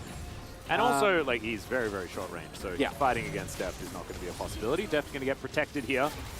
As Zeka able to keep himself out. This, very, very nice. Yeah, and Dudu just chaperoning this minion wave as it conga lines forward. Deft will be able to at least delete some of these minions, but On Fleek having the collateral damage might actually be relevant. But look at these towers. They are just slowly but surely being etched down. As DRX still trying to defend bottom side. Kingen able to get rid of this minion wave for now, but now Hanwha Life Esports moving on in. There's another solar flare as that's the lockdown. A kill for Deft is definitely good news. And Hanwha Life Esports able to back away. They got themselves a couple of turrets. Not able to actually get the super minions careening down these lanes just yet. That is with stopwatch and flash available for On Fleek. Unfortunate death, because it means that there will be no inhibitors taken with this Baron buff. The siege would have continued. He might have been okay. And yeah, actually the flash not quite available here, as we can see. but did have the stopwatch in his inventory, maybe not expecting the damage to quite come through. And if you do stopwatch there and DRX continue their chase on, you might still end up dying. So on Fleek saving that one for what is going to be the possible decider in this game. I say possible because even with Ocean Soul, I can easily still see both these two teams win. It is not a given. It's Elder by Flip. any means. We're looking at the Elder Flip. That's what it's going to be. That's what it's all come down to. That's where we've got to now. 5,000 gold lead for Harmon Life Esports. It is 40 minutes into this game, though. Talking about money, not all that necessary. As Dudu buys himself a pretty cool-looking suit of armor. I was about to say, Atlas. Yeah, man. Elder Flip means that we're still 8 minutes away. Oh yeah. So we're gonna hit 50. Is what you're saying. I mean, yeah. We should probably start talking about what, sandcastles or something like that. That's what the thought was last time. I wonder how. Are you criticizing a great low state topic? Yeah. Why? I already did. We did a segment on it. No, I know, but I can still ask you why. I just think that there aren't that many options outside of sandcastles. There's moats. I mean, a moat is part of the castle. Well, it doesn't have to be. It can also be a town. Aren't there towns inside castles? Okay, never mind. On Fleek going to be taking a little bit of damage here. I don't think you've really illustrated the variety that I was asking for. Well, there's towns. There's hills. There's nature. I mean, there's also sculptors that use sand in order to make basically anything ever. That's an actual art. Like if you watch the Baywatch movie, I guess Dwayne Johnson is an option as far as things that you can make out of sand. That's not what I'm talking about. Those people are actually... I'm talking about you're at the beach with your family. It's something you cannot die. Everyone else is a maybe with 1 minute on the clock for the Drake here. And you see Harmon Life trying to maintain vision of this jungle. Trying to keep the prio, but it's easier said than done. The range advantage for DRX coming up huge here. Ooh, Shock Blast does go wide. That's the flash out from Kingin. It's now ㅅ2022 trying to find some Qs. Karis has to go golden though, and this might be the opportunity. Deft pretty safe there off to the side as OnFleek flashing forward. They lock down ㅅ2022 before he can do anything, and Karis, he's so slippery, but OnFleek's now dead. Both of these junglers have been removed from the fight, but you can see it's only Deft that's at full health. Everybody else limping out of this one. Still feeling so close. The zap comes down, these barrels flying out as well. Oh, double teleport available for Zaka and King, and if they want, they can get a fresh reset and make their way over. But there's no vision. Harmon Life in the river. Indeed, doing a lot of work here. Zap is going to connect, not quite able to find it as in goes the LeBlanc, but immediately she's going to pop. Beryl finds himself in a real rough position as Deft trying to go aggressive, flashes over, doesn't find the crit onto Karis, and he's just going to explode. And now the CC is going to be too much. Kingin seizes Deft. A triple kill for Vista. Oh, man. He didn't hear me talking about Deft's best supports, and he's like, it was me all along. Picks up the triple kill in the end. He's 4-0-7. There's two teleports. They're just going to go for the end. They don't need the soul. They got the Nexus Atlas. Yep, and congratulations to Deft. He picks up 3,001 assists. But unfortunately, it's also going to be alongside a dead Nexus. ㅅ2022 going to go down as well. And Harmon Life Esports, they are going to 2-0 DRX, the team that was just able to overcome Damwon Kia in a pretty ridiculous 3-game series to get DRX to their 6th in a row. And Harmon Life, they're like, nah, this is the second round robin now. It is our time. They are going to be able to take them down. 6-game win streak, 9-year anniversary for Deft, 92% win rate. And you know who wins? Deft just picked up 33% of his Jinx losses right here. On one day! Yeah. Sometimes when you join KT, you are constantly on KT for the rest of your career. And Deft, it's certainly a very KT way to go here. And honestly, I think it's easy to look at DRX. I do 100% agree that there is a criticism to be levied towards the drafts. I think that the Lee and the LeBlanc, if ㅅ2022 and Zeka are not looking too hot, don't go for that the second time in a row. Go for more dependable options. Go for things like Victor. Go for junglers that don't need to have an impact. I mean, if you see something early, if you see a team draft towards doing something and then succeed, And like, I don't know. Firmly, so he's actually, again, so Deft is not actually 3001. He is exactly 3,000 assists. perfect. Wow. So that's, we got there. We got there in the end, able to pick up the exact 3,000. I don't want to talk, because as I was saying, I don't want to talk about DRX's drafts that I think can definitely be criticized. I'm sure that's something that the chairs are going to talk about later. Yep. But I want to talk about Hanwha Life. Because at the top of the day, we said Hanwha Life, like a Live Sandbox, are teams that on certain days will really look like they know what they're doing. In individual games, in the 1v1, or in the best of one rather, there's a reason why these teams keep getting these wins. But to then see them draft back-to-back proactive drafts, and you know who I voted for. Again, I couldn't not do it, because 2 times in a row, I think that mid-jungle duo did so well, but Samdi and Vista also being given the tools, actually finding the pressure. There were a couple of close calls, but they never were actually taken down, and I don't care who gets the POG, honestly, here on Hanwha Live. I think this was 100% a team effort. And just great level of gameplay, showing us again the depth that we have within the LCK. I think it goes to Vista. 407 Karma, 408, something like that. No, I think he ended up like 5-0-12. No, he was absolutely absurd. Yeah.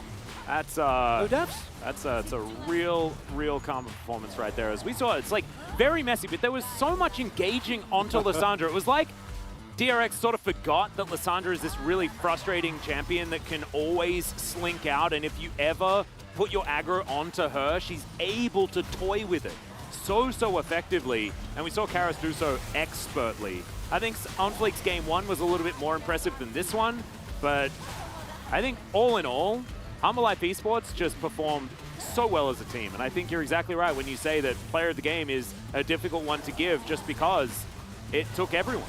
I agree, 100%. I think some of these positioning in these fights was actually quite hard, right? You saw how many times they beeline for him.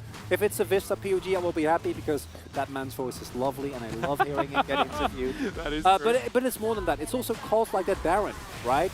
It's OnFleek's decisive shot calling that, yes, lands him in trouble a couple of times, but also provides the team with a very clear direction. It's Karis recognizing that together with Dudu early on, they were a little bit too passive and then going in and in and in. And this considering he was like one of the main performers, he didn't die once this game. It was just such a beautiful performance here from the entirety of Hanwha. And they were also all together on all of their engagements, all of their options, as Def tries to go for the hero play here. But unfortunately, just nothing that they could do, and King presses his stopwatch button and sees that it is all over. Big triple kill from Vista as well. And I think that Vista's like, come here. Let's go push and win.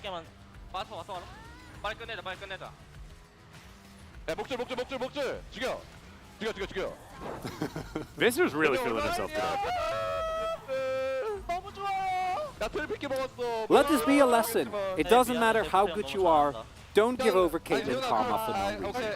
I mean, it was Karma both games, right? And actually, we've seen Jhin Karma and Caitlyn Karma be 2 of our most oppressive lanes possible here in the LCK. And yes, Beryl and Def, very good together. However, if you just allow your draft to fall to pieces, you're not going to be able to just rely on raw player skill in order to get there. But even then, I think Samdi and Vista played a fantastic game of League of Legends, and it just wasn't DRX's day. They have days like this. I think that Pioshik was once again absolutely invisible, wasn't able to do even 10,000 damage throughout the entire series. Kingen, much better in game 2, but honestly irrelevant. Zekra as well, like he was searching for it, but just the archetype of this this draft just didn't work for DRX. There's just so many questions that I didn't get any answers for. Again, for game 1, this draft is fine, but for game 2, if it doesn't work out, just try and get into a different lane. Don't try or the do same something. lane again. Yeah, just do something else, right? Let's throw it over to the analytical carpet space to hear what they had to say about this series. Thank you, Atlas and Chronicler, for that breakdown. But to break it down even further, the chairs are here to get the work done. We do have the draft up on screen. Again, as they were talking about, you know, the karma goes through. They let that happen. They knew what they were getting themselves into. They said, Deft, pick the Jinx, carry us. But again, wasn't quite able to get them over the line. But this time, even with the Karma pick here and the Caitlyn, where the bottom control is going to be the focal point once again for Hanwha Life Esports, the Twisted Fate is banned by them, the Rise is taken away, and so they opt for the Lissandra counter pick in mid instead of something that can roam and make that impact bottom. You and I were kind of feeling like maybe the Vex could have been a stronger option, could dive, bottom has a lot of agency there. And yet, it was Karis on this Lissandra who saved so many team fights, who micromanaged his way out of so many disastrous situations. His Zhonya timings, his ult timings were perfect. He had such a fantastic game on this. I really feel he was the focal point here for Hanwha Life Esports. And DRX never had an opportunity to get on top of the Caitlyn, so Lissandra was their focus, and they got a little bit tunnel visioned. Yeah, they absolutely did. I was very impressed by Karis today, and not only him, but the entirety of Hanwha Life Esports. I think they overperformed fantastically today. Didn't even feel like DRX were having a bad day. You know, some of the drafts were a little bit iffy, but they just got outplayed today. Yeah, I mean, this is what we call in esports an overperformance, as you said, where one team actually just performs way better than expectations and way better than they've performed all season long. This was, in my opinion, Hanwha Life Esports' best series of the whole year, and they did so well here against DRX. I don't think it was a bad night for DRX at all. I thought they actually played very well. It's Def Day, you're feeling the hype, right? But it didn't end up being his day. It was the AD carry on the other side who got the better of him. Yeah, absolutely. Well, guys, we do have our first highlight. Let's hop into this one as we take a look at this fight in mid lane. Yeah, this is where things start to go very much DRX favored, right? They had control of the bottom lane for a little while, but it wasn't actually a dominant control. It didn't feel like, oh, okay, like this game is really in their hands like game one. But Karis handles this fight so well. Pioshik is really struggling to get on top of him, gets rooted there another time. And yeah, Vista does kind of botch the flash there, but that's okay. That was the fight that got them control of the early game, got them a little bit of extra gold, and helped control the map. Yeah, and as you said, I think that really we had Karis pulling the puppet master strings, right? He was doing all the work. He was getting that ult down at the perfect time, right when they try to engage on that backline, going in when he was low on health as well. We have a second highlight here over a pick and then going into the Baron as well. This is huge. This is why Graves builds lethality against LeBlanc so often. Last game was a different situation, but On Fleek is able to basically destroy the LeBlanc instantly with just an ult coming through from the Caitlyn, because if she's not able to actually 100 to 0 him, he turns on that. He has lethality. His items actually win out, and if you kill LeBlanc, you just instantly collapse. And that was where the gold graph really started to spike up big time for Hanwha Life Esports. They had a decent lead, but that's where they really solidified their position. Yeah, for sure. I mean, LeBlanc's never going to build armor, so you just smack her down, I suppose, outside of the Zhonyas, which will eventually come in. We do have a third highlight here, which we do want to get into, the final team fight. This game went quite the distance. Yeah, this is when, you know, we had this scrappy fight here towards the bottom side. You know, junglerless was how this turned out. You know, at the beginning of this fight, you know, you're looking like, as DRX, so desperate. I have to kill Samdi. Like, I have to kill this Caitlyn. I have to win this fight right now, where they're a little bit out of position. Health bars are low. It's a skirmish that I can take where they're not fully set up around the Gragas cask. But they couldn't kill Samdi. The stopwatch, or rather the Zhonyas, was perfect there from Dudu. And Hanwha Life Esports all just on the same page tonight. Yeah, they're all on the same page, and every single one of them is playing out of their minds. Like, even the tiny little plays like the Zhonyas you mentioned, or the positioning that gets Samdi out of so many sticky situations against the LeBlanc, the Jace, so much poke and so much damage. Really, really fantastic series here from Hanwha Life. We were all very impressed. We do the player of the game ready to go. Let's see who does pick it up, as it will be Karis once again. Not a single kill, but again, he gets 100% kill participation at 15, and he was all over the place. I mean, his kill participation game-wide in a 40-minute game is 92.3. He was involved in every single fight. He baited a lot of fights extremely well. He was able to use his teleport to get out of a lot of sticky situations. You know, you mentioned as well, like in that first highlight we had, how well he was able to push forward, like he knew his limits. And this was a game that it looked like could fall off a knife's edge at any moment, because there were some overextensions from On Fleek, right? Where he was often trying to really push the edge there, and without the Gragas cast, Hanwha Life Esports comp can get engaged on super hard. Beryl actually had so many good solar flares, follow-up Zenith Blades, but it wasn't enough at the end, because this Lissandra, just impossible to lock down. Yeah, just the amount of stasis as well in this game. We certainly had a lot of downtime where it was like, well, get a stopwatch, get a Zhonyas here and there. The game went quite the distance. So 11 out of 13, we had 2 votes from media for the jungle. Solid. On Fleek had a decent game. I mean, I think I would have voted for probably the two guys in the bottom lane before that, and maybe even Dudu. But, you know, to each their own, right? We all get a vote here. Most of us, at least. Not me and Atlas. But, yeah, it's just, there's not really much else to say. It was a very close game. I think that DRX were really trying their hardest. I mean, it's a big day for them and for Deft, and they got 2-0. Yeah, I mean, one more thing we should mention is they faced Dom and Kia earlier this week. Like, that was the match you're really preparing for. This one was the one that you felt like, we might even just be able to wing it and get through it. Not the case, not tonight.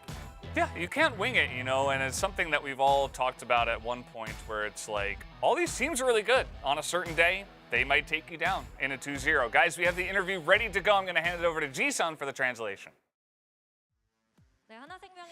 Thank you very much, guys. This is Ji-sun for the POG interview translation, joined by the solo POG of Hana Life Esports Cars.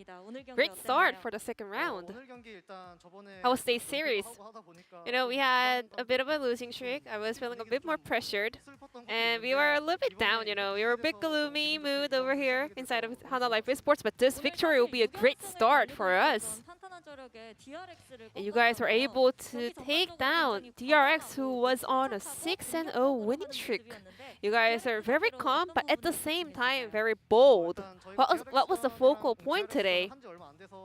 It has not been that long since we played them last time, and it was a close series, to be honest, you know, 2-1. And we prepared a lot for this, you know, matchup, and we kind of had this information that they kind of prefer LeBlanc and Jinx a lot. So yeah, we came up with some counter pick into their priority picks. Game number 1, we had Graves jungle for on Fleek. Usually, this pick is played on the top lane, so could you break down this pick and rotate it towards the jungle? Recently, a lot of teams are thinking that Graves jungle is also a thing, and we were also considering that. And then, you know, moving into the second rotation of the pick, you know, a lot of jungle picks were getting removed. So we thought Graves jungle could be a really good pick for a jungle role, especially for game number 1. And we were able to see some Giga Chat Rise here, you know, very tanky Rise, of one of the very trendy item build here in the LCK. Tell us about it. If you build, you know, damage, you actually get chunked down immediately. You know, if you just step forward to do some damage, you just immediately get 100 to 0. But with the tank items, you can put decent amount of damage, but still take a lot of damage at the same time. So I guess that's why it has become a trend.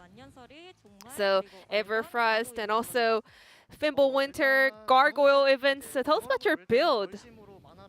You know, I just wanted to go Frozen Heart in order to get some armor and also some mana. And also for the Gargoyle, because Rise builds Fimbulwinter, he has a lot of HP, so Gargoyle is also very effective and efficient choice for him. Tell us about the rune as well. I mean, even if you take Phase Rush against LeBlanc, you get chained anyway. So you get stunned in the end. So I think, yeah, having a lot more choices for the spell would be a lot better. So I thought Unsealed Spellbolt would be the better choice instead of, you know, Phase Rush. And after that tanky Rise performance, we were able to head over to game number 2. But I want to talk about this replay first. Deft was trying so hard to kill your Rise, but you never went down. It was almost immortal, especially with the shield coming from Vista as well. Looking at Jinx's item, he actually went for BF. So I was like, can he really kill me? You know, does he really have the damage? So I was feeling pretty confident to walk forward, and after taking a bit of an auto, I kind of realized, yeah, it doesn't really hurt me at all. And as an AD carry, you know, a lot of people are now saying that Rise is too OP. What do you think about that? Does he need some nerfs? However, in the later phase of the game, when the AD carries get Dominic's, you know, it's still so hurtful. So I don't think it's like that OP, you know. You just have to build, you know, penetration items. And heading into this patch, we are seeing more and more different picks on the mid lane. Especially we're having a lot of Victor Rise priority after Corki and TF nerf, you know. Victor, Rise can become a better pick, especially Rise was like a pseudo TF in the previous patches, but after the nerfs, Rise has been climbing up the tier list. So I think this champion is really good because you can kind of participate to a lot of fights around the map. Game 2, we had one of your favorite picks, Lissandra. You are having some good stats on that champion here in the LCK. In solo queue or in the LCK, I have always played Lissandra, one of my go-to picks. But I've never got to play this against LeBlanc yet, but it was always one of the options that I had for sure. So it was working as a counter into LeBlanc, right? I mean, it's not a counter in terms of one-on-one. It was more like a counter heading into the team fight stage into LeBlanc. For example, like game number 2, Samdi was doing all the damage, and I was just standing there to counter the actions happening from LeBlanc and the dive attempt. I mean, Karis, I can tell you are so prepared with that pick. You're listening to your answers about detailed plays. However, game 2, heading into the later phase, the poke damage of DRX was also pretty, big. So the two-man sneaky Baron was so effective. Whose idea was that? We were like, because it's not Soul, we can just rotate to Baron. And then after taking some poke damage, we were like, oh, I don't think we can send this. So because DRX, they're only fighting for the Soul point, we just wanted to kind of trade that back with the Baron. So Samdi was also like, yeah, I'm gonna join you for the Baron. So I think it was mostly OnFlick's decision to kind of go for the sneaky Baron try. And this series was something we were able to see the best out of you, Karis, and your potential. Are you satisfied with your performance today? I think OnFlick today, and also Vista, are great playmakers on our team. So I was like, I wish I could do some plays like that as well. I hope I can set up some play for my teammates. And today I was able to make that happen, so I'm so happy. And also, Karis and Dudu, the solo laners of Honor Life Esports, have been performing so well. You guys have been stepping up every day, and we are so amazed by Dudu's improvements. Well, Dudu, I mean, our coaching staff, working so hard for us, especially me and Dudu. So we were able to step up so much. And this is a great start for the second round robin. I hope this can become a winning streak for you guys, and your next opponent is Leave Sandbox. With this victory to start off the second round, I think we've got a really good position to start off a winning streak. So just like we defeated Sandbox in the first round robin, we hope we can repeat that and have a great ride in round 2. This is it from Karis, and back to the analyst carpet space. Thank you.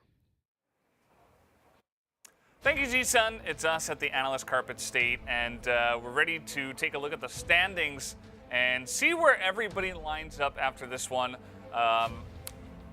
Pretty much in the same spot. Yeah. DRX in a little bit more of a perilous position in terms of holding on to their top 3, top 4 because their game score is not very good. But otherwise, nothing changes too much here.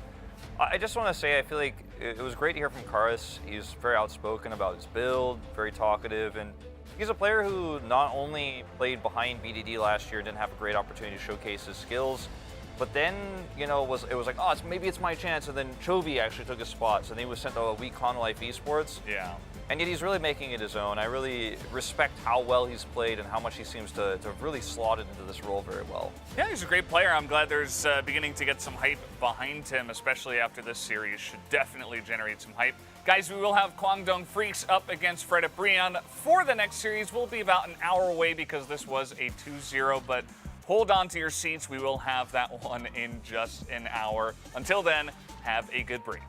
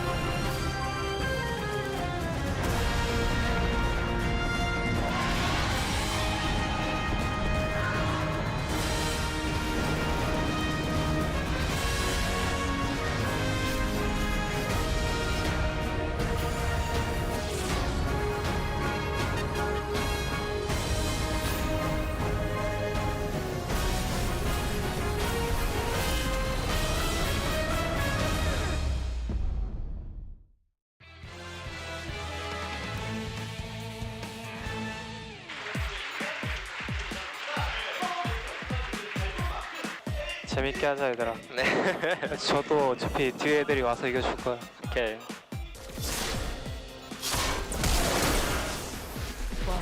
나이스. 아질 노플. 아질 노플. 레넥 텔로 올 거야. 레넥 텔로 왔다. 세트 노플 세트 노플. 세트 노플 요공. 할만한데 이거? 하자. 랭크 줘. 다음 니달리 높을. 니달리 높을. 아질 노플. 바로. 오케이. 아질 노플. 나 안 죽어. 아지로 만져. 나는 갈 듯. 세트 이빠 놓고 할만해. 야 칼리 맞아. 나이스. 쭉 가자. 이거 끝낼만해. 레넥 죽여. 얘 죽였다. 얘 싸우자. 야 나도 넘겨줘. 나이스. 이겼네요. 잘했다 얘들아. 나이스. 야 나 적응이 안 돼. 그냥 실시간으로 적응해야 돼. 어쩔 수 없어 이거. 어디서 환자들을 데려왔어. 다 마스크 끼고 있어. 집중을 해본다. 야 어디로 가? 위로. 천천히 쳐요. 야 나 투표 쪽 보여줄게. 기다려봐. 천천히 해. 조심해. 폴로 먹는 것만. 천천히 해. 우리 물렸어. 얘 노플. 볼수 있어 천천히. 이겼어. 나 2호초. 봐봐. 천천히. 3조요. 야 끝내. 나이스. 야 이거 다시 죽이자. 3, 2, 1. DRX 코로나 게임단 승리. 나이스.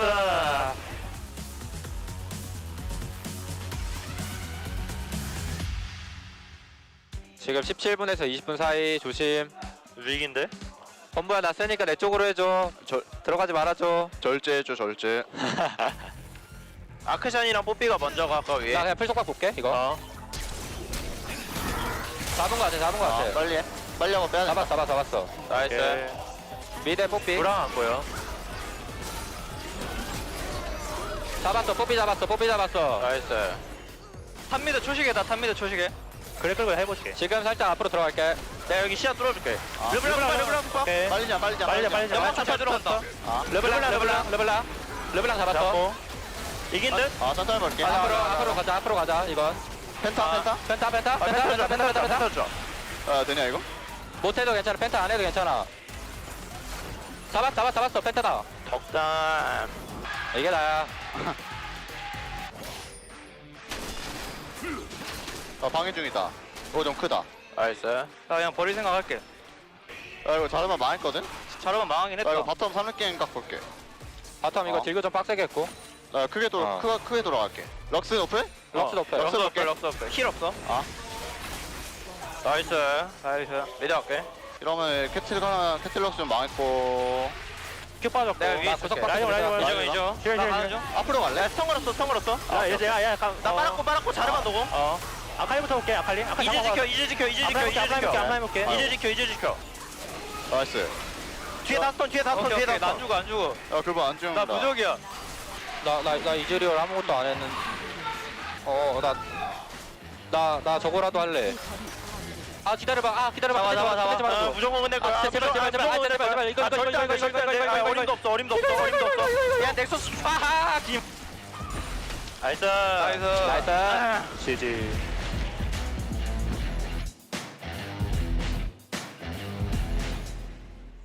어금니 왜 이렇게 아프냐? 게임할 때 너무 깨무는 거 아니야, 어금니? 너 너무 이해약 물고 하는 거 아니야? 벨리마? 아니 사랑니 뺐어? 사랑니는 한 4달 전에 뺐어. 나 사랑니 빼야 되는데 오른쪽. 빼줄까? 아이. 이거 재밌어. 소리 들어. 소리. 운동 프리스 준비 완료되셨나요? 네. 수야 따해볼래? 그래 지금 따해도 돼? 좋긴 해. 잡았어. 나이스. 집 갈게. 야, 내 전령 깔게 이거. 레오나 보인다. 신드라 아랫 무빙 찍어봐. 나 돈 먹어야 되는데. 오케이. 다 어디 갔어? 천천히 하자. 못 먹었어? 여기 누구 어디 했어? 야, 리신 큰 거로 하자. 이거 미드 오는 거 찰게 이거. 맞아. 얘 노플 온다. 빅토르. 잡았고. 그래. 나 위로. 야, 살짝 봐. 그럼부터 보자. 야 빅토르. 나 이거 죽이고 싶은데, 엘리마? 왜 못 맞췄어? 나 미안하다. 엘림이 음파가 안 맞는데? 야 근데 이거 잡으면 안 돼. 야 장영준 한 번만 죽이면 안 돼요. 제발. 아 진짜 형, 한 번만. 형 근데 이거 너무 예의가 아니야. 근데 몇 년 만에 빨리. 나 장영준 죽여야 돼. 몇 년 만에 이기냐? 잘 가. 와 이거 김혜도 아니야. 근데 진짜 형 악질이다 우성이 형. 그거 왜 그래? 땡큐. 야 우리 인사해야 되나? 나가서 해야 되는 거 아니야? 기억도 안 나.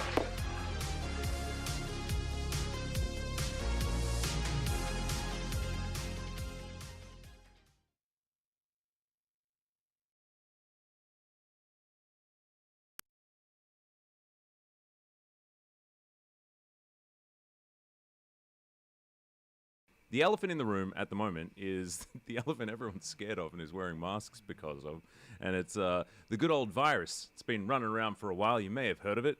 It's been affecting our players, and there's a bit of a debate, even among us, about what the right course of action is when we're having so many of our players benched and so many challenger players being brought up sort of to save the day. In order to get these teams to actually play, and like, is that the right choice? Do we want to just like wait and see when these teams are actually healthy enough to play? I don't know. I guess I'll open the floor. Valdez, can you start us off? What's your sort of take on all of our players falling ill and the answers that Riot has had? Yeah, I mean, I don't want to turn this into a Joe Rogan podcast, but I think that you know, as with the new variant is coming along and it's more viral and it's affecting more people, but it's not as deadly, it's not as dangerous, you know, quote unquote. I think for now it is okay as long as it only affects, you know, 1 or 2 weeks maximum in the LCK. If we're looking at this like everybody's going to get infected and it's going to turn into like all of spring is affected by this, then I would say it's better to go online as soon as possible, at least for the players. I think everybody else, you know, we're pretty much safe. Everybody's wearing masks and stuff. So I would say keep them for now and see how it goes. It is still spring. It still has an effect on, you know, Worlds and everything like MSI and stuff like that. So it is important. But for now, I think it's a relatively small issue. And I think we need some more time to see how bad it's gonna get. Yeah. Wolf? I mean, I'll probably have too many thoughts on this, and like it might come back to me a few times in this discussion. But for me, like my first reaction when we had the first few cases come through for DRX, especially, I thought, okay, well, this is somewhat of an emergency situation, and it's rough, but like it was handled well, and it was handled very well ahead of time. Like it was very much planned and announced, and okay, DRX is going to be pulling up their challengers players. They have a very strong challengers roster, so I felt like okay, that's fine. Once they get confirmed to be negative and like follow government protocol, then they can come back in.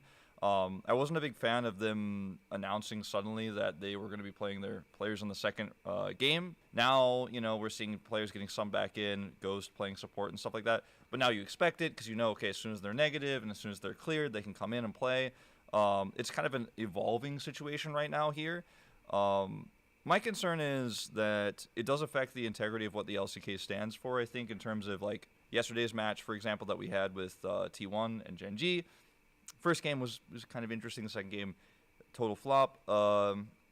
It's unfortunate that fans are losing on these matches. It's unfortunate teams are losing points in the standings in matches like this, where if they had just been healthy, things would look better. And it's tough to have a solution, right? Because if we want to delay the LCK, which is, you know, what I was kind of feeling at first might be the best way as this gets more and more serious, then it affects scheduling of other things like Asia Games qualifiers that are coming down the line. If it gets delayed too much, it might affect MSI scheduling. So it's a really difficult problem to tackle. But I think at some point, like, we might have to, like, do a 2-week, like, everybody quarantine for 2 weeks, every player, like, you have to. Everybody gets clear, everybody gets tested negative, and then it's kind of like, maybe at that point it's over. But is it? You know, it's a really high-spreading virus. I think at some point, if things keep getting worse, like, the Challengers players will get it. And then who's going to be the emergency player, right? At some point, we will reach, like, in a like, impassable situation for these teams where there is no, like, sub, there is no emergency plan, and then what do the teams just like forfeit for the sake of schedule? You know, I don't know what's going to happen in the long run, but I am I do think we need to start talking about like that potential. Like we need to have a plan. There needs to be a plan in place, and I'm not sure if there is. I'm pretty sure that at this point, any org will keep their challengers players and their main team like strictly separated. Because I think that if you look at what has happened thus far, we already know that these teams have little contact, as the ruler LOSPA situation. If you didn't catch it, we don't actually know, but basically ruler said good job Alistair to LOSPA when he subbed in, and we don't know whether that was because after game 3. Yeah, because he thought that he just did a good job, or because he actually didn't know LOSPA's name. You can believe whatever you prefer in that scenario. But I do think that kind of shows that. And I think the unfortunate reality is that there are no measures that can be taken by the teams to fully ward off the situation. Right? If you look at what's happening in Europe, obviously I still follow the news back home, and we're seeing a lot of countries just kind of go like hands up in the air. Like the Netherlands was the only country in Europe that did a full curfew, and it basically did nothing. Like we had everything lockdown, still didn't really help. So I think that then you must ask. As Wolf said, I think that online is the obvious choice, but even online doesn't really address any situation because these players, the refs can't go there. No, right? well, I mean, like besides from practicalities, there's also the fact that I think that, as Wolf said, DRX shouldn't have been allowed to sub in their main roster in the second game, not just because of any of the rule sets, and I'm a stickler for rules, think that if they've been drafted before and they should be followed, but also you could see the form of the players, right? Like PO Schick, we saw a lot of PO sick jokes because he actually did look like he was. They were still recovering, right? And I think that any incentive to have players play when they're not physically well, I think is a problem. I think that in an online setting that becomes a lot easier. So if I was an org, I would just make sure that right now keep your teams separate. And then, if both get it, then you still have the academy rosters, which is really bad. But I don't think there's that big a difference between subbing in your challengers rosters or your academy rosters for outcome. Like, this might sound weird, but outside of the DRX CL team, every other challengers team is going to get booped by LCK teams, right? And at least the players get experience. Obviously, I'm always going to be happy to see CL players, but in this circumstances, is still not great. Yeah. But it is such an interesting topic because there isn't really an answer. Because as with everything with COVID, every plan has a lot of drawbacks. I do want to mention, like, you mentioned the separation between the challengers teams and the main rosters, so that does keep like a certain separation of who's going to maybe potentially they get could COVID. still go both get it. But challengers players have now walked into the studio together and played together with main rosters. So like I think that only works so far, right? Yeah. And even with like with Omicron, as far as we know, like masks are very helpful, but not actually like a permanent solution, right? Even if two people are next to each other playing with masks, like transmission might occur. And there might be more players that have it that don't have symptoms and they don't even know, et cetera, et cetera. This is how COVID has been for years. But I think that there needs to be like a backup plan, and it needs to be announced, and it needs to be public.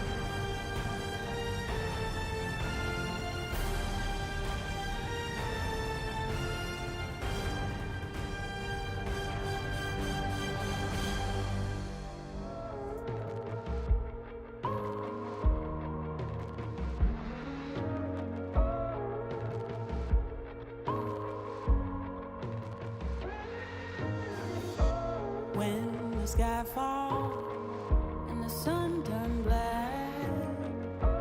When the earth halts, then don't look back.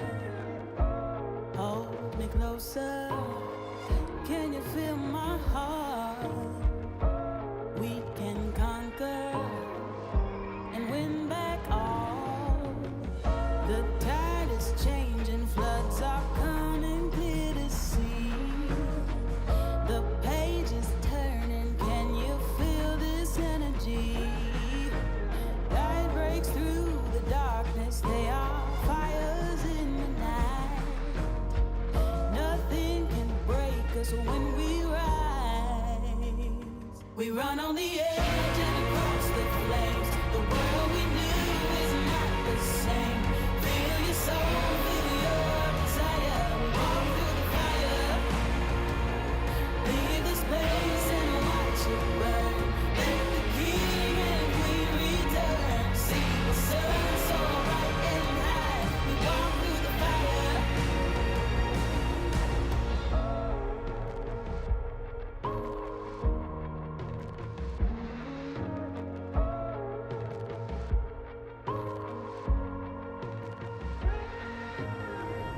The embers glowing, we're waiting for the blaze, ascending from the ashes, bonfires in the haze. Standing tall now, your feet are on the ground. You fought your demons, nothing breaks you down. The tide is changing, floods are coming clear to see. The page is turning, can you feel this energy? Light breaks through the darkness, they are fires in the night. Nothing can break us when we rise. We run on the edge and across the flames. The world we knew is not the same. Feel your soul, feel your desire. Walk through the fire. Leave the space and watch it burn. Let the king and queen return. See the sun so bright and high. We walk through the fire. Fire, fire. We walk through the fire, fire. We walk through the fire, fire. We walk through the fire. We walk through the fire, fire. We walk through the fire, fire. We walk through the fire, fire. We walk through the fire. We run on the edge and across the flames. The world we knew is not the same. Feel your soul, feel your desire. We walk through the fire. Leave the space and watch it burn. Let the king and queen return. See the sun so bright and high. We walk through the fire.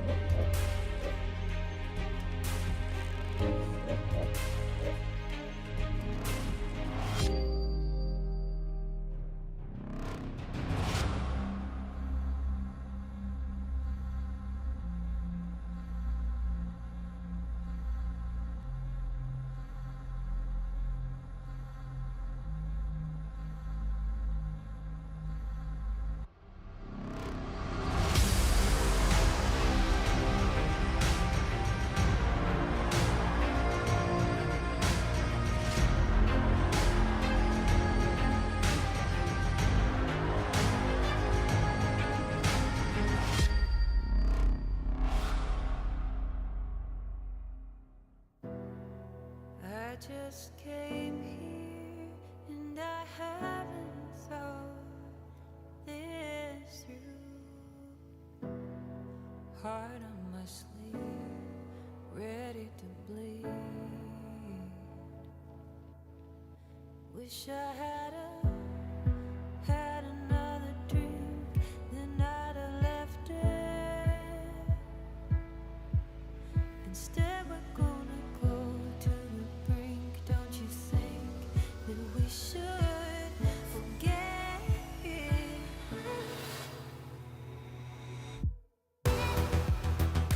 Give me all your love, give me all your love. Give me all your love, all your love. Give me that pain, but it's light from above. Give me all your love, all your love. Since I left you, you haven't left my mind. You keep me awake, so for my own sake, I had to come and see your face. Can't erase you anyway. So here we go again. Touch your skin, pull me in. You and me, head swimming. Give me all your love, give me all your love. Give me all your love, all your love. Give me that touch, give me strength from above. Give me all your love, all your love.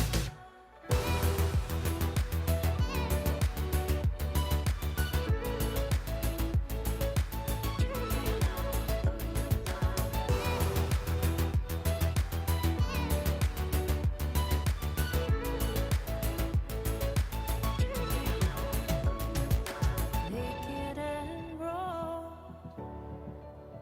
with your failures and your flaws. Bring me what you are, the lightness in the dark. Naked and raw, with your failures and your flaws. Bring me what you are. Give me a failure.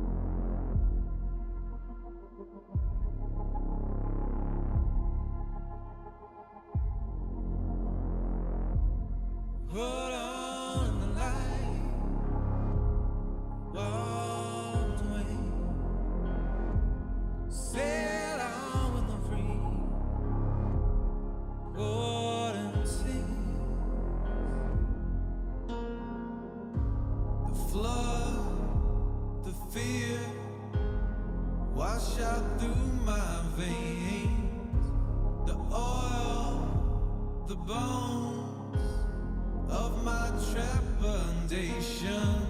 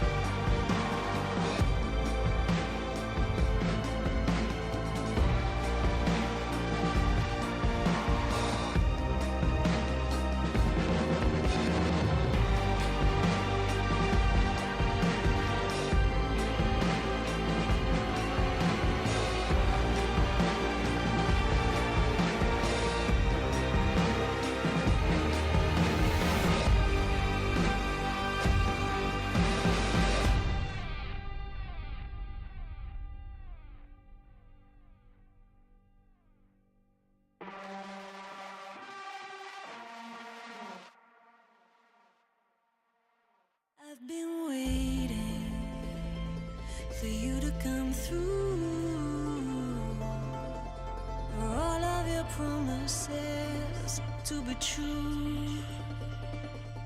It's heartbreaking, and gray is the mood. I wanna believe in you. You can run and you can hide, learn to live on your denial. Oh baby, I'm losing faith. Get to the chase. I can read between the lines. Don't wanna live a borrowed time. Oh baby, I'm losing faith. Get to the chase.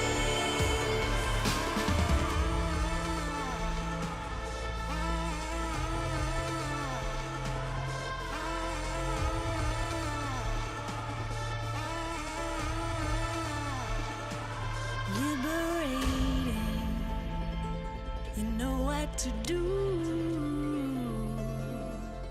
Don't let your demons define you. You can run and you can hide, learn to live on your denial. Oh baby, I'm losing faith. Get to the chase. I can read between the lines. Don't wanna live a borrowed time. Oh baby, I'm losing faith. Cut to the chase.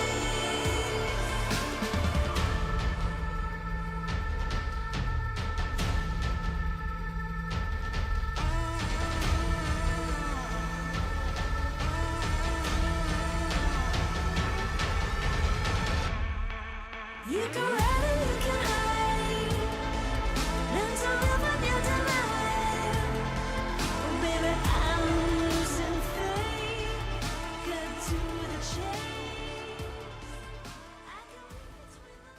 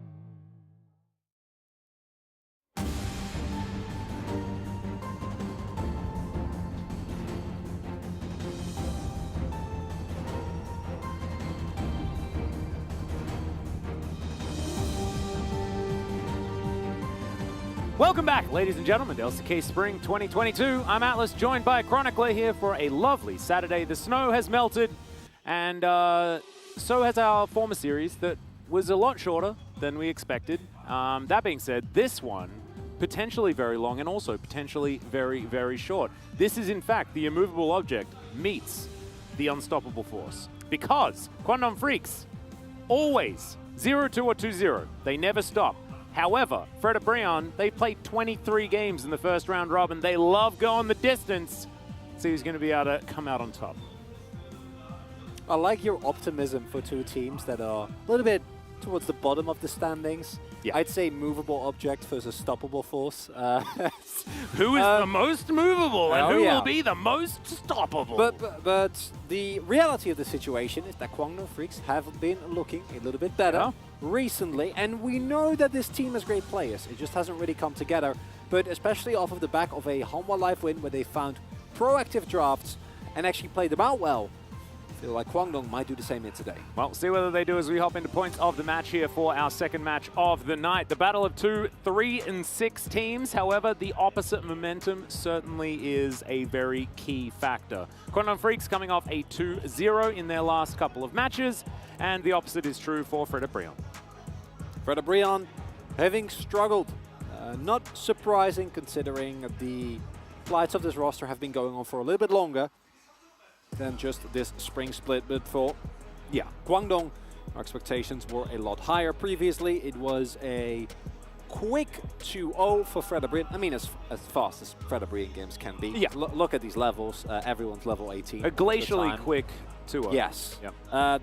It's not quick, but it's very, very stable. And that's what matters, you know? You need to make sure that you get to your destination safely, and ㅅ2022 have been good, but that Kwangdong isn't really the same Kwangdong from now. Yes, Element Hoid are still problems at times, but we have seen more and more of the Kwangdong we're kind of expecting, with Teddy performing really, really well, and Fate, I think most notably, getting into a point where he looks better and better. Yeah, exactly right. But our key matchup is here on the bottom side. The fact that Delight's Rakan has been so incredibly good. They've won 9 games, and 6 of them have been with his Rakan. His Rakan was always very good, but this season it has really been a linchpin for this team. But Hoyt, 4 in a row on the Nautilus. He's really started to find himself with this particular pick. Says that he has many more things prepared and wants to bring them out, but so far it has been the Nautilus that's really clawed him out of what was a pretty horrid start to the season. Element Hoyt were really the ones taking the most criticism, and as soon as they started performing better, so did Kwangdong Freaks. The General showing his worth here. Yeah, but also showing that they just love coins. Yeah. Big fan of coins. They want them up in the air as often as possible. They'll call it. They'll see what happens. And sometimes they're right, sometimes they're wrong, but they go for it anyway. And that is something that, especially in these longer games, feels like a risky strategy that should not continue to work. And it hasn't really for ㅅ2022. As mentioned, they have lost, I think, the last 2 series in a row. Yes. And this is for both these two teams a really important win. Kwangdong Freaks will get closer to that coveted 6th place. That's, of course, where the cutoff is. And a team with Fate, Teddy and Keen, we keep going back to it. Yeah. Honestly, they should make playoffs, right? Yeah, That's the expectation. This is theoretically at least a middle of the pack team, not a bottom of the bunch team. As you see them right here, Keen, LM, Fate, Teddy, and Hoyt. No changes to this roster, of course. Teddy, of course, if he does die, then there is a chance that they lose. If he does not, they just win. Understandable that if your AD carry dies, you find it more difficult. However, his KDAs in their winning matches has been pretty ridiculous. This team relies on Teddy to get the work done. And when he pops off, the rest of Kwangdong Freaks follow. Teddy, of course, born, molded by teams that and now up against Dumpty for the 2nd time again, of course. Former buddies on Jin Air back in the day. Both of them loving throwing up those Jin Air flares. I also miss them, and I'm really glad that we get reminded almost every single day. We all do. I think we all miss Jin Air. Fate, to me, is the player that has developed the most, because I think that he lagged behind to where we expected him to be. But the spirit of Jin Air still lives on. Indeed. In this team. Well, this is Morgan starting for the first time in their last couple of matches. It's been Sword that's taken the first game, but over the last couple, he hasn't really found the form that he really wanted. Had a pretty forgettable game with some odd choices as far as that top side of the map was concerned. And so Lord Morgan is back to grace us with his presence immediately here. And we'll see whether he does better up against Keen. Of course, Keen test, bit of a rough one here for anyone that was going to undertake it as a top laner. We'll see whether Morgan is going to be able to pass the test. Lava also been instrumental in the wins of Fred and Brion. The games where he gets fed feel like the games that are the easiest for Fred and Brion to just completely take over. I think he pushes a lead better than anyone else on that team. On picks like Corky, picks like Vega. Yep. But the most important player, without a doubt, is always going to be Umti. If Umti's leading the charge, preferably with a Delight Rakan in his back pocket as well to aid him on his plays. And Fred and Brion looks good, but if they can't find that, it becomes a much rougher time as just ban Rakan. Yeah.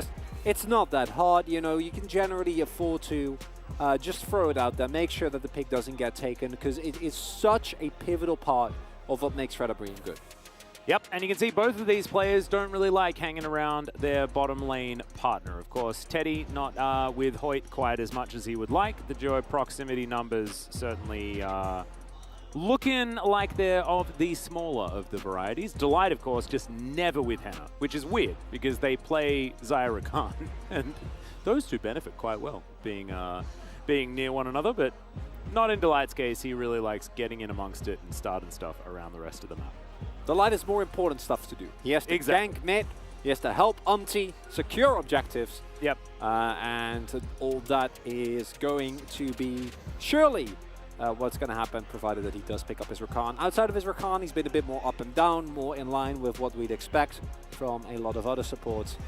And for Kwangdong Freaks here today, I would like to see them, if they do want to go for aggressive drafts, I think that's fine. Just make sure that there is cohesion, you know? I don't even think the draft is that important for Kwangdong Freaks. What they need to do is get all of their teamwork together, right? Like, it's all about clear comms, clear calls, making sure that they stay on the same page, because they've had some okay drafts. They've managed to find draft edges, and then the whoopsies happen in the execution. So we're just saying it's draft on. Yeah. Yeah. I mean, you should still draft well. Like, don't just put Teemo in every lane, but like, that is not the crux of their issues, is what I'm saying. So draft on. Yeah, draft on. I don't think a team with Keen ever should draft on, to be perfectly honest. No, it's on me. Oh, on support, the Marta special from back in the day. Oh, heck yeah, big fan. Quite a while ago. Haven't seen on support in the longest time. Okay, bit of a BTS. Okay, so they're a BTS fan. They like Bong Joon-ho as well. Of course, I think that's the director of Parasite. And Fred and Brion. All of the Bs. They're just a big fan of things starting with B. The first two, pretty famous ones. And then the next one is Fred and Brion. That's how you show you have true taste. Not just things that everyone knows. Yeah. But the connoisseur's taste. Indeed. The acquired taste. Indeed. Of Fred and Brion. Yeah. The top three, that's just common pop culture. Well, everyone loves those. Yeah, but Fred and Brion, that's where we bust out the fine wine and the old cheese. And the vinyl. Mm-hmm. You know, you have the half is crackling. Yes, I think so. Load up the old Fred and Brion game. Yep.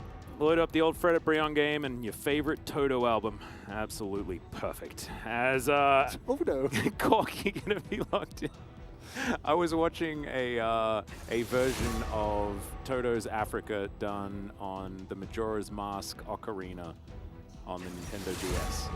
I saw that link because it was shared it absolutely with incredible. It was really good. I really liked it. I do feel like you're steering away from the crackling half, you know, like the kind of cozy vibe, the candles that we are going. But okay, true. True. I guess I'll have to sit with it as. What we've really steered away from is the draft. As the Rakan is going to be banned away here, Kwangdong Freaks with a bit of flexibility being on the blue side. I know we say that every time, but it's nice to say it. I was going to talk about the draft, and then you said we haven't talked about the draft yet. Yeah, and so then we can talk about the draft. But I was allow me to steer the ship, please. Rakan and Corky both, I think, make a lot of sense. I wouldn't mind a Karma first pick here, especially considering how the previous series went. Aphelios first pick, I think, is a pick that is abusable. There are Ziggs, Jinx Fresh are, I think, a bit more common as a response to though. It's mainly just been Jinx and then later augmented with Nautilus or Leona. And Xin Zhao has actually made it through the draft this time around and will get picked up here for Umti. Well, I think Karma is a big pick. Yeah. For this point in time, but It might just be Hoyt going back to Nautilus. We've seen Aphelios not picked up many, many times. Lee Sin available as well. Much easier to pick the Lee Sin now that you see that there isn't a Poppy on the other side. This makes, yeah, I think like Nautilus Lee Sin is the most obvious. Whether Fate wants to collect himself a, yeah. We're just cascading down the tier list. I would love a little bit more flexibility. Ooh, okay. As Fresh no longer being ignored, gonna get it picked up for the light here. Self-explanatory. Great with Jinx. Downside is that it's not great into Nautilus. That is why we've seen kind of drop in priority, unless the Nord is either banned or not picked in favor of some of our other supports. But regardless of what the laning phase provides, Fresh is always going to have a lot of utility come mid to late game. A lot of power picks still available, especially on top side. Tryndamere, Gwen, Graves, all these picks that we've seen still there. Love it. Yeah, as they don't want to give two of these players their signature call, right? Obviously, Syndra going to work really well with Kwangdong already have. They love playing around those scatters. We've seen them use it very expertly. Matches up nicely with Nautilus as well to create a lot of pick potential. And as Kwangdong, it's Veigar, and you're playing Lee and Nautilus, so even Aphelios doesn't have that much range, so that just makes complete sense to me. Yep, LeBlanc going to be taken away here as Kwangdong Freaks think about their final ban. Morgan's Renekton remains available, is a dangerous one, but Gwen is also up. Gwen Xin Zhao has been something that we've seen many, many, many times. Yeah, double immune. Yeah, it's a lot of immunity. Tryndamere going to be taken off the board instead. So Graves is up, as is the Gwen, and we'll see where Morgan decides to go. Is Ahri going to be locked in? I love this. Thresh Ahri. This is something that T1 did very, very well, and that is utilize Ahri in those pick compositions. Annie, wonderful pickup here as we are just going back to 2011. Brilliant. But Lulu... Teddy's just having some fun. Yeah, I think he's just hovering. I'm just talking about hovers too much. You know, it's okay. I haven't been punished for the talk about hovers in the last little while. Is Zoe going to be picked up here by Teddy? I mean, I'm not going to stop you. If you want to talk about hovers, you can talk about hovers. But I generally do, but I probably shouldn't. So the Fred Brian is incredibly strong in terms of setup that it has. Any single skill shot will lead to a cascading effect of disaster for Kwangdong. I'm not the biggest fan of the Zoe here. I would have liked something like a Vex a lot more. This composition is very, very short range, and the Zoe does provide it with a little bit more leeway in terms of mid-game skirmishes. Whoa. As Akali actually being ignored for the larger part of this draft, going to be picked into the Graves here, and I gotta say, I like the Fred Brian comp a lot. The only problem is if Fade get monstrously fed on the Zoe, I do think that you are going to run into some issues as Brian, but Umti can play through basically every single lane. Post 6, top is available as well. A charm or a knock-up or a hook all leads into certain depth. The one downside is, of course, that overall the engagement of the team is not that great, is more pick-oriented. Whereas the Kwangdong comp, it's pretty straightforward front to back. You have the Zoe, so Fate's gonna have a little bit higher barrier of execution there, but seen this kind of comp a million times. Yeah, we certainly have. I think that, you know, the amount of hull breakers that can be purchased on both teams is definitely much higher on the side of Kwangdong Freaks, so that certainly helps them out. I think that their 4-1 on their side is going to be stronger as well, but I think there's an ease of execution issue here. I think Zoe compositions all run into that kind of problem where you have to be landing the bubbles, you have to be able to actually utilize your mid laner, and if those skill shots aren't hitting, if Fate isn't on today, then it could just be easy access towards the backline. Teddy dies, and then Fred Brian run over them. So I think that it will come down a lot to how the lanes go, and I think top lane's going to be very hard for Morgan because A, it's Keen, B, it's Graves, and that's too many points already against him. But he should be able to scale if he can pick up whatever farm he can there towards the top lane. But let's see how it goes. So we hop into the Rift for the first game. This is a rematch. This was, of course, a Fred Brian 2-0 last time around. Kwangdong Freaks wanting to answer back, and I think head-to-head going to be important here as well. As Lava illustrating the fact that when you run real fast, turn to a fox. Really cool stuff. Wow. Who would have known that Ahri had this many great skills? Yeah. No, it's very strange. Shocker. I also really like that, you know, we here in Korea are starting to play Ahri. Of course, when she did get released, it was a bit of a nod over towards the Korean scene, so very cool. Liking it a lot. For ㅅ Brion, their pick potential, especially in the mid game, is amazing. One thing I am worried about is that the value, if Hannah ever falls behind, of magic resist is pretty high. And if Morgan and Olava can't, one, rotate people, then they're going to feel a lot worse. As say hello to Morgan. Yeah, he's going to wander out of this one immediately. Ooh, look at that. Look at that. Yeah. I don't think that they suspect this. Don't see any pings going down yet. Also depends on which path Alan takes afterwards, because there is a big chance that he will go over the ward that has been placed in the camp. However, if he makes a conscious effort to dodge that ward, then he can not only get himself a really big lead, but also throw off Umti. And still no pings going down. Could even look for a gank early on. I think Keen's pathing might have been a bit of a giveaway. As Morgan, that's a Shroud start. That is not gonna make you very happy. War time's out. And if Umti also just paths straight towards top, now they will know with Alum coming. And this is pretty big disaster here for the early game of ㅅ Brion. Yeah, I think Morgan's probably, second guessing whether or not that was the right call, because I don't even think he avoided very much damage by going into the Shroud. He just wasted a bunch of time while he was backing away. And yes, he can get a little bit further, but it doesn't really help you all that much. Umti going to walk over a ward, giving vision over towards, and information over towards Quantum Freaks about the location of the Xin Zhao, so Keen can play a little bit more subdued. So Alum is adapting here as well, with Umti being spotted on the top side. Did take his own Raptors, but knowing that Umti didn't go for an invade, zoom in, like it. I have to punish. Yeah, thank you, John. It's both on top side, so that if Umti just runs straight towards Keen, who's trying to crash a big wave, he can then maybe be in time. And if that doesn't work out, then he can just now clear towards his own bot side. Triple buff. And make the Xin Zhao very unhappy, and that might lead to a window later on once we get towards any possible Drake fights. If Alum can have an early level lead and really push that together with the power that Fate has in terms of setup, ㅅ Brion on an early deficit, generally not gonna feel too great about it.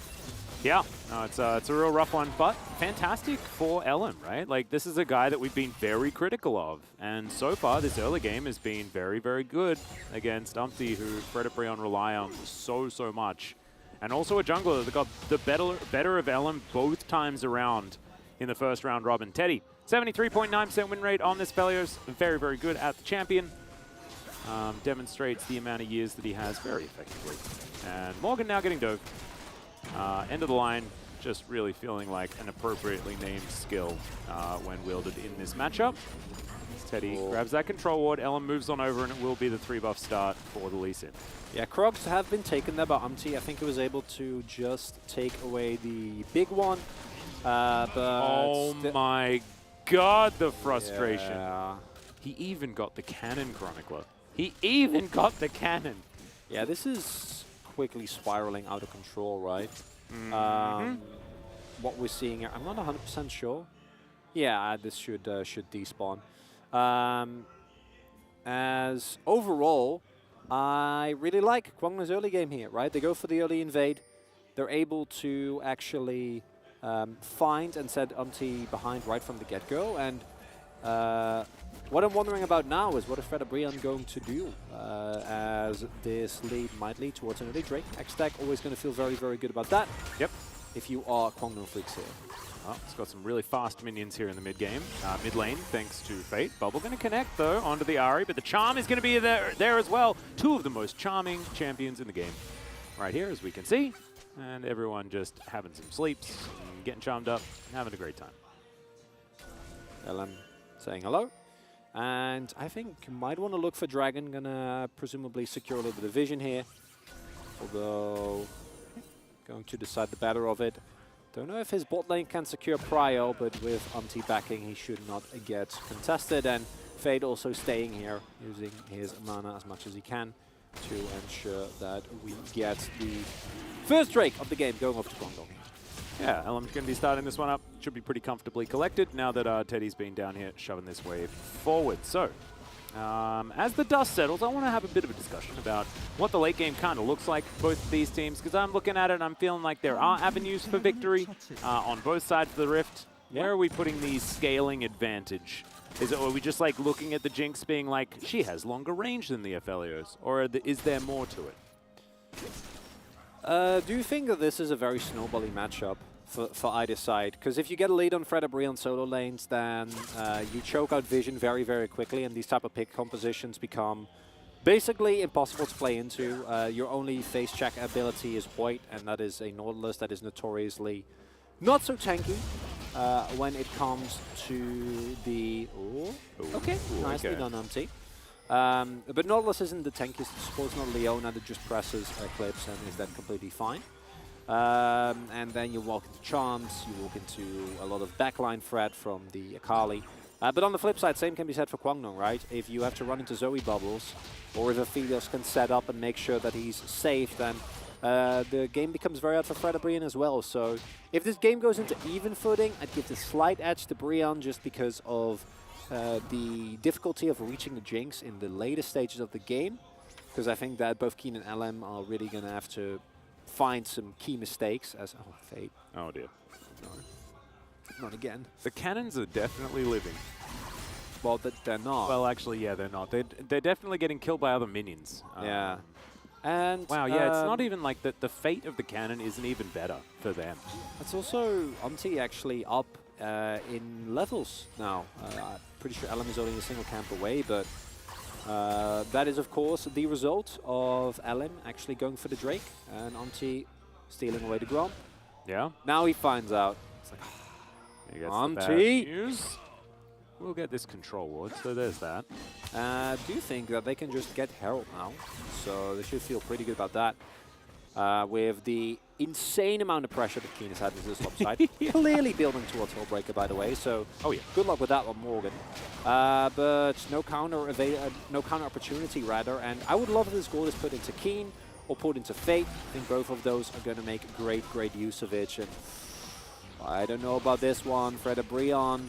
They have full vision as backflip over the wall goes Morgan. Looks to dive on him with the ulti. See whether he can lock down LM here. Is good kickback. He's going to probably keep him alive. Umpty, I believe, was able to take away the Rift Herald. Is now Keen looking for it. LM actually dives back in, grabs first blood, tries to escape, but isn't quite able to. As over the wall goes Keen. They're looking for lava, and it's the Ignite that locks him down. And then Morgan finds himself alone in the pit. And yes, they managed to grab... Oh, actually, no, it was Guangdong Freaks. Oh, it's a complete disaster for Fred Brian. I think it was Keen with an auto that actually got it there. I was like, well, I mean, LM's not in the pit, so surely Fred Brian got it, but no, oh man. Yep, and I think that's a risk that you walk when you walk into that fight knowing that Guangdong are in full control of that river, and now you lost the Herald. Kills going over to Zoe, which is going to make your game a lot harder, and... The problem with Lee is that even if you get the damage down as Morgan does here, if the rest of the team can't get on top of him, his mobility is just too much. It does feel like it's Keen that actually gets the final auto there. But you also see the tankiness, right? That is at hand here. And it's then Keen and Fate that are able to actually get on top of Lava, take him down. And it's the kind of chaos that Zoe absolutely loves as well. After all of the, the team fighting, the cooldowns have been lost, and it's now time to run away. It's so hard to escape from the Zoe. Does have that portal jump to get after you no matter what you want to do. And the bubble with ridiculous range through the jungle and terrain. So a great start for Guangdong Freaks. Let's see whether they can ride this momentum forward. They are a composition that does snowball very effectively, but pick comps notoriously good at just having a decent mid-game and being able to turn things around. If they don't lose too many structures, it is possible to make case in point. Yep, that is going to be a face check for Hoyt. He's going to flash himself out of the way, though, and that's a good kickback onto Umpty, but he keeps himself alive. The Crescent Guard is going to be there. Flash out from Delight, and the bubble is not going to connect. The Guangdong Freaks keep themselves alive. No summoner spells left on Hoyt, but the rest of the team are going to be all right for now. Fate picking up all of the sums that got dropped on the ground, and that bubble is going to connect there onto ̅e나.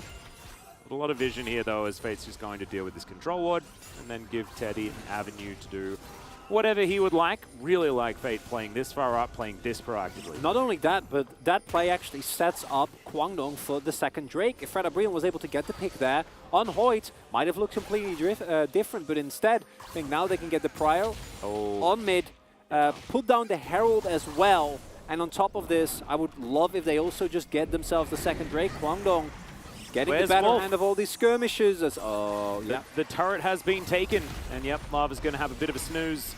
And Fate just worrying about what's important, getting as much crockery from the mid lane as he possibly can. He will do so. Teddy grabs himself some red-white guns, very happy to assist on taking this Drake down. Another bubble connects. Man, Fate is having such a good game. And his Zoe was always good, right? But haven't been able to see it. Of course, it was ㅅmaker that played a couple of games last time we saw him. Wasn't so effective on the pick in at least one of those games, but yeah, Fate is really making it work here so far.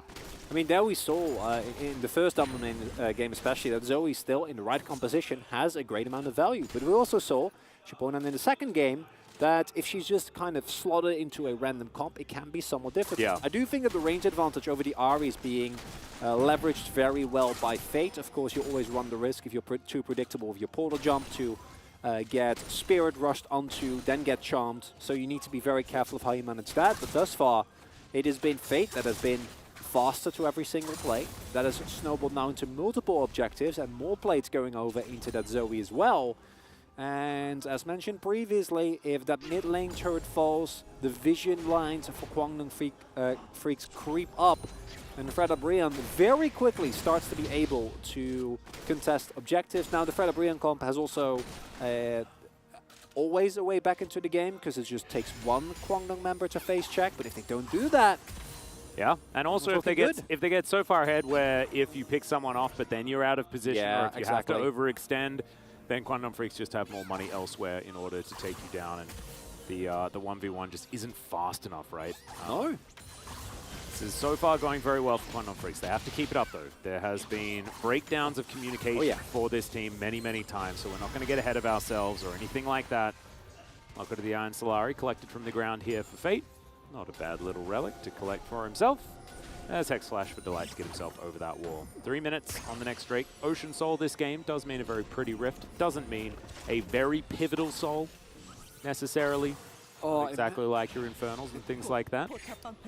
You know, I really liked AP tops into Graves previously, because of course Graves is notoriously strong into armor, but even with the tankier builds can have issues playing into some high damage AP carries.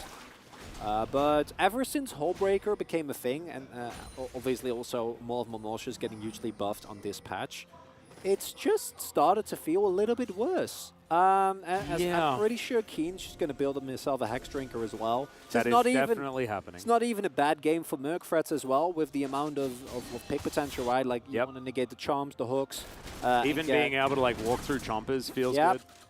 So after that, yeah, good luck, Morgan. Have fun also, in that like, 1v1. Whoever answers him in a side lane, like, none of their physical damage is going to be able to do it, right? So Keen can just build magic resist. Yes. And and profit forever. As we mentioned earlier, that's the problem, is that ̅e나, well, he's not really behind in terms of 1v1, couple of waves, but that's not going to be the end of the story. But in what situation is ̅e나 actually going to be the one that deals with Keen? And the answer is not really ever. And then for Kwangdong becomes a very easy situation, especially with Hullbreaker into no Hullbreaker matchup. Morgan's always going to be fighting an uphill battle, trying to clear the waves. Yeah. And Kwangdong Freaks looking really good here. Now, of course, it's still a single charm away. You learned this in the DRX and Damwon game. How quick it can turn. Hook will do the same thing as well. So if you're a ㅅ fan, you're like, this is nothing. Just give me 25 more minutes and we are gaming. And will ㅅ find 25 more minutes in this game? Sources say yes. Generally, they just kind of do. Either that or they'll find a third game. Shirley has been started here. Quantum Freaks parking themselves, looking to try and play some defense. Umpty, let's see whether he just tries to get himself in there. As Fate just fishing over the side, but these bubbles need to land. Here's the fight. Fate finds the paddle star though, as Delight has to get very far out of this one. Teddy just gale forces after him. It is going to be Umpty that takes down the Rift Herald. Is now diving back in goes Morgan, but he is going to get taken out. It's Teddy at full health that's going to be able to lock it up, and that is a 2-0 for the Aphelios, and Teddy's online. That's real scary. And well, the immediate trade is in favor of Fred Brion, with them being able to get those kills. The problem is, now the mid lane turret falls, Keen's probably going to get top as well with his Hullbreaker, and yeah, you get second Herald. That's nice, I guess, but look at the Drake. The entirety of Kwangdong Freaks can now get a fresh back, make their way over to the objective. Umpty is still sitting in topside. That was a stolen. Yeah, do not worry. Scared me there, mate. And now, opportunity for Kwangdong Freaks to just take over that control, get themselves towards Soul Point 16.5 minutes into the game. And if you thought King was tanky before, can I introduce you to Hullbreaker Graves with Ocean Soul? Oh, God. Yeah, that's not... Yeah, no, that ain't it. No, that's not fair, Atlas. That's... Let me tell you, I don't. So he's going to have Ocean Ocean Soul. Yes. Is he? So it's not going. It's probably going to be the Shield Bow as well. Yeah, if he goes more Shield Bow. More Shield Bow Bloodthirster Hullbreaker. I don't think anyone ever kills him ever. You can't go both Maw and surely Shield Bow. No, you're not physically. Oh, right. Okay, yeah, that's true. But you can definitely go Guild Force and still murder people. Yep. I personally quite like that. I think Maw is really good in this scenario. As we see here, initial trade looks okay because they are able to pick up the Heralds, bully them off for that objective for a little bit. But you most definitely are not going to take the also loss of your mid lane turret and Dragon. And kills going over to Teddy, because we haven't even talked about that, but it's also Teddy getting a double. You mentioned it shortly. Yeah. That's really bad, because it's Teddy and it's Aphelios. I feel like that kind of speaks for itself. Yeah, almost as bad as thinking you can build more of Malmortius and Shield Bow at the same time. I got overly excited, okay? That's my defense. Hey, PDD has done it. He even went PD as well. He went triple lifeline. Yeah, sometimes you just want to have a lifeline. Sometimes you really do. We used to see it actually quite a lot. Yeah. When those items were very, very popular. And it was not good back then. So I'm really happy that Riot has been like, no, not allowed. And it does look like Keen is going to go for the Shield Bow here with the itemization that he's currently picked up with the Noon Quiver and the Vamp Scepter. Yeah, so it's just going to be Merc Treads and can go for some sort of other magic resist if he wants to, or just stick with just using Lifesteal in order to get through it and just say that the tenacity is fine. And I don't mind that one little bit. I honestly would have liked him going Eclipse here and then going Eclipse Maw for the same reason why we've seen more and more of these Eclipse Graveses. Just add so much extra oomph to your ultimate. Yeah. And in compositions like this, especially with a Zoe, would have been a nice little adaptation from Keen. But when it comes to side laning and the 1v1, obviously you're going to take a Shield Bow any day. And in that regard, I think that the build from Keen here is still fine. Okay. Does he take any damage? No, did you see him just continue walking towards lava?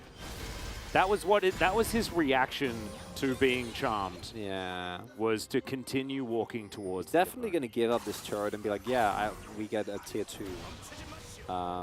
Yeah, well, I don't really mind. Well, Shirley is going to get a bit of a headache, but she will be able to take down the turret. Nicely done. Not what she can do for tier 2 on bot. Kwangdong. I mean, they could, but sometimes you take the jungle. Slow and steady wins the race. Or loses the game. Well, Keen is a bounty. Yeah. Keen's a big boy. The 0-0-3 Keen bounty situation is on the table.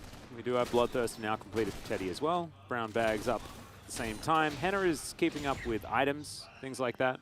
If you don't know what situation in this context means, by the way, make sure to check out yes, you can. Professor Wolf and Dr. Is it Dr. Jongyun or is it Professor Jongyun? I don't know. I'm not 100% sure. Real class. Yeah. Every week. The real class certainly does teach you what a situation is, and right now it is a Keen situation. And we are keenly aware of the situation. I expect that Fred and Brion are the same. Pun was absolutely horrendous. It was. I was not even going to address it. No, it's a good idea. I'll do it for myself. It's okay. I'm writing that one down in my little notepad of things to never do again, and it's there now. So hopefully we avoid it keenly. Oh dang it! I knew it. Did it again! Well, Umpty gonna get popped.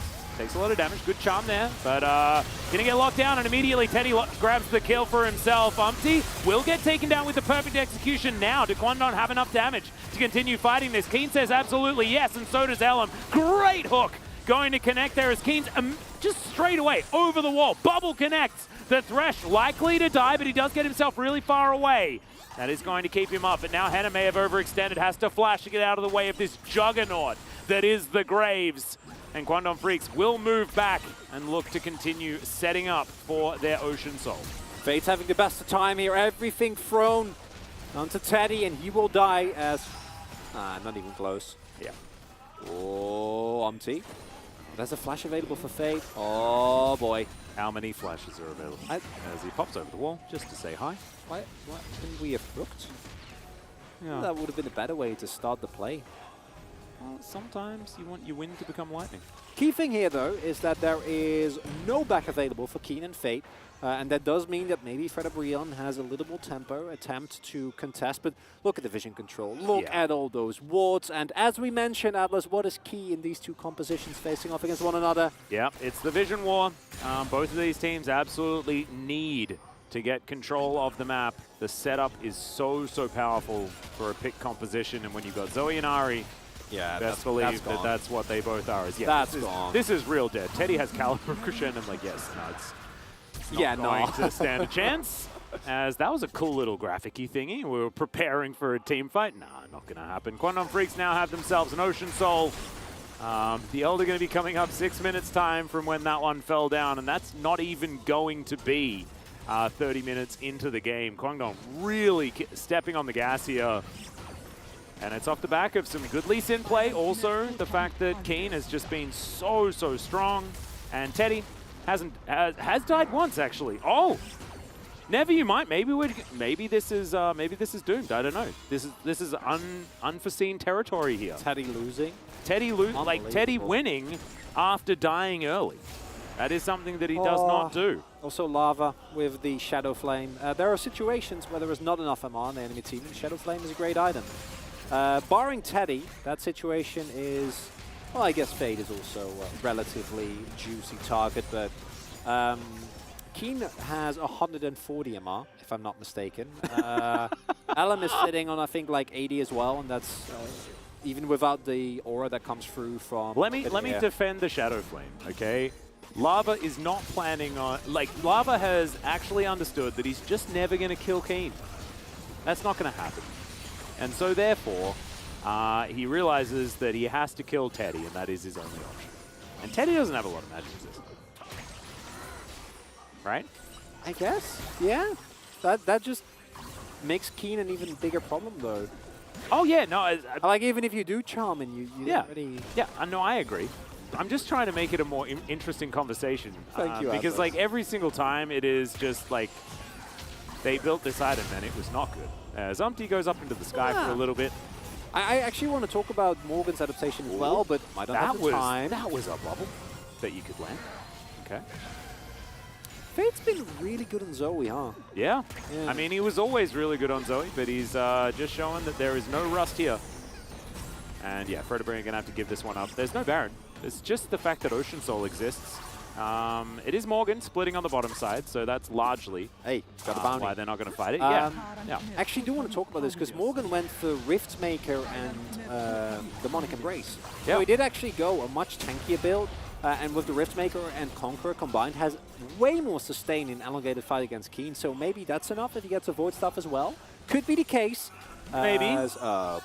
Whether it's going to be relevant is the real question here. As Umpty, don't know whether he's going to be able to steal this one away. His collateral damage says goodbye to multiple members of Fredabreon. Keen continuing. Oh man, these bubbles. This is the value of Zoe. If you do manage to land all of these skill shots, she's just so just good. Hit everything. Yeah, just maybe hit every ability ever, and then block the Super Mega Death Rocket, and then get a Baron. Like. Duh. No counterplay. Literally no counterplay. He don't miss. Fate just keeps hitting him. Oh, man. Who would have thought that Fate was a really good player? We did! Why weren't they winning before this? One does wonder, Atlas. One does wonder. Well, if you're a Fred O'Brien fan, you know what you say when you look at this game? Puh. They're only 4K caught behind and we're getting up in an Elder Flip. That's the comfort zone, Atlas! Oh no! Yeah. Yeah, well, let's see whether Kwangdong Freaks have the game plan in mind. What I'm thinking is maybe don't flip. But do you know what Kwangdong are probably thinking? Anyone got a coin? Anyone? Olbeck Anyone? No? That's 500 won. Just want a coin. That's one of the bigger coins. Okay, yeah. I'm worried. I'm worried that we might have some flippiness on our hands. Also, ㅅ is going to get tagged there by the Sonic Wave. He's trying to take the Lantern, but there is a ward on top of it. Oito is just going to get blown up, as meanwhile on the side, it's going to be Keen turning up here. Fate as well at full health. Teddy also, but he can't get into the fight. And now Morgan's trying to find it. He locks down the Zoe, goes golden as well. And now it's Keen and Teddy and Ellum, and they are against the world as Fred at Prion trying to get themselves out. Lava extraordinarily low. It's a safeguard from Ellum, goes down. Teddy finds himself a Q. And ㅅ, yep, he doesn't have the ult. He is real dead. Teleport out from Lava will keep him alive.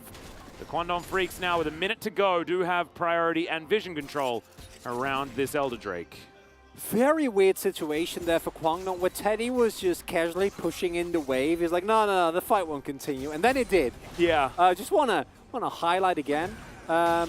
As the bubble doesn't hit crucially on ㅅ, they go in really aggressively, but as mentioned, the moment your aftershock time's out, as Nautilus, you're made of paper. So he gets taken down, and then Keen, Fate, and Ellen are doing their best. But Morgan. Morgan playing really, really well here on the Akali. And that's also one of the reasons why Teddy can't just walk in, right? He needs to make sure that he doesn't die.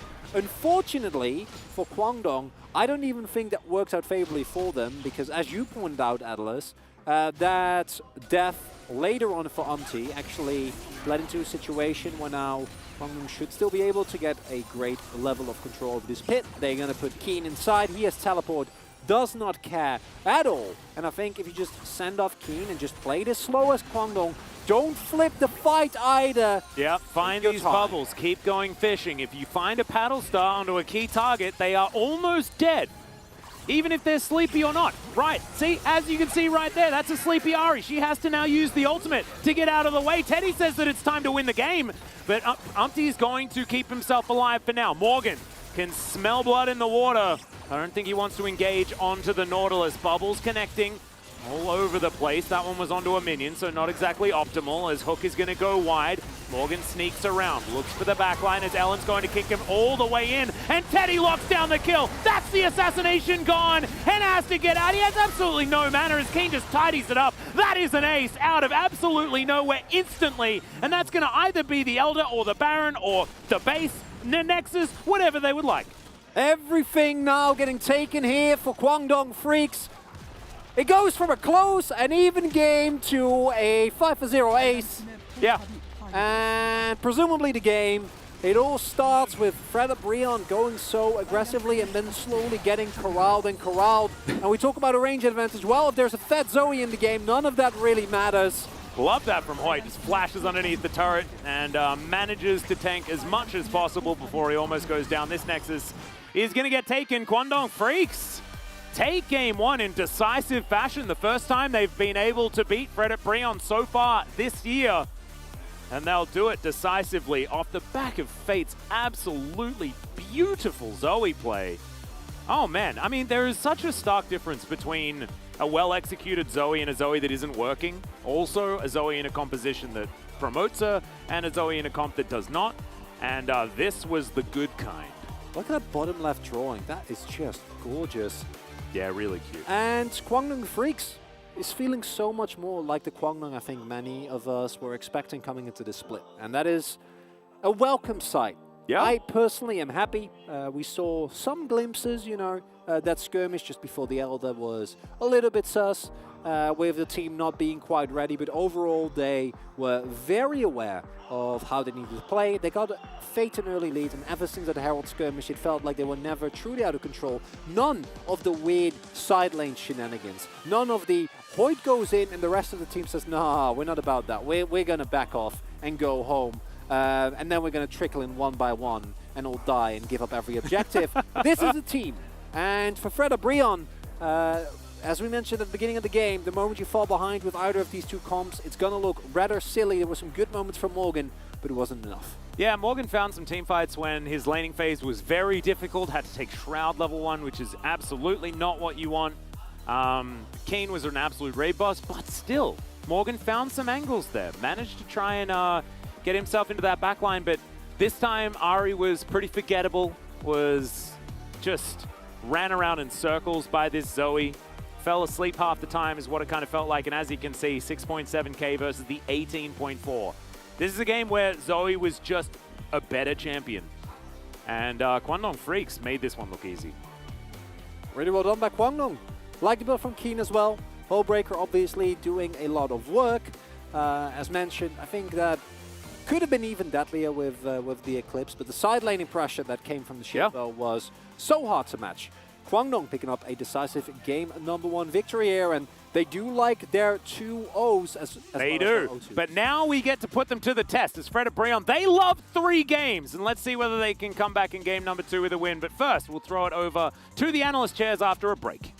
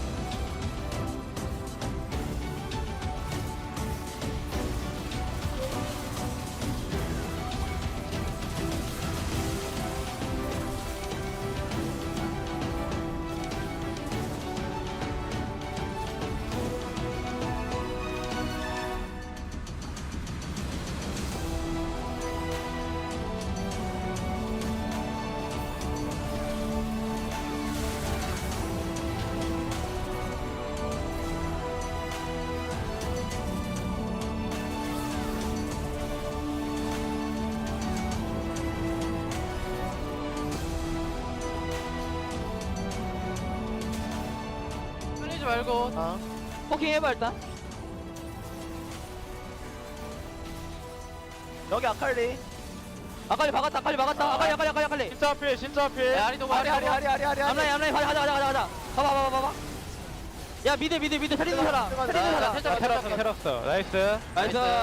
미드 뛰자. 네 맞아. 끝난 거 같은데? 끝났어. Who are these players? Where is Pyoshik? In these troubling times, there is one man that can show you the way. I've been a fan of Korean esports for 10 years. It's the Chronicler with a 1 instead of an I Challenges League co-stream on Twitch. Get to know all of the new faces you've been seeing in the LCK. Critics are saying, I wasn't really familiar with any of these Challenger players, but then I found Chronicler's Challengers stream, and now I'm a big fan. this is it, the greatest Twitch stream ever created. Yeah, it's okay. It's good. Hardened by ice and steel. One man, forged by flame and by blood. Heir to the mystic fire. This hero of old, our warrior poet. Do you have what it takes to watch this man? Let us rejoice in glory. Watch Chronicler on Twitch today. Maybe get me a little bit of the soup. Quality is bitch sometimes, but otherwise very much enjoy the content. Good stuff.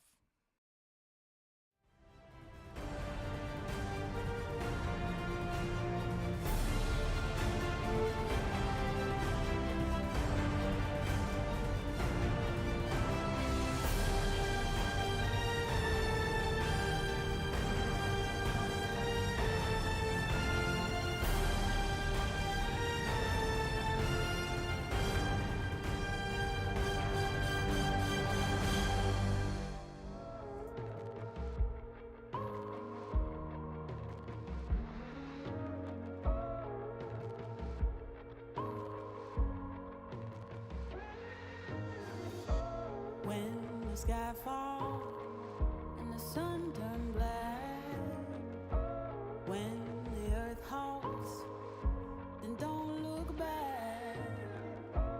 Hold me closer, can you feel my heart?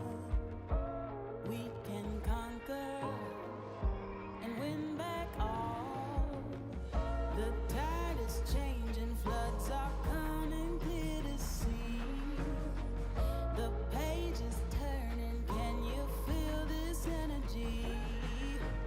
Light breaks through the darkness, they are fires in the night. Nothing can break us when we rise. We run on the edge and across the flames. The world we knew is not the same. Feel your soul, feel your desire. We walk through the fire. Leave this place and watch it burn. Let the king and queen return. See the sun so bright and high. We walk through the fire.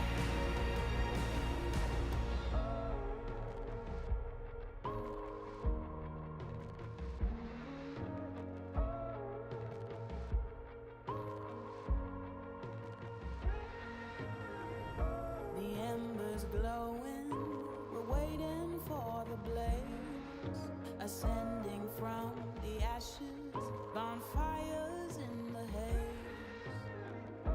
Standing tall now, your feet are on the ground. You fought your demons, nothing breaks you down. The tide is changing, floods are coming clear to see. The page is turning, can you feel this energy? Light breaks through the darkness, they are fires in the night.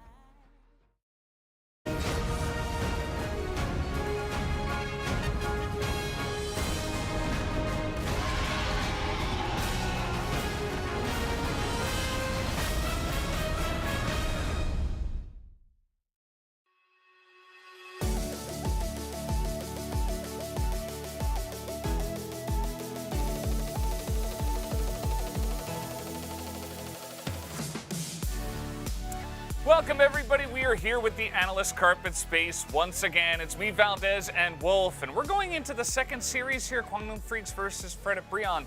And this is not exactly the first game that we had. I think it all starts with the draft, Wolf. We were kind of on the side of Kwangdong here. Yeah, we definitely were. There were some choices that were made in this draft that I really didn't like.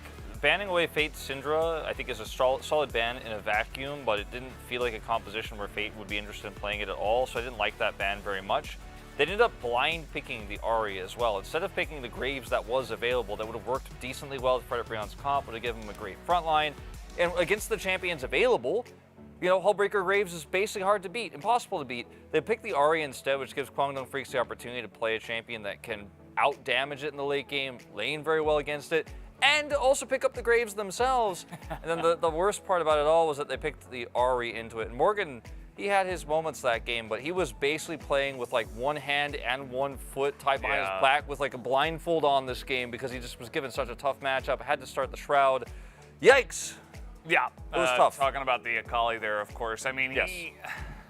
he wasn't really able to do anything in lane. And, you know, in terms of, you know, what they were saying during the broadcast, which was if one of these teams gets ahead, they're going to have a great time. Like, I still think that's pretty true, but on paper, it's very hard to see Kwangdong Freaks, or rather ㅅ Brion, getting ahead easily with this kind of draft, especially when you leave yourself open in mid lane and then you give away the best blind pickable top when Tryndamere's also banned, and even Tryndamere's not as good with all of the Hullbreaker and the different builds and stuff. I don't know, it just seemed like a big draft win in the second phase for Kwangdong. Oh, for sure. I mean, the first part of it's fine. You got the Xin Zhao, you have the Thresh with the Jinx. Feels pretty savable from here, right? But even if they had just picked a blind Victor, for example, ㅅ Brion, you know, at least you have the scaling to fall back on, right? But Ahri is more pick-based, and when you don't have any control over the map ever, it's going to be so hard to pull that off. Yeah, I mean, if you go and dive the Aphelios, you know, generally you don't have a good time, but if you get enough dive and you take him out really, really fast, then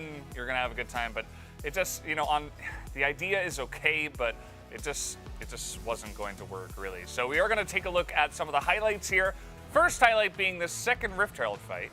Yeah, this is a really scrappy fight that looked like maybe ㅅ Brion could actually turn and take, but Hoyt just kind of shuts it all down with one single stopwatch. And when you get a charm onto any target, it feels like you've got to press the go button, especially with a composition like this. But stopwatch just puts a huge wrench in all of those gears. Hoyt is right where he wants to be. He's preventing any other targets from getting charmed while also being able to initiate the fight himself if they don't go for him.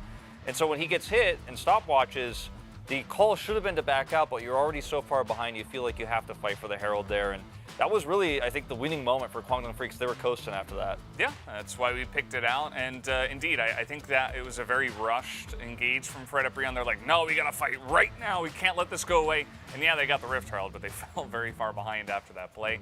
We're going to take a look at the second highlight, which is the final fight of the game, and just kind of highlight a little bit of how Kwangdong Freaks will feel when they do get ahead. This is not the fight where Morgan is able to pop off, right? The fight previous to this, he almost was able to save the game or at least delay it a little bit further, but this was a situation where we just grabbed this highlight because we were like, this is, I think, just going to showcase the state of the game at the end, where ㅅ Brion had no agency, they had no power, they had no control over the map, and at the end of that fight, or the beginning of that final fight, like, they're on the wrong side of the map because they're trying so hard to find a flank angle, they're suddenly like almost in the base of the Kwangdong Freaks. So ㅅ Brion just rocking a hard place, to use one of our favorite things here at the LCK.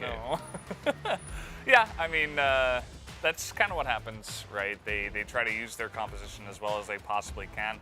But we've seen this before from ㅅ Brion as well, where, you know, they're great at kingslaying. They can play really well against some of the better teams. And it felt like this season that they've been better about playing good against some of the lower base teams. But I don't know, this kind of gave me feelings of, you know, especially that super confident, like, insta Ahri lock, and I'm like, guys, Kwangdong Freaks, yeah, they might be on the bottom, but they're still an LCK team. They're still good. Exactly. This is something that I think Chronicler always really points out very well, is that if you play like this against, you know, some lower tier teams, sometimes it gets you the win, but Kwangdong Freaks look better and better as of late, and just picking the Ahri like this almost felt like it was a lava statement. They made it about him rather than about what would have been a stronger draft.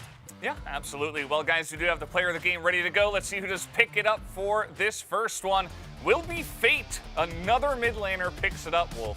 Yeah, it's been 3 for 3 tonight, but it has been 3 for 3 hard carries of all 3 winning teams so far tonight here at the LCK. Fate, he hit sleeps extremely well. He was able to chunk down Umpty repeatedly in this game. Like, Umpty was never able to engage past the 25-minute mark without 1/3 of his health being taken away, at least sometimes 2/3 of his health when we got to the very, very later stages. Like, notice how many times Umpty in particular gets caught, and it's because he's the one who has to initiate for this composition. If he's not going to get on top of somebody, if he's not getting near Teddy or the Zoe, then they can't do anything. The Akali can't be the one to start the fight because Graves just blocks her out. She's too fragile with the build she chose. So, like, every time Umpty is at the front line, Fate pushes him back and says, oh, now your tank is now at 1/3 health. You can't play the game. Yeah, I think they made a great point as... Media, come on, what's going on today? Media, really? Really? I don't even know what to say. Anyway, I think they made a great point on the cast. There's nothing else to say. I think they made a great point on the cast where it was like, Just build a bunch of MR on Graves and you're basically unkillable because nobody can split side lane against you except Ari or Akali, and you're getting so much value against those two solo laners. Anyway, guys, we've had enough over here. We'll throw it over to Atlas and Chronicler for game number 2. Media! We've had enough too. Now let's throw it back to the carpet space. No, we're not allowed to do that. Unfortunately, we do not have the technology. We do have the technology, though, to get into game number 2 and try our very best to ignore media not watching the game, which is about the only real explanation. That dastardly media strikes again, denying us a 13 out of 13. Oh, Fate was so good. As you can see, Morgan is going to retain his spot on the main roster here. No Sword going to be coming in this time around. Let's see whether Fred can turn it around here in this particular game. Of course, they will now have access to the blue side, and Morgan's pretty good at winning on the blue side as they do come back in and then often get side selection because in game number 1 they've lost, and then blue side is collected by them. Let's see what Edgar has in store here as far as the blue side draft for Fred that has historically been quite good. That's why there are so many games that go to 3. You know what I'm asking for if you go down 0-1 and you're a low bottom tier team. Just play something simple. Lock me those Camille Gallios, completely fine. Give me the tanks, or at least something that kind of plays itself. Back to basics is always a safe bet when you are looking to not truly be on point in terms of execution, which is how that first game felt to me, as Keen says. Yes, very good. Yes. I accept that. And it's interesting how the Graves that had been slowly dropping in prio a little bit with the Tryndamere kind of figuring it out, at least for a short while, just be completely revitalized by the fact that now with Hullbreaker, he actually is unkillable, and any non-Hullbreaker top just looks at him and is like, well, I guess I just lose. So, whoa. Okay, so we're just target banning all the champions. I mean, it's 5 wins in a row on the Nautilus for Hoyt, so now we will get to see one of the other champions that he allegedly has prepared for us. Quantum Freaks will ban away the Zeri, of course, very popular first pick. Twisted Fate and Rise probably the other two that want to leave, but Caitlyn is going to take the higher priority position. Only one of the Twisted Fate or Rise will be possible to be taken away here. TF actually banned on the blue side, so that means that it's a free Rise ban if Quantum Freaks want it. But that means Corki is left available, and Fred are a team that don't really care whether other teams have figured out the Corki. It's Lava, and he is so good at the champion. I think that there won't be an opportunity for Fred to actually lock it in. I think it's going to be a Rise first pick if Kwang don't ban it here. True. Because, okay, it does get banned. So that, hopefully, if we see an Aphelios first pick here, please do not do that. Rakan first pick. Because Hoyt was actually the premier Rakan player. This is what I was waiting for. Yep, I don't mind the karma. But I do think that having Engage in your bottom lane is something that's important for some of our lower tier teams that need more than one way to engage. But this is Lava. That is true, Gallia. No, I mean, this is karma. No. Don't even Abort. Don't say things like that. No. I don't want to die to Atlas. I don't think anyone does. Yeah, it's just gonna be. It's gonna be Aphelios Kench into Karma Jhin, and Quantum Freaks will handshake it, I guess. They'll pick a good jungler here, so they can go for Xin Zhao, they can go for Lee. Personally, wouldn't mind. I think Xin Zhao is a little stronger, but the Lee's I think does very well with things like the LeBlanc, like the Syndra, if you want to pick that up secondly, and.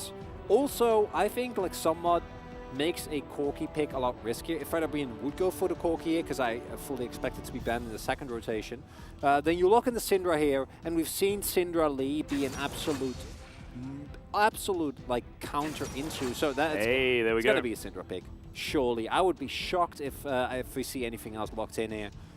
There will still be plenty of opportunity to counterpick a support. No. I don't mind the support locked in. I actually feel like there are a lot of options into the Corki that Fate could take, so I don't think you need to be too worried about it. It's about the play. It's about how Quantum Freaks actually play around this, because so far, Fred have ultra comfort. this is already a pushing bottom lane, scaling mid lane with a player who is very, very good at the Corki. The Syndra ban does have to come in, but I think that Fate does have options. The upside, of course, of this Leona is that Hoyt still is on an engaged support, which has been the main way that the Kwanglen has been stringing together these wins. I just don't love it into the Karma lanes, but if Teddy is on point of his weapon management, I think that he should be able to at least moderately match the shove that's going to come through here. And the upside, of course, is that with the Corki locked in, that even if you do get the shove here with Hannah and the Light on the Jhin and Karma, that actually punishing the way we've seen with a lot of other picks like Lissandra, like a LeBlanc, Galio, so many of them, right? It's not really going to be a possibility. So that is definitely going to be a big win, as this is a nice hidden pick here. Could be picked into the Corki, as we of course see Fate on the camera, but could also be flexed over to Keen. I do love me a good R5 counter pick for Keen though. Yeah, I do too, but we might still be able to see it, right? I mean, I don't think that Corki is going to punish Akali that much. As Renekton picked up for Morgan. I love it. We'll see whether it's one of the AP junglers that Umpty does like, but they don't have to, because of course they already have so much magic damage coming through from the Corki, so Viego will come in instead. Bit of layering of CC, Keen going for a little bit more team fight potentially with the Gnar pickup, and something that does deal with the Renekton quite well. I like the Gnar a lot. I think that Gnar, as we've talked about many times in the past, suffers greatly when it is his task to initiate, which in this comp not going to be the case at all. That's all going to be on Hoyt. And the combination of a Solar Flare with an engagement, maybe a Gravitum setup from Teddy as well, should be more than enough. Fredabrean comps, it honestly, it plays itself. You have 4 elements that are just there to hold on and push and try and pressure for dear life. This is a Hodor. This is a Hodor for Corki. Yes. You know, you just need to just try and hold the door, just so that Corki can get his rockets through. Maybe some curtains can be called as well, and that they can also get through. And then it's pretty much, yeah, you're playing what is like that the baseball practice range thing where they just shoot balls at you over and over again. That's basically what it's going to feel like. Because that picture of Teddy was orange. Side by side, a picture of a poorly drawn clown. I really like the contrast. There's a dichotomy there. Yeah, it's the duality of man. As the Fredabrean comp, as mentioned, I do think that Morgan might suffer in the top side if Umpty doesn't pay that much attention there, even with the Renekton. I think Keen is an expert of that matchup, specifically with the Gnar. And obviously in mid lane, you are going to be very, very safe, but outside of the early game, I think that post 6 you will have to concede some prio to respect the all-in potential that Fate does have. But overall, Kwanglen Freaks playing, I think, a very similar comp. Big difference is that this time around you don't have a Zoe to fish, but it's aggressive. Yeah. It has decent scaling, but it's mostly about that early to mid game. Try and get leads, and then if any of these carries snowball, it's a hard game for Fredabreon. Certainly does. If they can play around the Gnar very well on Keen, then could certainly be a very tough one for Fredabreon. But I think this time around, Fredabreon have exactly what their style of League of Legends wants, and that is Corki. Because Corki does good when clock get big. I'm paid to speak English. Sometimes. I thought you spoke Australian. Oh, sorry, yes. Yeah. Well, that's fine. I struggle. I mix it up. I struggle at times as well. Yeah. Speaking Australian or English? Yes. Yeah, good. All right. Well, here we are. Let's see whether Quantum Freaks are going to be able to surprise us on the bottom side of the map, or if it is going to be Henna and Delight with that shove. They should be able to collect it, and this lane often very comfortable for the side with the Jhin Karma.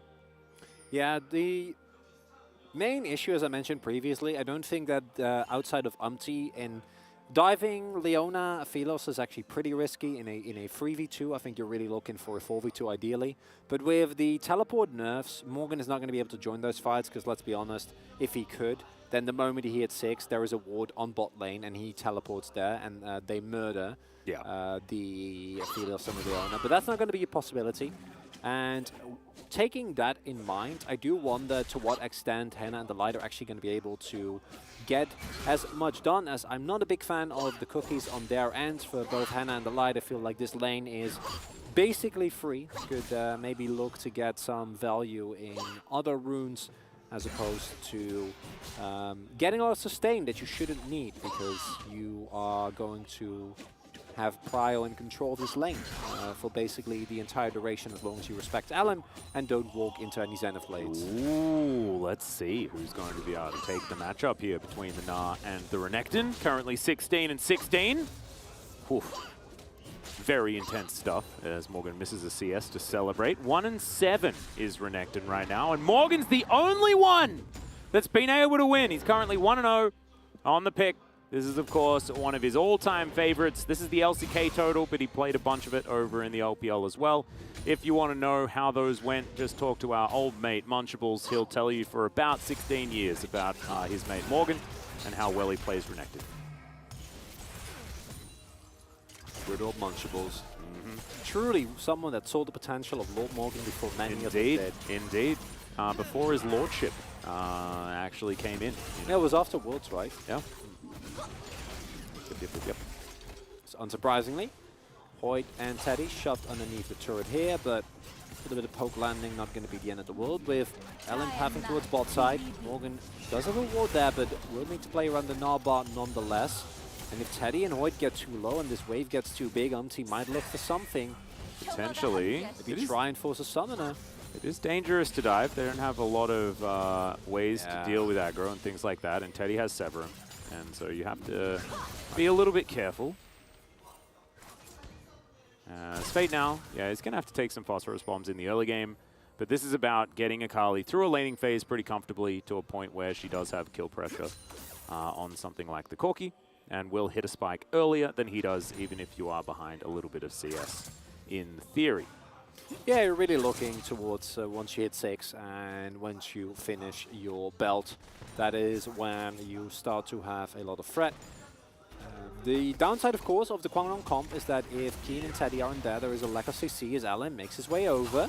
Yeah, trying to stand out of vision here, as you can see. Hoyt's going to miss the Zenith Blade, though. Umpty here for the counter gank. Really nice positioning. Teddy also quite low, does have that lifesteal advantage as he pops the Q to try and get a little bit more of that health back. But as you can see, Umpty was just here for counter gank, just to try and allow Fred Brion to push with impunity.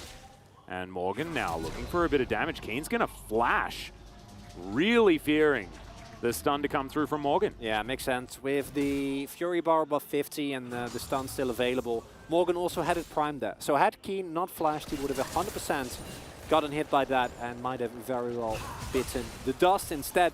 We'll have to use his flash, which is going to make any subsequent possible skirmish post 6 with the Gnar a little bit less scary. That is a window that you want to make use of. Oh, if Umti decides to have a visit the top lane. Yep. First Drake going to be the Infernal, so possibility of a Cloud Soul still there for those Cloud Soul enthusiasts out there. Can't just be me. I'm sure there are others. As, there are legions. Legions of Cloud Soul enjoyers? Yes, surely. I hope so. I'll have to start a Discord. Cloud Soul Enjoyers Discord. Unless it's only a few of us, in which case maybe it can just be like a... Just pretend it's more.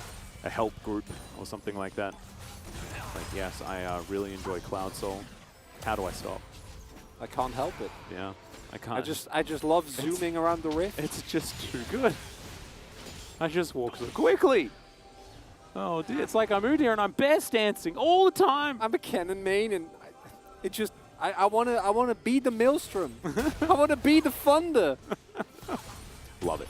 Yeah. Oh, plate's going down here on the bottom side of the map. Quantum Freaks. This is probably what they expected, but Umpty, he's going to be taking this Drake. Not a lot of answer here, as Keen is going to hit Mega Gnar and also hit level 6, so does have an R button to press. And Morgan hasn't been able to punish the flash being down just yet. Umpty as well, not heading up towards the top lane or anything like that, because he's busy with dragons. Bit of a hero. Likes to slay dragons and things like that. 9 CS the advantage here for Lava in the mid lane. His Corki has been one of the better ones as far as being able to lane better on this Corki, just because he is just a great Corki player, has been forever. But still, I think that what we were saying before is still relevant. Oh, Morgan using forbidden technologies. Ooh. Freezing and pulling and freezing a wave. Oh my goodness. In my LCK? Has he been having conversations with Summit from the LCS? Spade over here trying to get some damage down onto lava. I heard that Summit's been freezing. That's what I heard. He's still picking Gnar and Aatrox, so I think it's absolutely fine. He was. Oh, I don't mind either of those. He was a good Aatrox and a good Gnar. Still is. Mm-hmm. The king of the sinners. Okay, Teddy and Hoyt trying to get some damage back. Umpty just going to move on in here, though, as Delight going to tether up Hoyt. That is 2 free flashes here for the bot lane of Fred Breon. They'll take it as Umpty moves on over. Doesn't even need to invest anything. Just walks on in there. 2 summoner spells, easy as you like. That's going to make any subsequent fight even better for Fred Breon. This is feeling very Fred Breon so far. It is. You're a Quantum Freaks fan. This is, it's time to get a little bit worried. Yeah, but we also haven't actually seen a single fight. And I got to see one fight before I can really feel safe. Because the Kwangdong comp in skirmishes is pretty ludicrous in their ability to assassinate individual targets. And if they can find multi-man stuns or Fidios ultimates, then they are very, very strong. As Umpty, yeah, that is the good old Valkyrie to answer the flash from LM. That was an optimistic play there from the Quantum Freaks jungler. That's not good. No. They do have vision here of the fact that the Rift Herald's going down, but now without a flash, LM probably not feeling too comfy. Wave also in a decent spot there for Morgan, who just cues it. Clears that one out. There's no way. I mean, they can still contest. They have the power. Don't have flash, but keen as a Gnar. Yeah, Gnar is in a great position right now. Level 8 for the Akali as well as they dive on top of LM. Let's see whether the Shroud is going to be enough to keep Fate alive. The Wallop not going to connect though, and that is 2 very easy kills. As Umpty slinking in. He's managed to get that first claim. And now Morgan finds the stun that he was looking for before. As Kane finds a nice double wallop, but I mean, that's consolation prize at best. And even Henna finding a curtain call here towards the bottom side. Teddy taking a lot of damage. Hoyt's gonna have to help him out here. That last bullet would have killed him. Oh, it does anyway! Oh no, the captive audience, and Henna gets it. Kwangdong Freaks falling apart at the seams. Disaster for Kwangdong all across the map. LM, round 2, I guess. Okay. Well, he's gonna go for it. I guess. Let's see whether another Q comes in. Oh, that was close. No cigar. Isn't gonna throw away his life for it, but still, this is a 3,000 gold lead for a Corki team. And yes, it's got a Renekton on it, but who cares? I mean, it's just that guy on a helicopter in the mid lane. That's the late game, and you're very happy about him doing well. Yeah. I don't know about that one. I think that you can fight that fight, right? A 3v3 against a team with Corki is okay, but LM, the steal is not the important thing here. And the moment that he gets stunned, of course, because he has no flash and they know this, it is immediately end the story. And with LM going down, Umpty actually has access to one of the biggest counters to Akali in the league. So then, yeah. No, but like, and then has the Akali afterwards. Well, yeah, I mean, that doesn't matter because at that point they've already won. And then, man, this is Teddy also not trying to sneak it out. Oh God, because of the fact that he thinks it's Leona. What? What? What was that? I'm not entirely sure. And it was just minion damage plus captive audience. And Teddy, had he sidestepped a single one and then walked with Leona, would have been fine. Thought that he could be safe. You only need to place Leona in between you and the bullets. You don't need to worry about how close you are. But sometimes you just want to give your support a hug. And that's what Teddy did. He's only 10 CS behind, but honestly, that first fight going so poorly and a kill on the bottom side at the same time. And the first Drake and the Herald. Like, this is everything coming up for Breon. Unfortunately for them, unable to get a Cloud Soul because the Cloud Drake just came alive. Don't start with me, Atlas. I'm very upset. Having a sleep now, as you could see, looking majestic in the pit. Oh, gonna wake up as Delight comes over. You look fantastic there, Mr. Cloud Drake.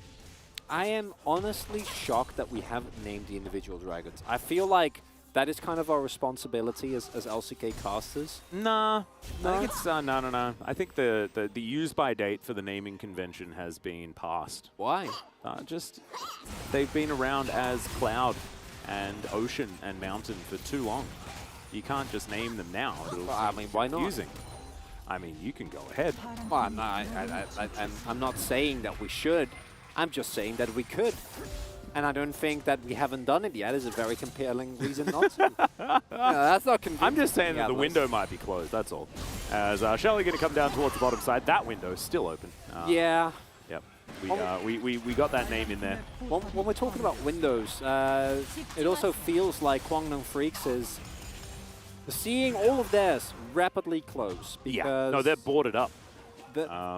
Yeah, there's just not a single fight has actually worked out for them. And had they gotten that Rift Herald fight, had that worked out, then I would feel a little bit different about this game. And there are still elements of it. Obviously, Teddy is always going to be fed. But there is also, as you have pointed out repeatedly, there is Corki. And when Corki exists, the rest of the scaling in the games kind of feels somewhat irrelevant.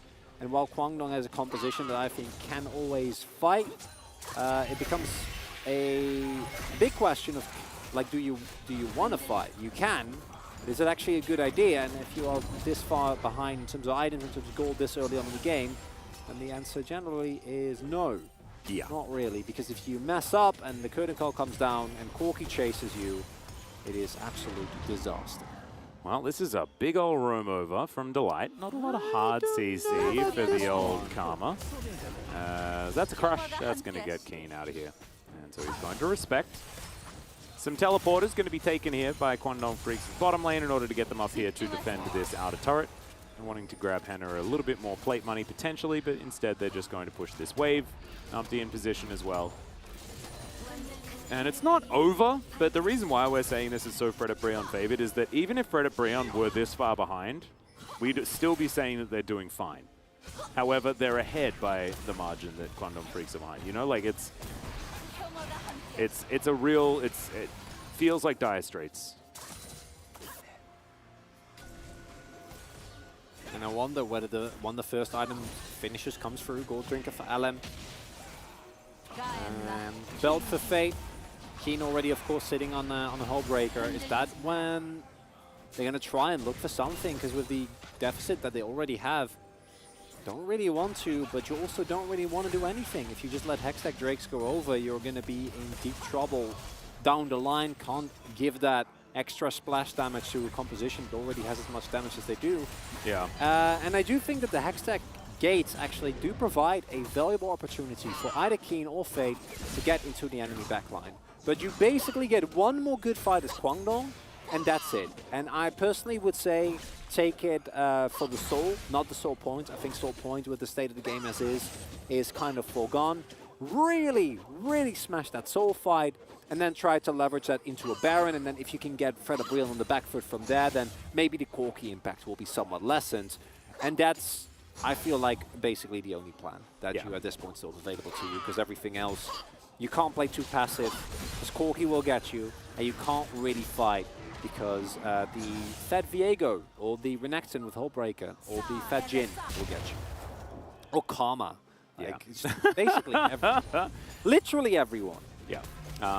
To use one of our favorite terms that the analyst chair's already put together for us, it's the rock and or hard place situation. No. And where you are in relation to those two objects. I said this to Valdez yesterday as well. Yeah. But we've reached full LCK where the meta comments about a specific joke are made more than the actual joke. Yeah, no, it's fantastic. As Alan going to look for Morgan here, does press the ultimate button. He's going to take a lot of damage as he does fall down. They trade it for a turret on the top side, and Teddy takes a lot there from the rocket, but that is a successful pick. And now they can potentially move back towards some vision control around the Drake as Fate takes away some popcorn chickens, doesn't want to take the whole leg. And Henna did manage to get the turret on the top side, so it's not like the gold changes really at all. Yeah. When we look at the ultimates used, though, that's 3 ultimates just to kill Morgan. And that does mean that a subsequent fight here is going to be really, really hard. Needs to be an extremely high impact set of plays to come through from ㅅ. Does have the Sorcerer's Shoes as well as his ultimate, because this play is okay. But as I mentioned, I think using 3 ultimates for this means that you will not be able to fight for soul, or you shouldn't be able to at the very least. Yep. It was a pretty interesting Moonlight Vigil from Teddy as Wallop comes down from Keen. He is in Mega Gnar right now, but he's taking a lot of damage here as Corky looks for the rockets. Not going to get hit by the final one. Because now Shirley pops down. LM thinking about it, but Teddy's on the top side of the map. Looks like they are with you and your plan there, Chronicler, of give away the Hextech Drake. Yeah. And fight for the soul. That one's going to be available. Quantum Freaks have done okay stemming the bleeding. It's not like the gold lead has massively increased. Nice. As they do save the other charge. Zumpty over here. Yeah, you're going to get to work on this one. Knew that was going to happen, as Teddy is just gobbling up as many resources as he can possibly find. That's probably your best angle. Try to get maybe a Bloodthirster on this man, so that on a subsequent fight he can get something done. Oh, King, he is getting dove. Oh dear. But I don't love this. Narvar is in like a decent position as Delight has to flash. Yeah, this is danger. They do manage to get the teleport out from Fate, so no harm, no foul. House gets thrown at the last minion. And Fate looking prestigious, but not really doing too much here on the bottom side of the map now. And you know I'm a big enjoyer of the old Void Staff, but barring the 1v1 against Morgan, and if that's the lane assignment that you want to go for as Kwangdong, then it's fine. But the pickup of a Void Staff second is going to leave you with much less damage than you would otherwise get had you gone for the Shadow Flame, right? We're looking at triple plated steel caps here. Delight going to go for Shirelias as well, so not going to have the Locket Aura. Oh no. And that does mean that Fate goes through Morgan a little bit quicker. Doesn't have to be bothered as much by the Stride, or by the Hullbreaker rather. But at the same time, I do feel like the other targets are a lot more juicy. Renekton isn't really your ideal target. Insider will be a little bit easier, but for Kwangdong, I think side laning into the Corky comp is not really going to get you the result that you're looking for. No, it's quite dangerous. As well, you know, Morgan has a couple of assists to his name, decent CS advantage over Keen as well, given the fact that they did have so much control as Teddy once again caught. Henna's had a great game on this Jhin so far. But honestly, Teddy's, feels like he's having a roughie this time around, as Henna is just very happy to Gale Force forward, play aggressively.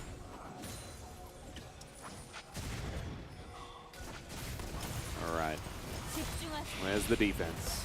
And it takes out the minion wave, but they don't have one. And so some backing away here by Predaprion. Still 3,000 gold, only the lead as we crest the 20-minute mark. But as this game goes further and further forward, Predaprion keep a lead like this, they are just cruising towards a destroyed Kwangdong Freaks Nexus and a game number 3. I think they will have an edge in the late game. I do still feel like, especially late game, a single overstep from Lava can mean certain doom, because the rest of the Predaprion comp doesn't really hold up, I feel like, to what Kwangdong is going to have. If you look at Teddy, right, finding a multi-man ultimate, feel like a Fate getting into the enemy backline unchecked. But that is all contingent on Lava's positioning, and as we mentioned at the top of the day, if there is one player on Predaprion that just pushes leads relentlessly, it is Lava. When he gets fed, generally, he never lets go of that lead. Can you criticize Predaprion for being a little bit conservative and glacial in their playstyle at times? Absolutely. But it is what gets them to certain wins. This is exactly the type of games that Predaprion just says, we have won this already. Yeah. And from this point on, it's just about playing it out as cleanly as possible. I don't want to see any risks. I don't want to see any flips. Just wait for Lava. Play it easier. Oh, you don't want any flips. That would be horrible. I mean, the real problem is that there is a big chance that Predaprion just takes the next Drake, and then we do get an Elder flip after all. And then Kwangdong take that, and then the wild roller coaster of 45-minute Predaprion games will start. Will commence, and we will all just be along for the ride. Indeed. Void Staff now completed for Fate. Puts that one together. We'll see where the Shadow Flame comes in next, because I agree with you. I think it's still okay. Hex Drinker was done by Lava, though, so I kind of value the Void Staff a little bit more for that reason. He is certainly enemy number 1. And yeah, I think a lot of this will come down to Teddy and to see whether or not he's going to be able to get himself back in a bit of form for these last team fights, or these next team fights, I guess, as there might be a lot of them. As the game may just extend for a very long time. Oh, I don't know about that Lava. Going for Death Stance second, and while the survivability is very, very valuable, I think that, especially with the Karma that you have, I don't know if you need this much safety. Does make a really big difference in the amount of damage that you're going to be able to do here on the Corki. Well, cute. Not going to connect there from Ellen. Guangdong, this is the fight that they want to take. A look at the spikes. Teddy has just hit his Lord Dominic's rather. Yeah. Stuff as well. Yeah, and also there's a teleporter that Morgan could have taken, but no, he's just heading towards that bottom wave. Going to be collecting that. Guangdong Freaks have done their homework. Fate is going to move in now. Actually backing, wants to get a teleport with the extra movement speed in order to get towards that backside, I guess, potentially. No, he's instead just going to stay here, so never mind. Curtain Call is going to come in as now LM gets into the pit. Let's see who's going to be able to win this one. As Teddy immediately blows up and into the backline goes Morgan. The Drake has been forgotten, but the Corki is going to get taken down. Morgan, though, he is a gigantic crocodile that will tear you apart. Hextech Soul comes in, and I have a feeling we're going to game 3 here, Chronicler. And Guangdong Freaks just completely disjointed while that was happening, while the fight was started off. Fate was taking the teleporter. He was going on Mr. Hextech's wild ride, blowing past his teammates, watching his AD carry get absolutely demolished. And that's the Hextech Soul going over to Fred and Breon. More gold in the pockets of Umti and Hannah, and yeah, Lava dies. Who cares? Yeah. And this is what you get, and... the drive-by. Oh dear, yeah, and then Fate spends the entire time walking, I guess, to the mid lane. Yep. And I think Fate being it could have easily changed the outcome of this fight. Especially with Keen. Look, is still relatively full. They killed Corki. Yeah. So this is not a fight that was unwinnable by any means, but it was a really big... Yes, he died, but it was still, I think, a great package to come through from Lava, being able to, crucially, get Teddy. And with Teddy dead, the rest of the team was unable to get anything done, especially without their Akali, and now Hextech Soul available.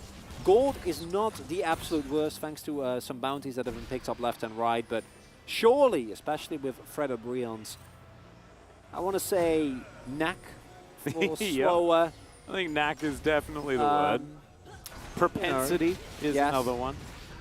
For methodical games. They most definitely should be able to hold on to this lead that they've built for themselves earned, I should say, and have a pretty good time henceforth. As long as they don't flip Baron or Elder, just actually fight, they should be completely fine. Don't flip it and don't walk into a deep flank or an overextension and have, like, I can already see it though, Atlas, like have Fate assassinate your entire backline, or Keen finds a double 3-man stun, and then we get like 40 minutes down the line and we still don't know who's gonna win. Yep. Well, this is certainly an easier play, is to just go for that inner turret. As Keen doesn't have the Naba, but is at least in position for this fight. Fate also over here this time as he goes into the Shroud. In goes Elm looking for the kickback, but Lava, good Valkyrie. Meanwhile, on the backside of the map, Morgan just completely disjointed with his team, and they pick up the Renekton. Does this mean Guangdong Freaks get to go towards Baron? I don't think so. Corki is still alive, and those rockets are going to do a lot of damage. But this is exactly what I was worried about. You need to be respectful. Can't get caught out of position. A lot of crucial summoners getting taken down, but that is another bounty in the goal, in the arms. It's 2,000 gold now, and yes, there is a Hextech Soul. It's a Corki composition, and this is pretty dire for Guangdong Freaks. But that was a good thing. That was a good teleport. It was a really nice attempt, and Keen, only one that has a lead here. Of course, Alan, I think, has been the least visible player here for Guangdong Freaks. And if Keen actually has Maganar here, the game probably ends immediately. If he was if Fred O'Brien was a little bit slower on display, they would have 100% gotten demolished. I actually really like their disengage. Do have to invest 3 flashes here into making sure that that doesn't happen. And Morgan is the I'd say, worthy sacrifice because he kept Teddy busy. As Lava, with that Death Dance. For a situation like this, gonna feel really, really good about that. Well, Stride Breaker and a Force of Nature here for Keen is his decision. Wants to have that extra CC into the back line as, Alum understands that Umpty is right over here as Fate gonna get tagged by one of these autos. Good backflip gets him out of the way as he rocket belts as well. Oh, man. Yeah, so you know what this is gonna mean, right? Oh, shall I find my coin? Fetch the coin, Atlas! Fetch the coin, good sir! As ooh, Fate. He's fetching something in a gray screen. Will get tagged by the curtain call, and Ellen turns up in the nick of time. Oh man! I love Jonas Strong. Yeah, that was a choose your own adventure. I was a bit scared of. As Keen off to the side, no Narbar at all. As he's just wanting to grab this control word, and he does so. As Ellen, you've got to be real careful. Thankfully has Safeguard. The follow-up CC from really long range is quite scary as Fate gets himself over the wall. There's the Solar Flare as Delight going to get backflipped on, and then Fate gets into the Shroud. Now Keen looking to make this one work as well. It's a double kill for the Akali. Oh, maybe this is where the scaling's at as Keen. He has Meganar as well, and the houses are starting to rain down. 1 minute on the Elder Drake, but the Baron is alive. Umpty's also there, so coins, things like that, need to think about. But Guangdong Freaks win another fight. And this is the key thing. As I mentioned earlier, if you get backline access, that core key doesn't matter. Crucially, Lava doesn't have his Ludens finished yet. He's going to make his way over with the package, and this is a risky play for Guangdong. They want all or nothing. Yep, the coins are in for Guangdong as Corky locks down the Leona. It's not over just yet, but he puts the package into the pit. It is going to be secured by Ellen before he goes down, but they grab that kill as well. The Akali's starting to pop up, though, as Teddy presses the Q button. Keen as well, being a great front line. But Fate's out of this fight. Keen has to get himself the heck out of the way. Can he crush over the wall? I think he can actually wait for the cooldown, and he does. Oh! As Guangdong Freaks make it out with a Baron and 3 members alive. But the Elder is available here. Oh, Morgan's not going to be there, but look at these teleport timers. Look at the teleport timers for Keen and Fate. If they can teleport their way over and deny the Elder, that would be amazing. But man, Fate on this Akali, really perfectly done. Immediately gets rid of the Karma and most crucially delays the rest. And without the shielding available, once this comp actually is on the enemy team, it's immediately over and those teleports have been used. Guangdong, you don't even need to go for this. Don't even need to flip it. Just use your Baron buff. Come on. Yep, just try and grab some of the money. It's around this map. Don't do it. As the Elder wakes up, as Fate is going to do it again. However, his team hasn't been instantly engaged on, so this time's not going to get immediately punished. Umpty waiting over to the side. Lavas Ludens. Keep your eye on him. Yeah, exactly right. This is so much damage available. Don't flip. They're flipping it, Atlas. Oh, yeah, this is another flip. Get the other coin is now Keen. Full Naba at the ready. Fate still over to the side. Morgan trying to catch him on that flank means that the Crocodile is not in that front line. As Ellum, he's down to 300 health. He's not going to be getting in here looking for any smites. As you can see, he wants to get over and utilize some of his Omni Vamp and Lifesteal to get some health back. He's going to be able to do so now. You can see over there, getting that work done. You don't need the fastest. You have Baron buff. Just use it. Yeah. Shove. They can't just take this Drake. Ellum in a side lane doesn't actually help. He was actually there trying to get his health back. We're still here. We're river ramming. We're just timing out the Baron. 58 seconds left on that one. And now the Elder started for real here from front. I say for real, it's resetting again. Yep. And Guangdong Freaks, you realize that if the longer you wait here, the more you're playing into their hands. As okay, Lava takes a lot of damage here. That is valuable. Fate trying to get on in here. Good backflip. Gets himself out of the way, but he does suffer half of his health bar. Poke damage is real. Use the Baron buff. Please. Keen up towards the top side. Use the Baron buff. Guangdong Freaks Now they have the aggro of the Drake. They Let could it go. use the Baron buff. It keeps resetting. Lava is going to use his back. Wait. Teddy. No. Mock, no. Now they'll get on the Elder again. Fate over to the side one more time. Morgan at full health. Keen. Yep. Can he find it? Can he find it? In he goes, but he's unable to find the ulti. Doesn't have flash available either as the curtains have been called. Can they get themselves? The Elder Drake is the question. It's Teddy that locks down the jungler, and the dragon hasn't died yet. It's a 1-for-1 in the end, but there's no jungler in here, so the Elder has been picked up. They used their entire Baron for it, but they got what they came here for. It's not a flip if the enemy jungler is dead. We'll take it. I don't know why they did a dragon dance for 2.5 minutes completely. I guess utilizing their Baron buff. Let me introduce you to the River Ram, my friend. That's where we all stand in the river. As it is actually the solar flare. That's going to be the game-deciding ultimate here, as Fate just gets his collateral damage to Henna's ultimate. But it doesn't matter. Umti is gone. I think it goes out to 90 health here, by the way. 78. Yep. If that was in better times, Corki, Rocket, or a Foster. I don't even know what does more damage, Smite or definitely the Smite. Rocket. But, so now they have Elder, so Kwangdong should... Now you should use your Elder Drake to buff up the minions and push lanes. Well, Atlas... Hang on, wait a second. In about, sorry, in about wrong a minute one. and 40, My bad. we get the other. I feel like we're going to just be stuck in an indefinite dance. Yeah, we can Drake to Baron, Drake to Baron, Drake to Baron, and then we can never take structures. That's a cool idea. Well, London Freaks, they're going to look for this inner turret right now, as the Q is going to miss there from Ellen. Just fight.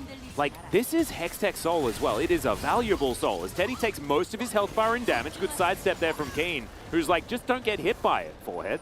That's how he does it. He's still, like, if you tank the turret, it hurts, but you move out of the way of the rockets, you don't die to Corki. That's cool. If only there was a buff that would have allowed you to take these objectives so that you can actually force a team fight without Fred and Breon retreating into their base. Truly riveting stuff. This game is so silly. I'm having such a good time. It's so fun.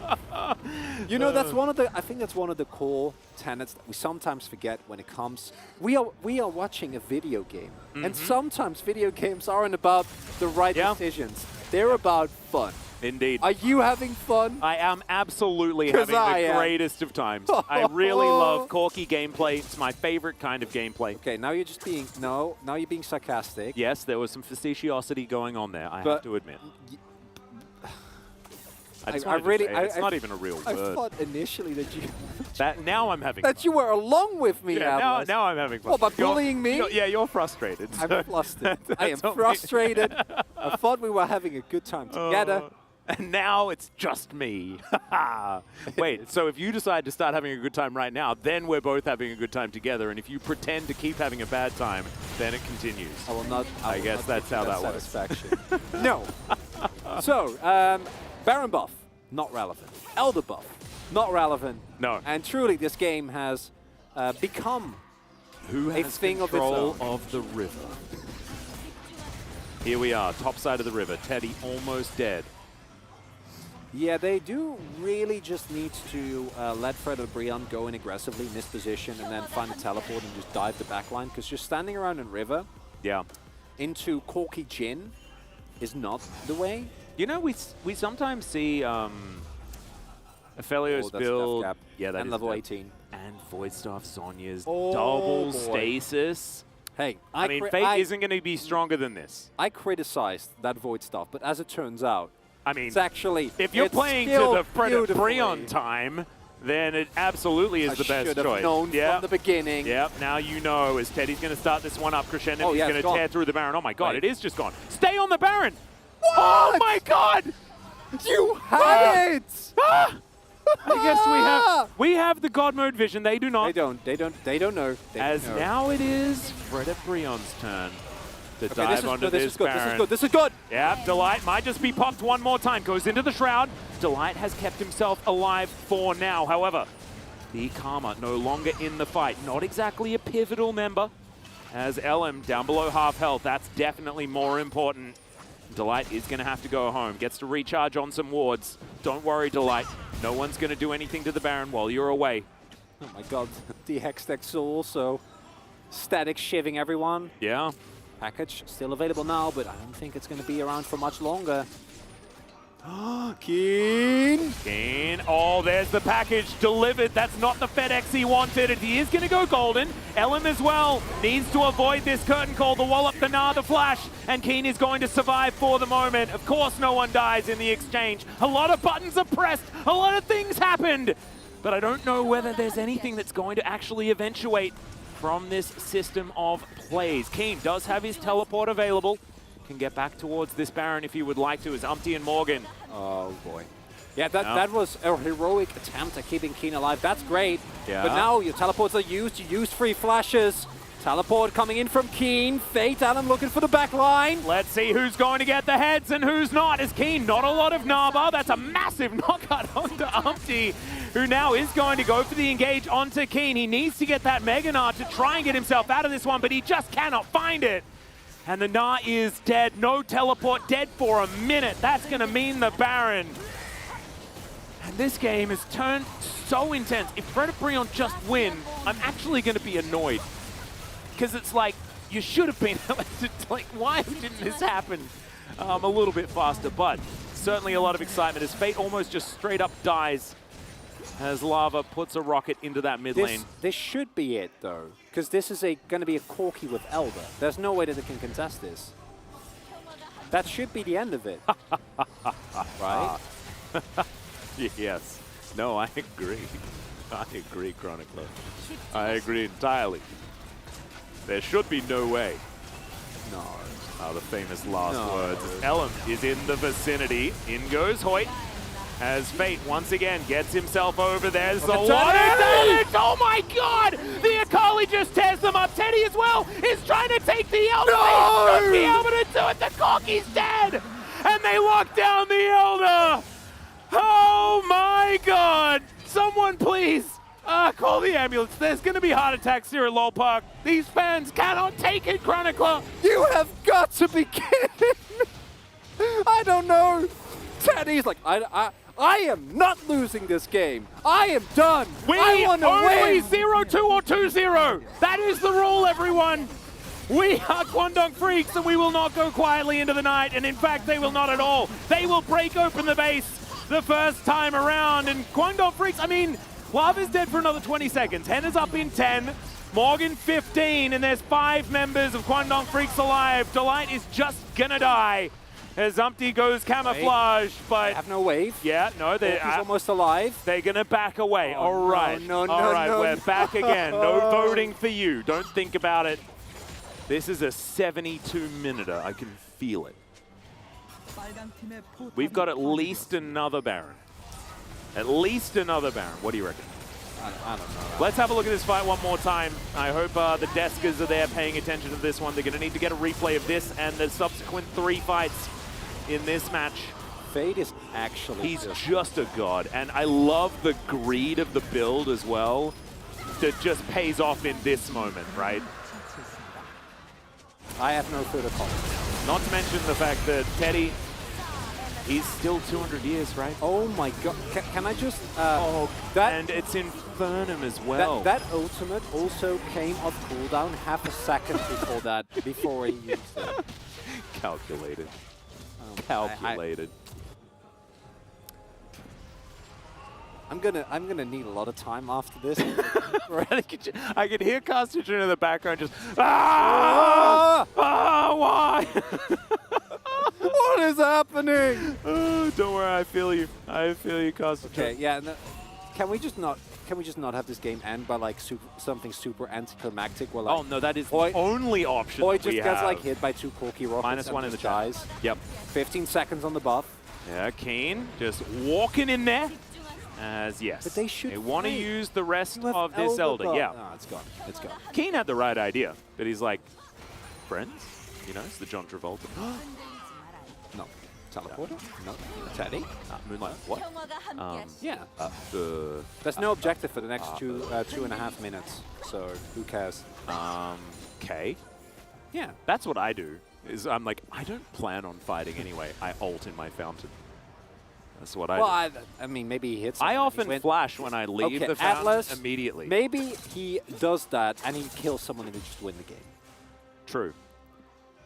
Have you tried at the very beginning of the game, walking to the enemy base, flashing in over their base gate, and then backing as just a show of force? Don't test me, Atlas. A show of dominance? Don't test me, Atlas. I've been a part of a roller coaster that I don't know how to feel about, and I don't want to be pushed further. My friend Tice used to do that push me every single game. He used to do it every game. He'd just run to the enemy base, flash in, and back, and then be late to lane and then still probably win. What was his, what elo was he? He was a pro. And he's still 2010. Yeah. Beautiful. Showing that you don't need He's now a scientist of some kind, I think. Very cool. And he has a dog who is the size of a horse. I mean, this is perfect way to kill the time until the next Baron comes up, so I really appreciate it. No, you're welcome. You're welcome. Sometimes you really got to talk about the really important stuff. Position. Yeah. Going from League Pro to Scientist makes sense. No. He's a real smart guy. Definitely had some strange strategies, but he had a lot of confidence. And I like that. Clearly, it worked out for him in the end. It's okay. Morgan clearing out vision. Fate also. Bit of a check-in on the items. Shadow Flame now completed for the Akali. It's a lot of items. Keen still looking for one more. Yes. Also, he'll find Morgan. It's a whole breaker off. Fate just staying patient. I like it a lot. Oh, this is a trap. Fate. But for who? Yeah, exactly. Who? I mean, Fate is just waiting. He's like, I don't know whether Oh my god, it's going to work, right? Wait, no, Keen just dies. Yeah, I mean, I think Keen dies. I don't know what Fate... I mean, Fate's still here. And Keen's like, please help me! Fate's like, I cannot. Wait, oh my god, he's going to snipe Gorky! Oh my god, it was just... Wait, never mind. He hits a minion, trolled by the minion wave. But they can get Baron, right? They have Aphelios? That's Crescendum. They're walking over a ward. There's vision. Morgan can face check. Yes, he can. Check. He's going to do it anyway. As he gets kicked out, Teddy's in so much trouble. He's flashing forward. He's a madman. Ellum tries to get out. It's a double kill for the Corki, and this is the anticlimactic end you were looking for, but it comes with a triple kill for Lava. As all right, over the wall goes Umpty, looks for Fate. He transformed into a Lee Sin. I got a little bit confused about what Ellum was doing there, but it was Umpty that's taken his form, and Fred Brion in true Fred fashion. At 45 minutes, will finally break open the base. With their Corki composition, they got a 3,000 gold lead at 20 minutes, had the game in the bag, and still kept us on our toes. Oh, okay, never mind. Fate actually getting some work done here. Locks down. Okay, never mind. Oh, my God. You know what? I don't know. I refuse to cast any more than one more game, Chronicler, today. I refuse. Oh, if they got Corki, that might have worked out. If they had vision control, that might have worked out. But they had neither of those things. I'm not even gonna. We have an analyst desk for a reason. I'm done. I'm done with this one. That's it for me. I've used enough words on this game. That was pure entertainment. Truly. Just... I also didn't know who to vote for. I didn't actually know. I don't know if you know. I don't. Maybe it was Umpty. Maybe it was Lava. Maybe it was Morgan. Yeah. Maybe it was all of us. Maybe we were the MVPs. I think. Like I said, if they had just gone in on Morgan and killed him, it might have worked out. If they had gotten to Baron, there's just so many parts to this. So many levels. Yeah, that's a Corki game, clearly. But What actually happened, as you can see right there, is that after 40 minutes, the Fretted Brian passive kicked in and they won the game. And that's all I will say about this. Yep. Yep. No, I'm done. Like I said, like no more words. Not about this series. I will definitely say that big boom boom damages. Big boom boom damages. Good old Corky doing some Corky things. Oh boy. That was a game that we could have had today. In fact, it's not that we could have. We did. Now, short break, then chairs, then game 3. Goodbye.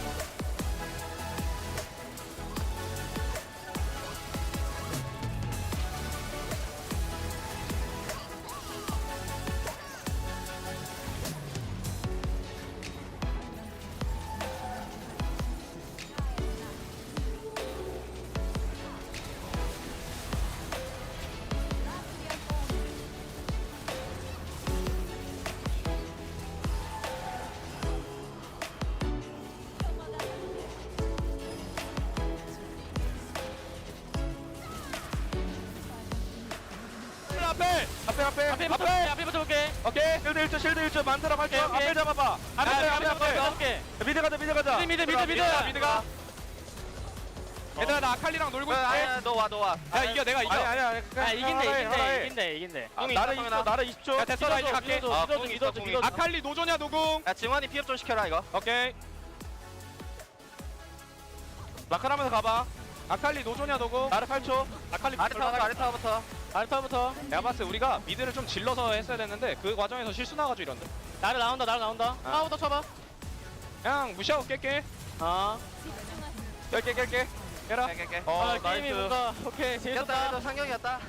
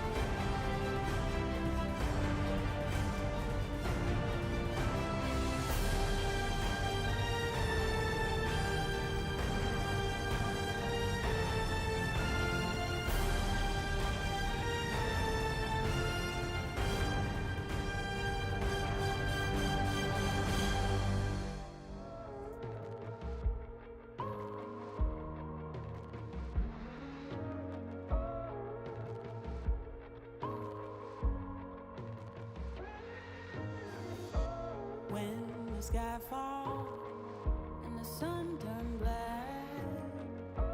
When the earth halts, then don't look back. Hold me closer. Can you feel my heart? We can conquer and win back all. The tide is changing, floods are coming clear to see. The page is turning, can you feel this energy? Light breaks through the darkness, they are fires in the night. Nothing can break us when we rise. We run on the edge and across the flames. The world we knew is not the same. Feel your soul, feel your desire. Walk through the fire. Leave this place and watch it burn. Let the king and queen return. See the sun so bright and high. We walk through the fire.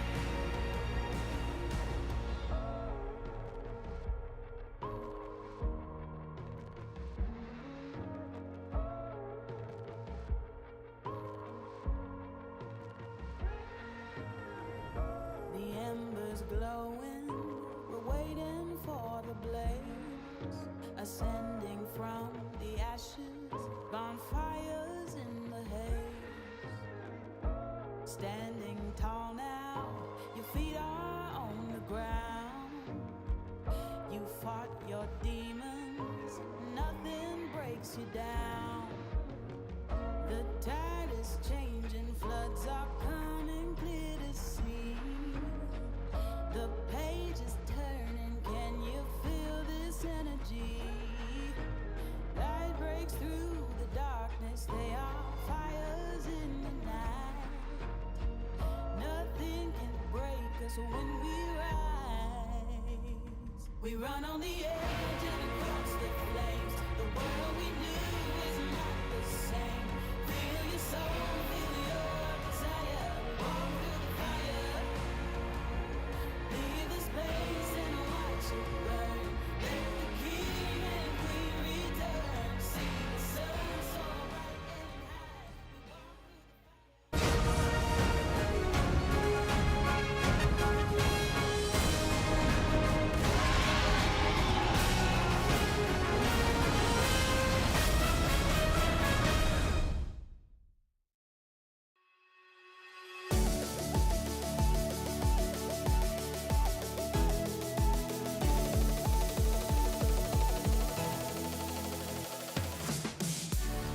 Welcome everybody to the Analyst Carpet Space. That was a very fun game, but here at the Analyst Carpet Space, we have to break down everything that happened, including all of the breakdowns in multiple different parts of this game, Wolf. Yeah, let's start with the draft. Okay, so the Corki was left open in a series like this where neither team is known for the decisive plays, their ability to engage and shut down, long-range poke. Neither team fantastic at it, but in the hands of Lava, who's played it so much this season, Fred Brion drafted a composition that has a good front line for it. The Renekton pick here in the end was great for Morgan. And some things went very awry for Kwangdong Freaks in the early game before we even got to the Corki 2-item spike and some of those late game team fights. Yeah, I mean, to be honest, I saw this and I said, Fred and Brion have a draft kingdom in this one. I mean, you drafted a losing bottom lane, you drafted a Kali into Corki when LeBlanc was open. You got gifted the Renekton pick by Morgan, thankfully. Then he went Hullbreaker, which was actually pretty smart, which I was calling for when they picked it. I was like, okay, it's like a frontline tank. And then he picked Gnar. So, don't know what that draft was from Kwangdong Freaks. I'm very unhappy with it, Wolf. Yeah, it was a draft where you're trying to have Teddy carry, but let's move on to the highlights. We've got a lot to get through in the highlights. Yeah.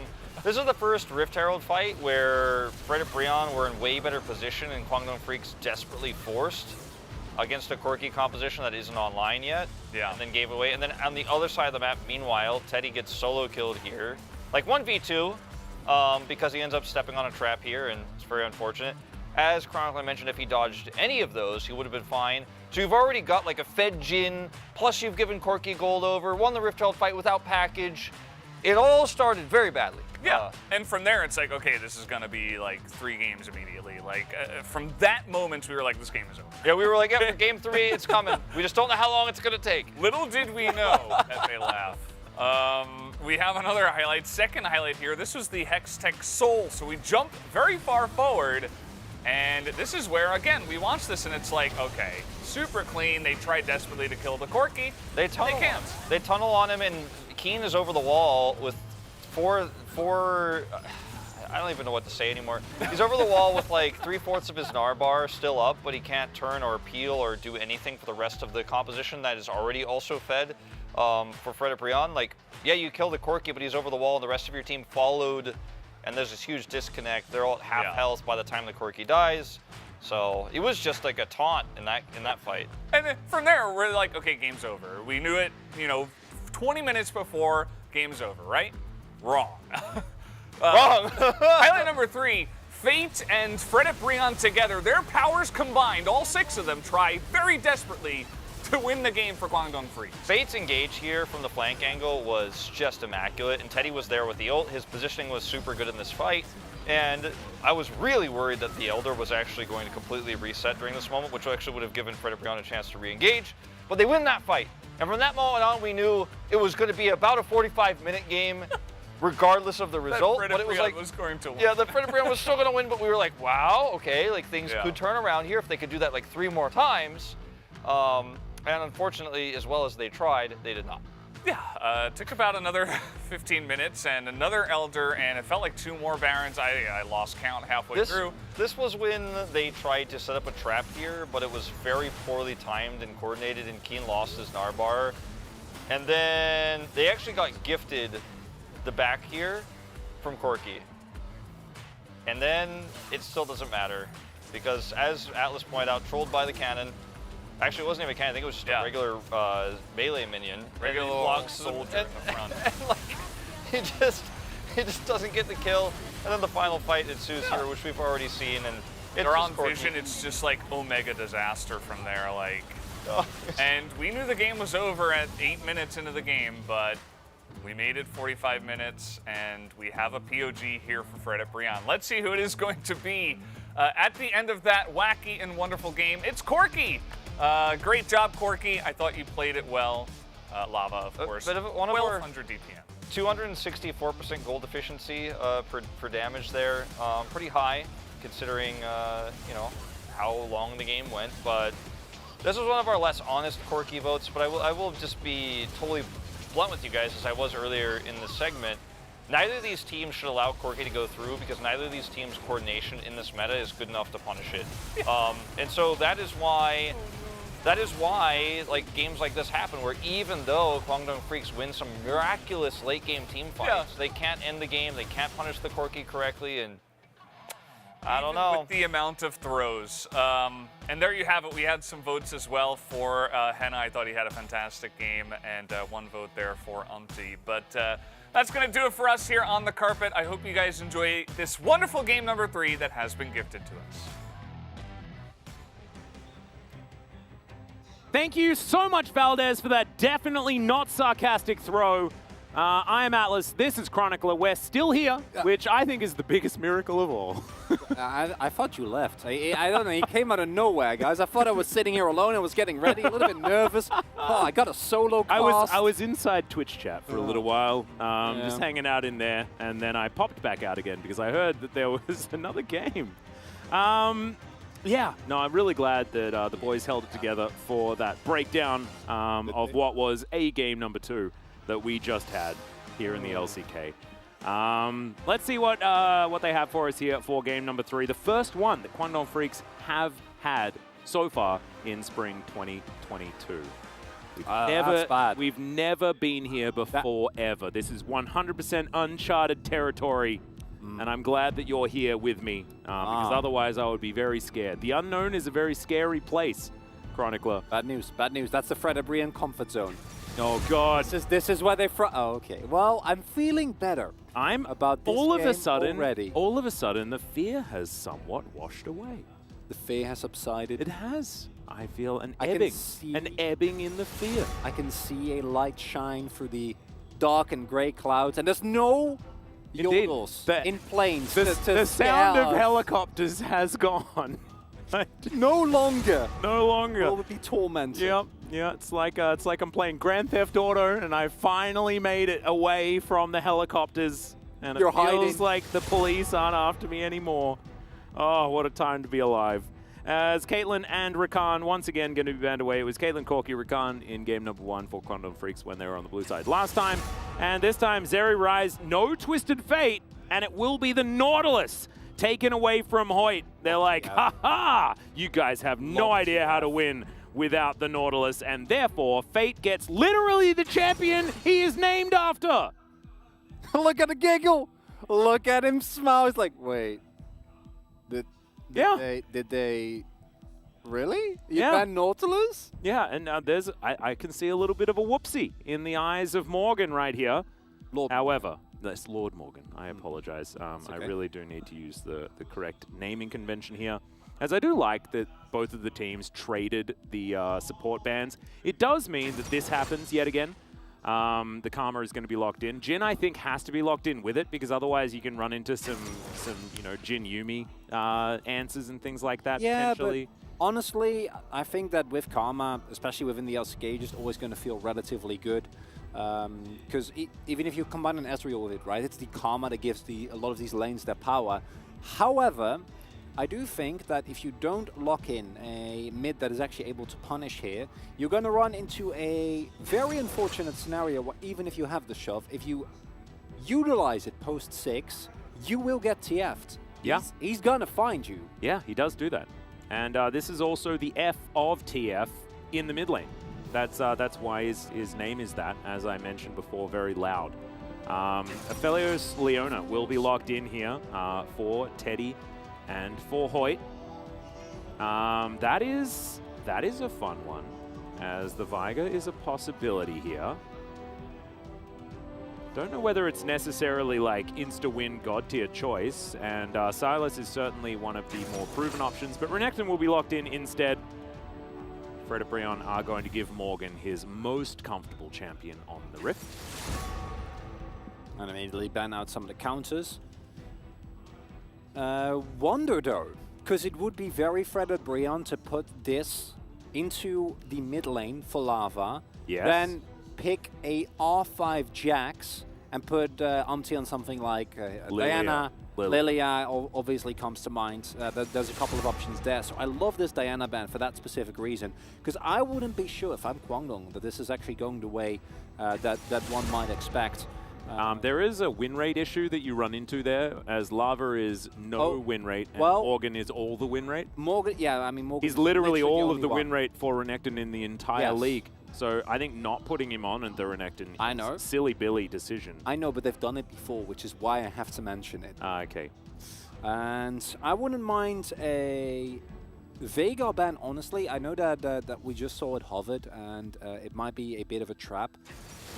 But with Lava being so good at the champion, I do think that in the later stage of the game, it can provide some problems. However, with Twisted Fate, you should be able to snowball nonetheless and not be too bothered about the Yordle, as so many jungle bans. Yeah. However, Jarvan still open. Also, I'm double checking, but Xin somehow made it through, which is very interesting. As I'm like, wait, no, that can't be right. But it was right. He is, in fact... He is still, in the game. That is correct. Now, Quantum Freaks. Choices about champions to be made here as drafting continues.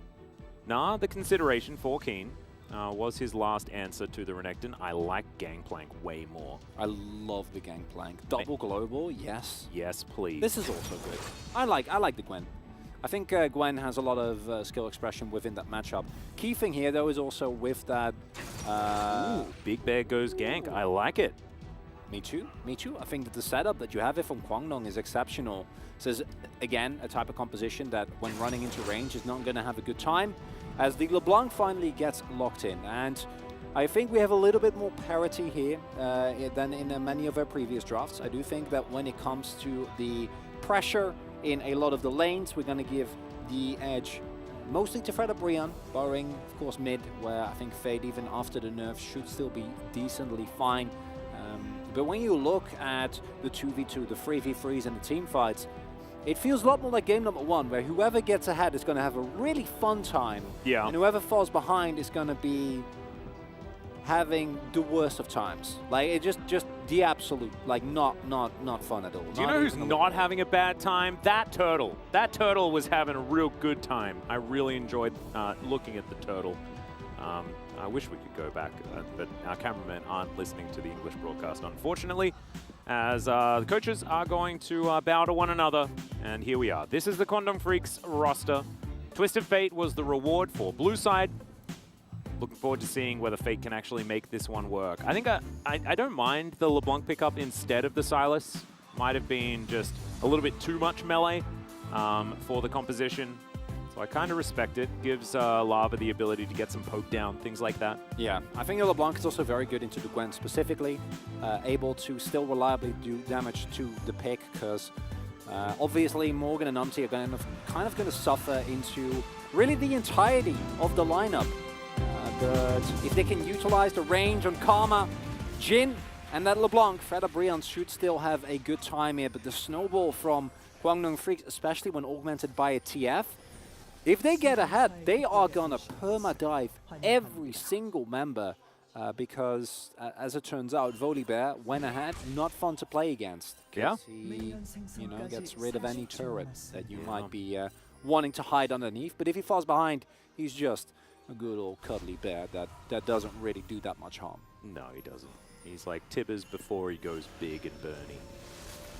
I mean, he's Thundery, not Bernie. He's Thundery. He's a yeah. He's the different element of bear. Yeah. I guess. I wonder if Tibbers and Volibear hang out ever. I feel like they could. Maybe Udyr sneaks in there every now and then as well. Yeah. Like, definitely not Udyr. He's like, I'm a bear as well, guys. I have a form. Look at me. Yeah. I feel like that that Volibear skin reminds me of, like, doing the Legion Mage Tower in World of Warcraft. And you get the bear form druid skins. It does look exceptionally cool. I remember doing those quests. They were actually really good. Oh, the glory days of that game.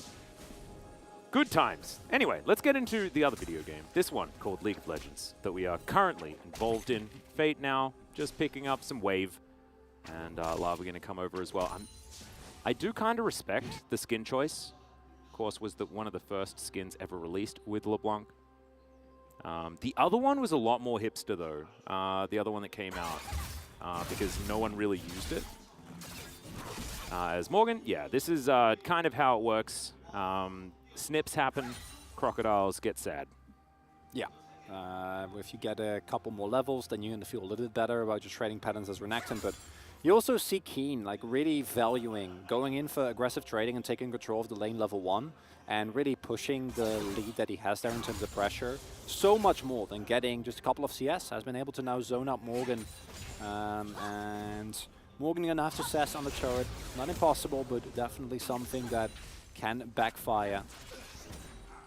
And both junglers pathing towards topside as well. So wonder whether we're actually going to see some action there. Maybe some 1v1 and early level Volibear with press the attack can be quite the menace. Yeah, I'm very much hoping that LM does actually get involved around this map. Right now, Umti, he's the one roaming up the river, as we can see. Oh dear, the win rate certainly looking good for the bear. Oh boy. Keen not in this position. Wave is really big. It is. It's but if he just waits for it to get thinned out. Oh boy. Yep, and they will. Yeah, there's some snips. Yeah, Keen is real dead. That is just the most comfortable first blood to go over to Morgan, the Lord himself of all people. As LM, yes, he will be able to eat some shellfish, but he's not going to be able to save his lady in the top lane with a pair of scissors. Really cheeky timing there from Umti. Thought that there was a little bit more time available. Keen did. Instead, Umti just clearing his bot side jungle, straight running towards top. And Keen going to feel pretty bad about that one. With the wave, I do think is going to be bouncing back towards him in a rather favorable spot. Was actually already crashing into the turret, so it should not be the end of the line. And maybe LM can also get himself a small lead, but not going to feel too good about that. Double Scuttle does feel good, yeah. Yeah, if you're the bear. Happy about that one, as setup is easy here, but Lava has flash. Ooh, he distorts. That's danger. As in we go. LM, is he going to flash? The answer's no. Lava does use his, and LM's going to be like, well, managed to get that summoner spell that we were looking forward to. Very happy about it. And this is, of course, the real issue, is that as Lava now, you are in so much more danger than you would otherwise be. As we can do see big wave building here. Think still going to be a slight CS lead for Morgan, but Keen hasn't suffered too horribly. It's a dangerous place to back, isn't it? As Hoist trying to defend Teddy, but Teddy's going to cancel anyway. And hey, just walk back a little bit further anyway, as we're going to check out the replay. Takes the Rift Scuttler, moves over, gets the distortion, good gold card. Yeah. Some good stuff here from Ellen, but Lava distorting forward in a dangerous moment. Well capitalized. Getting punished immediately, and ㅅ already finding his back, was able to pick up the whip. Gonna be nice for his jungle clear, and Hoyt not able to back, just trying to keep the wave in a favorable spot so Teddy can make his way over.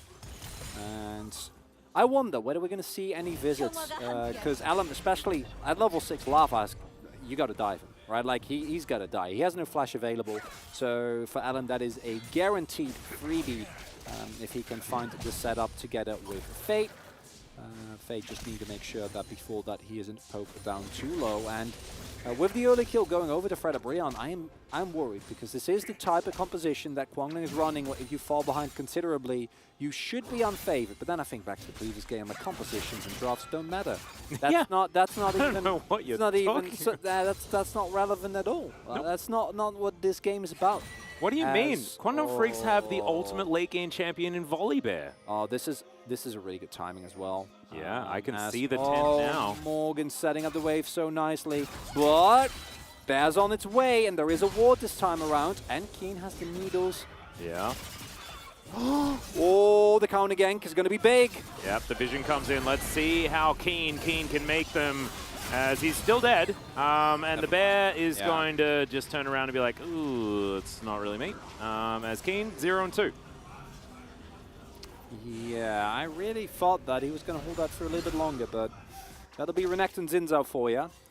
Keen just having the worst of times, and Fade also not really in a position to get anything done, as Delight and Hannah surely going to play it safe and no need for them to walk up whatsoever, as they are getting shoved in. And not a good start here for Kwangdong Freaks, but again, after the previous game, who cares? Who knows? Yeah, none of this. This might actually be better for Quantum Freaks. What I've realized is that I don't know anything. None of us do. I feel like that's a fine realization to have. You know, the universe is so complex. There's so many layers, so much depth. We just don't always know what's going on. Yeah. Not sure how many universes there are. Exactly. You know, am I even in the right one? Is there a right one? Does this one even exist? I don't know. All I know is Morgan on the Lego Renekton is doing a great job. 아직 안 보인다. Okay, let's have a look at the replay once again.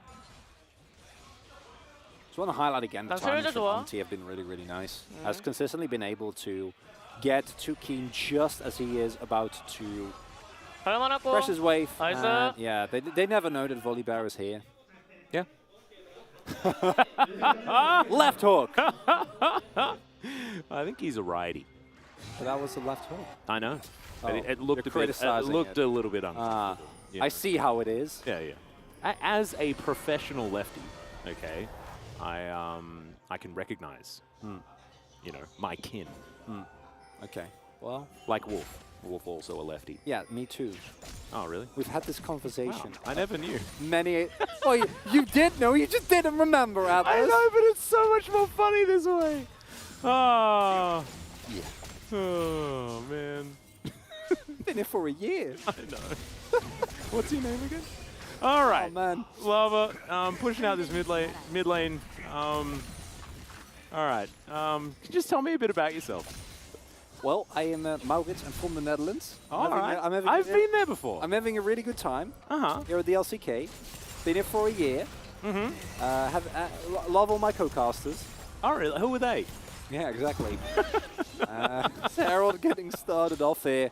Do you think there's a lot of power available here if they can get there? But Keen's still stuck underneath his turret. He can isolate a target using the Twisted Fate ultimate. It's big, but Delight getting some slows. They do have information that everybody is in position. Morgan as well is so strong. Keen, level 7 right now, but in goes Hoyt. He flashes, looks for the stun that he wants, but he doesn't quite find it. Curtains are here as well, making things so difficult for Kwangdong Freaks as Elm is going to flash towards the Rift Herald. There's the Moonlight Vigil. Morgan in a bit of trouble. But Teddy not going to be able to find the kill in the end. Kwangdong Freaks now with control of the pit, but it looks like no one really wants to do very much with the things in the area. And Fate goes back to mid lane. Okay, we're going to start this one back up again. TF Ultimate still available here. We get 2 fights for the price of 1. I absolutely love that value as Lava over to the side. Wants to get that Mimic Distortion in there. Finds one chain. Morgan still biding his time. They are being so patient. It's the Fred at Breon way. I'm not sure who managed to take that one as it Keen picks up the eye. They do manage to grab a kill for Teddy. Now Morgan is in a bit of trouble. Getting handbagged a little here as he's snipped up by the seamstress herself, and Keen gets some redemption here. Destiny actually comes through as well. I actually forgot that ability even existed in this game, but Fate uses it to get back towards that mid lane. Flash now on cooldown, but things going well for Kwangdong Freaks in that fight. For a couple of really big moments there, as in the end, it is even in terms of gold, but Kwangdong Freaks pick up the Herald. Only downside is it is on Keen, as we do see that initially here it looks pretty dire. The gold card hits Lava, who immediately disengages, so he doesn't care too much. And Hoyt goes in and then promptly gets thrown into the entirety of the enemy team and dies. Not very eventful there. Really like the curtain call here as well. But with the full health bars, it's not the end of the world for the lineup here. And key here is watch Hoyt. Watch him come over the horizon as this fight is slowed down by Keen. Great usage of the Shroud there. They need to respect the gold card. And then not only do they find the Smite, but as this re-engage comes through, there is the Solar Flare, putting that Leona passive on, and Teddy with immaculate positioning throughout that fight. And aided by the fact that Hoyt is full health, coming fresh off a base. Yeah. Involuntary, but a base nonetheless. Finds his way. Keen picks up a kill, Teddy picks up a kill, and Kwangdong Freaks should be able to swing the gold lead, although the first strike of the game might be going the way of Fred Breon here. Yeah, feels like a good moment for Kwangdong Freaks, but they're going to have to get more done. Make sure that Fate gets around this map, utilizes that Destiny well. Do you know what I was thinking about throughout that entire situation? I can't believe I forgot you were a lefty. Like, wow. Why do you have to rub salt in the wound? No, I mean, it's my mistake. I apologize. It's just I'm still not 100% sure whether you're actually forgot, which is completely fine, by the way, or if you're just pretending that you forgot because you know it'll get a rise out of me. Content. Yes. Sometimes you need to do things for the content. As Fate and Elm here in this mid lane just tidy up the wave, and the Dragon is going to get started. Looks like it is a potential roam over. No Destiny available for Fate, and it looks like this first Drake will go over to Fred Breon. No questions asked. Good vision. And without Destiny Gate available, I think that's completely fine. You don't really need to do so. Ooh, self-imposed Rift Heralding here for Keen. Maximum damage potential available. Maximum money potential available. Love that. So Keen trying to get himself back in here as Morgan walks into the scissors. Not having a great time there, but 2 plates over to the Gwen. Great news for Keen fans. I think that another thing about the Gwen is that she is able to a certain extent, negate some of the things that make Hullbreaker so obnoxious, as Teddy is embracing some of the colder weather that we've had here today in Seoul. And by using the middle zone of the snip, you do true damage. So who cares about the resistances that Morgan is building? Doesn't matter. Gets extra resistances with the Hullbreaker. I'm Gwen. Not only am I immune, but I also can shred through health bars without too much of a hassle, especially now with the Riftmaker done. Do like the executions pick up here though for Morgan. A lot of value in that item into multiple members. Volibear, of course, also having some sustain on his W, but it's mostly just to make sure that in lane, he's not going to do any truly crazy Gwen shenanigans. But with that gold going over on top side, I do think that it is going to be a small lead for Kwangdong, but nothing to really be worried about. And I honestly, looking at these comps as well, I'm not 100% sure like who I prefer, because I think that in terms of range and mobility, ㅅ comp definitely has an edge. I just think that the Teddy factor is big. You know, I feel like there's an Aphelios situation. Yes. It's not going to get as outranged by something like a Caitlyn or a Jinx possibly could. Yeah, Oracle, yes. Yeah, I think a lot of those plays that Teddy made in the previous game into this comp are gonna demolish them. Yeah. Because he will have his full health bar, because he will not have been poked down. But of course, if Lava picks up a couple of stray kills, already has one, then he can dispatch of Teddy, because actual peel, not really a thing with this Kwangdong comp. They're very forward-facing, which, you know, should be good if they use it, which thus far we've seen limited amounts of. I need to come clean. I did actually forget you were a lefty. Okay, no, that's fine. I mean, that can happen. Yeah, just straight up. No, it's okay. I'm glad you're honest with me, you know? Yeah. Honesty and open communication is the basis of anything. No, I think it is actually the best thing that we can do. And I think like with an opportunity like this that especially ㅅ likes to provide us, we can actually workshop this, I think, pretty actively. Okay. Today. You're going to ask me how it made me feel? Yeah, so how did it make you feel? Well, the part that you forgot didn't really bother me. The part that I thought it could be an elaborate ploy to push my buttons, which I know you love doing. That kind of got me going, which is the point. Yeah, so if you would have done maybe it's like the whole fact that you realized that there was potentially a trap being set up was the entire thing that actually made you fall into the trap. Honestly, even as you were talking about setting up a workshop and talking, I was like, he's gonna drop the ball any point now. He's gonna come up with, where is the joke? Where's the pun? I know it's coming. Oh, that actually sounds like a nightmare, like an actual nightmare. No, because it's extremely low stakes, much like any non-dragon scenario in this game. Oh well, there's no stakes. Hey, look, there is a 700 gold advantage for Kwangdong Freaks here in this game. They are down half the kills that ㅅ have. That means they've made gold elsewhere, like from a Twisted Fate. As Teddy is trying to go 1 versus 3, throws a Q at the wall. He's angry at that wall, doesn't like it. His least favorite wall, I think, in Summoner's Rift. Fate with the Everfrost, throws it at Lava. Does a little bit of damage back as Shirley is on the board. Morgan's a long way away, though. Yeah, I don't think they want to go for this. The problem with this, of course, is that especially with how spread out they are right now, if a Destiny Gate is pressed, they're in a real pickle. And I don't know if there will be in time. Looks like they actually do want to go for it. Not too sure about this one. Yep, here's the engage. Good Zenith played immediately. Hoyt is right into the backline as Morgan can't really get too much value, but Lava does lock down the support. Morgan does find a stun in the end as Keen trying to snip his way out of danger, but no. It's going to be the Aphelios able to lock down the handbag. I mean the Renekton as Henna doesn't find the value from the curtain call. Kwangdong Freaks now looking to try and push in this mid lane. Lava in a bit of trouble here, but that is just his decoyed version. They're not going to be tricked into that one, as Delight and Henna should be able to defend this outer turret. So in the end, no one takes the Rift Herald. There's some kills. And okay, we've got an immediate Destiny to follow. Lava has to double distort his way out of this one. So the teleport not really able to save the turret, and they get a whole bunch of value. I like it from Kwangdong Freaks. Really nicely done. Actually utilizing the mobility that the TF provides you. Pick themselves up a Drake. It's Infernal Soul as well. And if you weren't sure that it's going to be action at Drake fights, I can guarantee you right now that is definitely going to happen.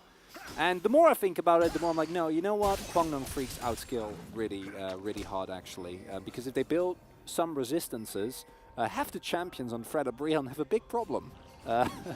And later in the game, as those start stacking, that is going to be kind of hard for characters like Jhin and Renekton. Yeah, who gets through anything. And also, Kwangdong Freaks, if they go towards Baron, things like that, they get towards throwing the coin in the air much faster. No, than stop. ㅅ. I mean, I guess, yeah. I wish I was joking. You're not. I know. I was there for the previous game as well. Believe it or not. Maybe you've forgotten that as well. Okay, I'm sorry. I should not be passive-aggressive. You're on my left-hand side as well. Oh, man, how did I forget? How could you? Oh, I'm a terrible friend. Do you also like board games, or did I make that up? Oh, I don't even know.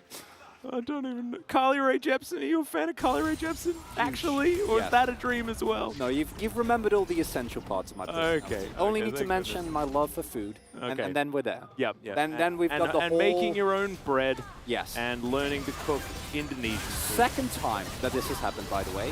Exactly the same combo on Hoyt. Fortunately for the rest of Guangdong Freaks, they have a lot of sustain in these type of fights as well. Teddy, actually really nice Guild Force there, and then a subsequently nice flasher though, with Umti making away over the wall, didn't actually lead to any kills. But Teddy doesn't Guild Force there, and they do actually get the kill on the low health remaining member of Guangdong Freaks. They might just get blown up and turned on, so instead that doesn't quite happen.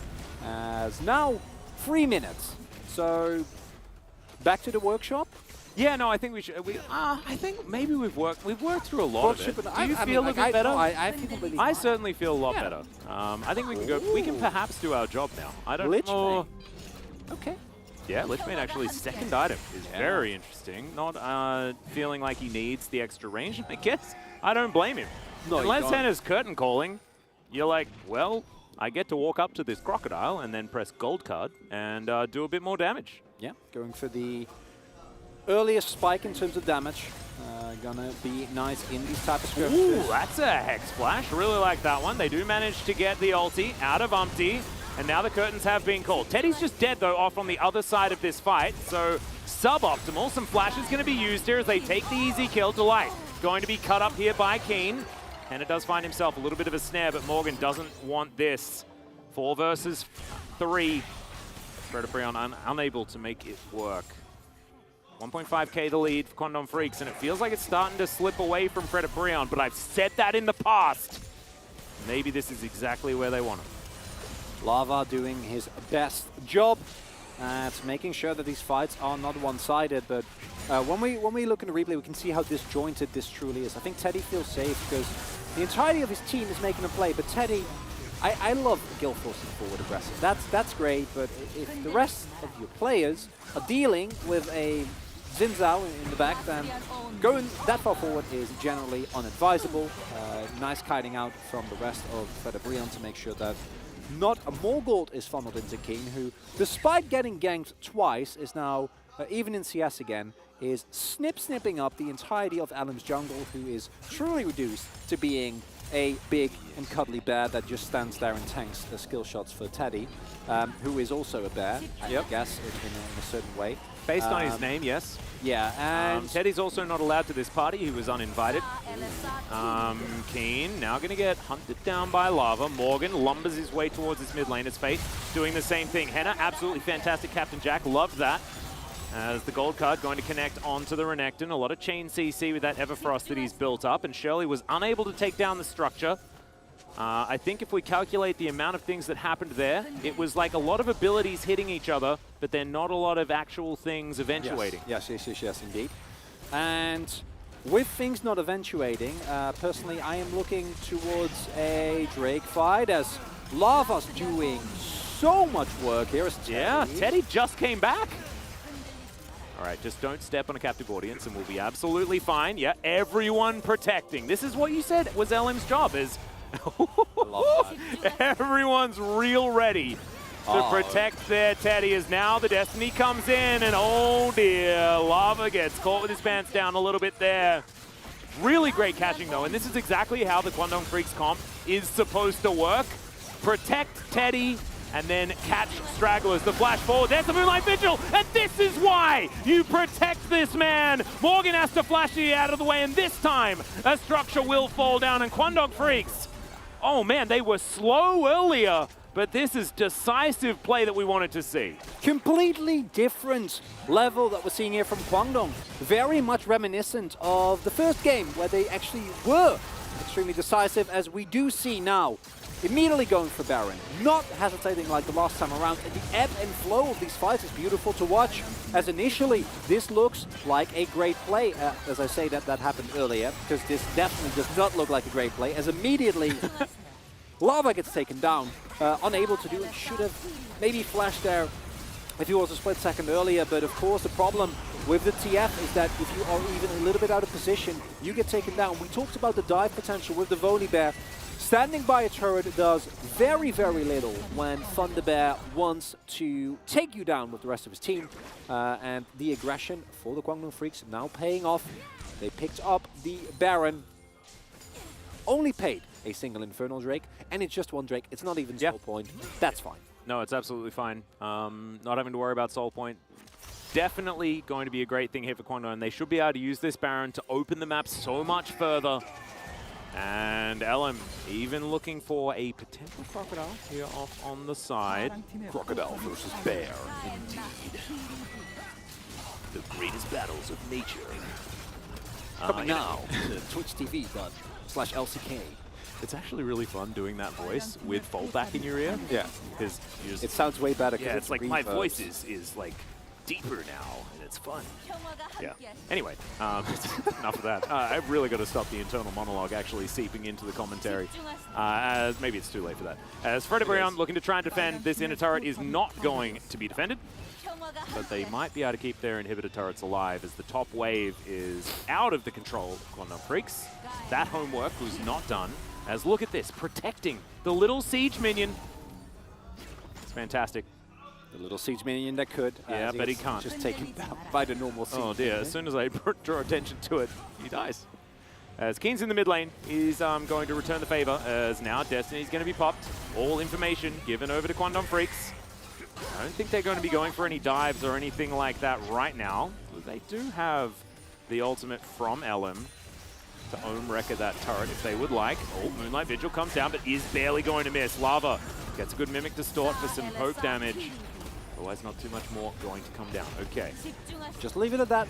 Guangdong, it's still perfectly fine. You got a larger lead, and look at this. The protect the Teddy, all of them ready to make sure that he survives. Teddy's going to offer them a heal as the Solar Flare comes through, and Teddy goes aggressive. Umpty throws out the ulti.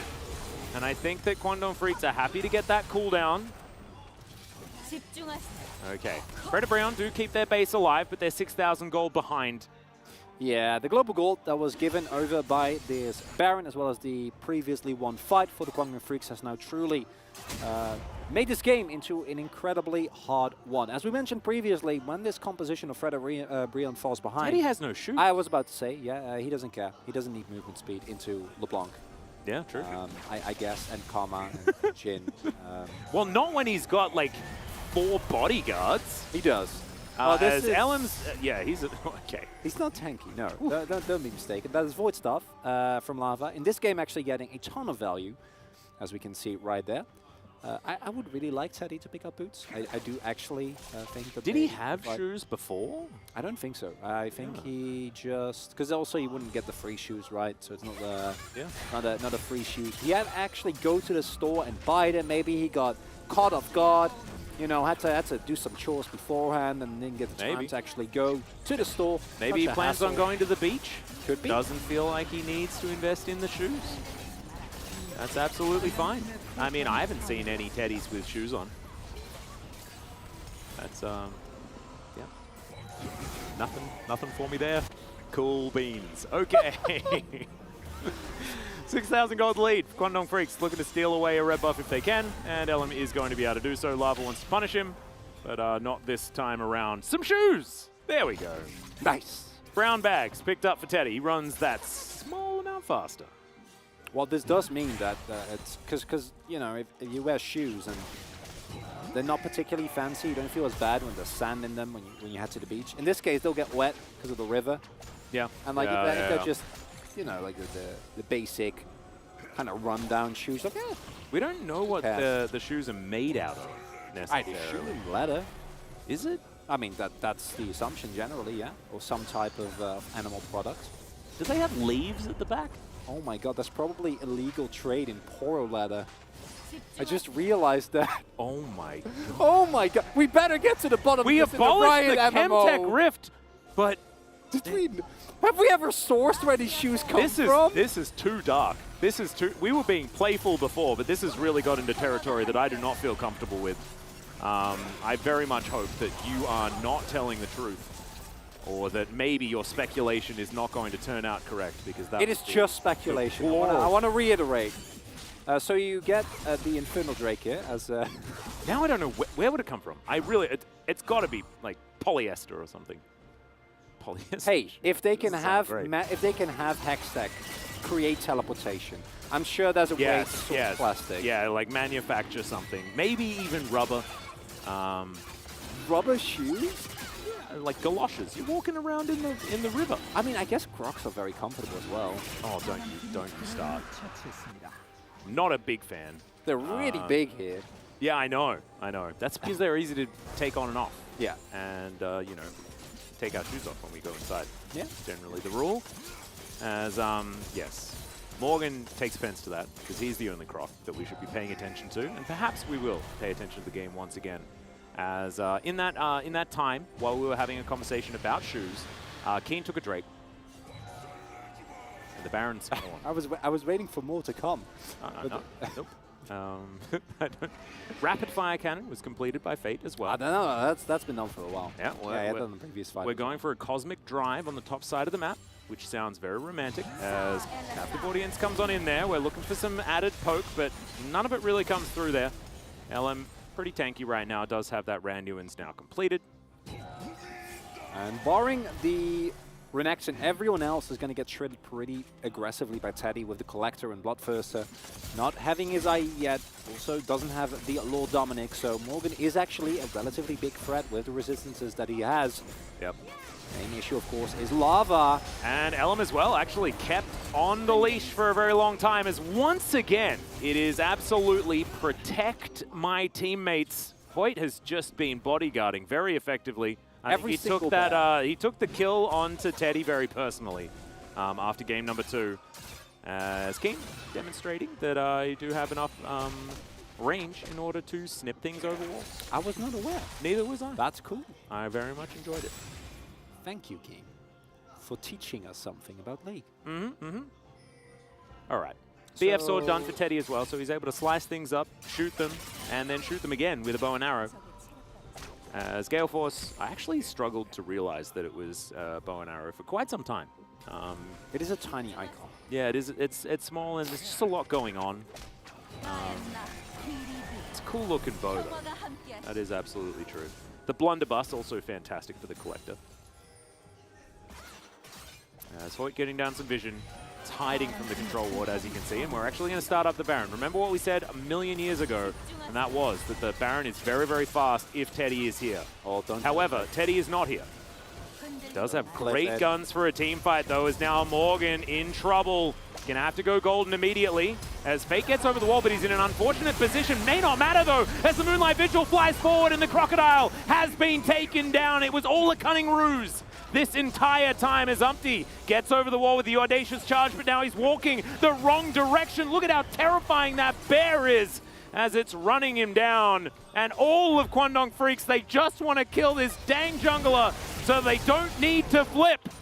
And this time they will not have to, as now Fate underneath his turret is spotted by Lava, who just pops the Twisted Fate.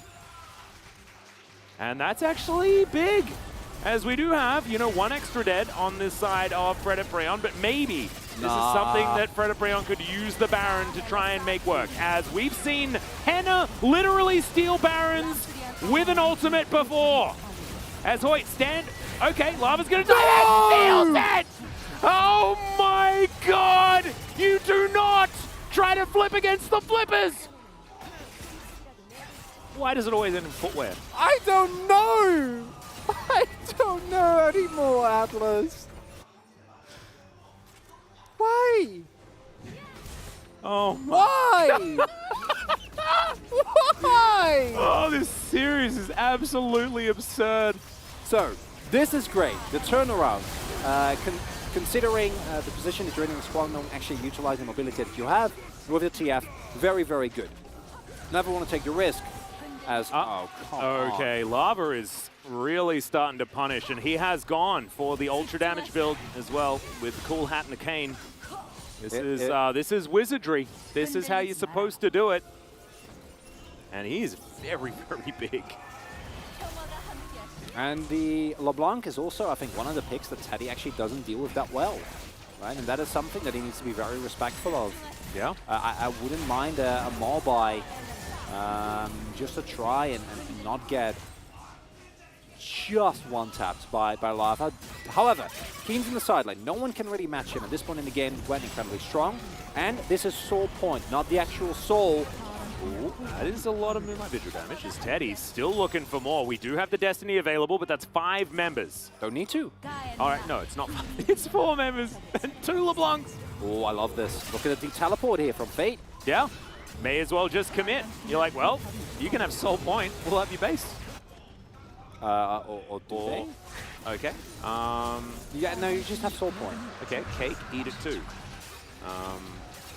Something very good. They're Fred at Brion. They're waiting out the Baron buff, okay? Okay, let's see the damage number. Yeah. Okay. Yeah, I mean, that can't do anything about that. Well, they got the smite, missed the high five. I think the smite a little bit more important is this is what happened when we came back to live. Caster Jones found that very exciting in the background. Oh my goodness. Okay, 35 minutes in. Chronically, we've made it 35 minutes already. Yeah, this game is... Only 25 minutes to go. No, we're just getting started. I know, I know, but like we have almost made the halfway point. Call your friends, call your family, tell them that you're not going to be in for a while. You know, just tune in. Because I don't know who's going to win this game. I feel like it should be Kwangno. But at this point, we've learned that we truly know nothing. It is a humbling there is 8 seconds left on this Baron buff that Lava is using to take it in a turret. All right, well, yeah, we're just going to kill the Renekton. Can we get more? Is the question. Okay, Renekton taking a little bit more time. Are they just going to win? They might, as that Gortrika was absurd. Doesn't matter at all, but it was pretty cool. We're trading. As Lava is going to watch these minions die and go back to base. Okay. I don't know, Atlas. Yeah, well, I'd help you.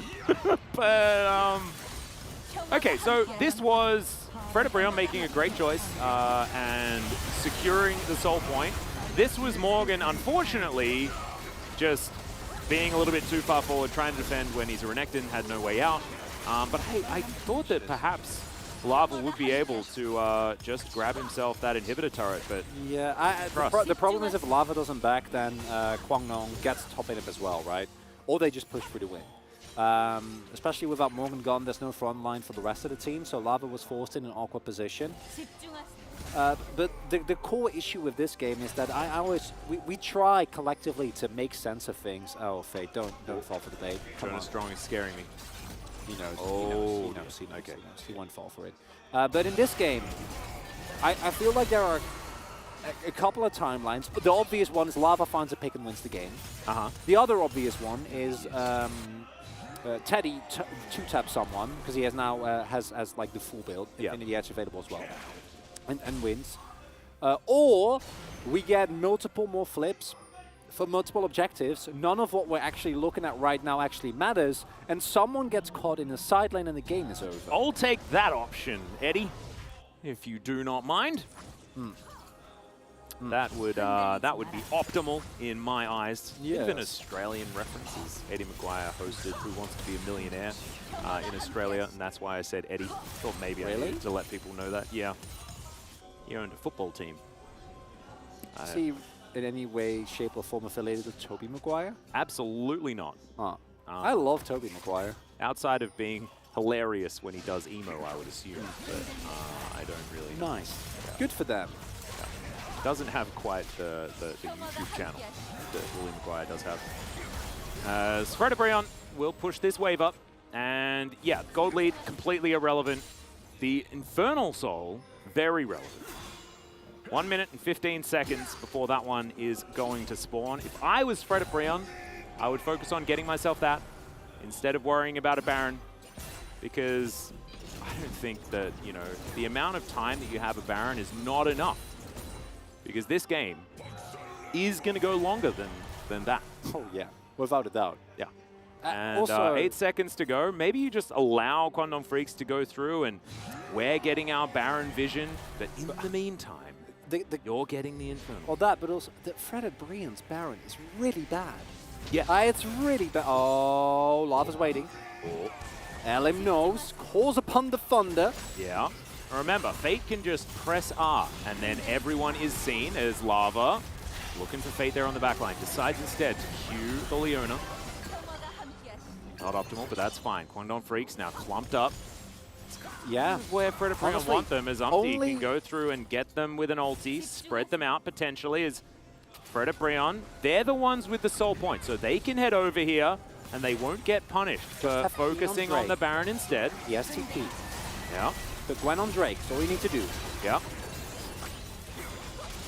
As okay, there's Moonlight Vigil, lands onto many.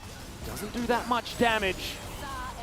The Infernum not getting that work done as Morgan caught off onto the side. We have the Destiny available as well. As in goes Umpty trying to be the hero. The chains connect onto Keen, but he goes golden. And now Hannah, I don't think he's going to be able to do enough. The bear stands in front of the Leona, but the Gwen is taken down. And that is the wrong LeBlanc. As okay, we've traded Umpty for Keen. If Keen hits those needles there, then he might be alive. It's going to be the Drake, but it's only soul point. It's not actual soul. Yeah. We get to wait another 5 minutes. Oh my god. No, we don't. No, we don't. We need to posture around the top. There's another river. Chronicler, you silly Billy. Who cares about the other river? The other river has that purple snake in it that you have to flip over. Not another flip. No. I mean, I guess they don't flip. I guess they just get it. Oh, I guess so. Never mind. Yeah, well. Not even, this is... Not contesting that. No, this is how it's Look supposed at to work. how slow it's going down. Yeah, no, they don't have the fastest Barons. There are They no know. flashes They available, know. and yeah, they're just gonna watch it fall. Okay. And Quandong Freaks, they're happy that they don't have to deal with the permanent buff that is the Infernal Soul, but they do have to now contend with a Baron. As the top inhibitor turret did fall earlier on. Let's have a look at this fight one more time. As we do see that this is one of the downsides. If you don't crit with the Inferno mode, it just doesn't provide that much for the team. And Hannah, Umpty, and Lav actually a really good job of zoning the damage dealers. As Lava, Yeah. no! Oh dear, he is going to get taken out, and the river giveth, the river taketh away, I guess. As Fate is going to immediately book it here towards the top side. Twisted Fate in a side lane. You love to see it. And Fred Brown like, we just repaired these inhibitors. Oh dear, and Fate now actually feeling like it's his time to shine. Standing here in this jungle, this ward is going to be seen and disabled by the control ward. And Ellen not wasting any time, walking straight up. Try and lock this one down. The river's not only a great Bruce Springsteen song, might also be where this game ends as Quandong Freaks are pushing through. Yep, 22 seconds onto Lava. I don't think the game ends here. It's not above 45 minutes yet. That's absolutely crazy, but Moonlight Vigil might prove me wrong. In goes Morgan, though. He's got the Gore Drinker. He heals himself up, but Teddy is still alive. He has Gravitum available as well as Crescendo for so Pushing much to damage Baron. in short range. And yeah, the Baron buff will keep these minions alive. The game continues, Chronicler. Yes. All according to plan. Because if we go back, did you not say that Where did that cat come from? Flips? I don't know. I don't know. You're stroking a white cat while you were talking. I couldn't believe it. Oh, man. Yeah. Yeah. Bait just being the bait. I have to hand it to him. That was a great setup.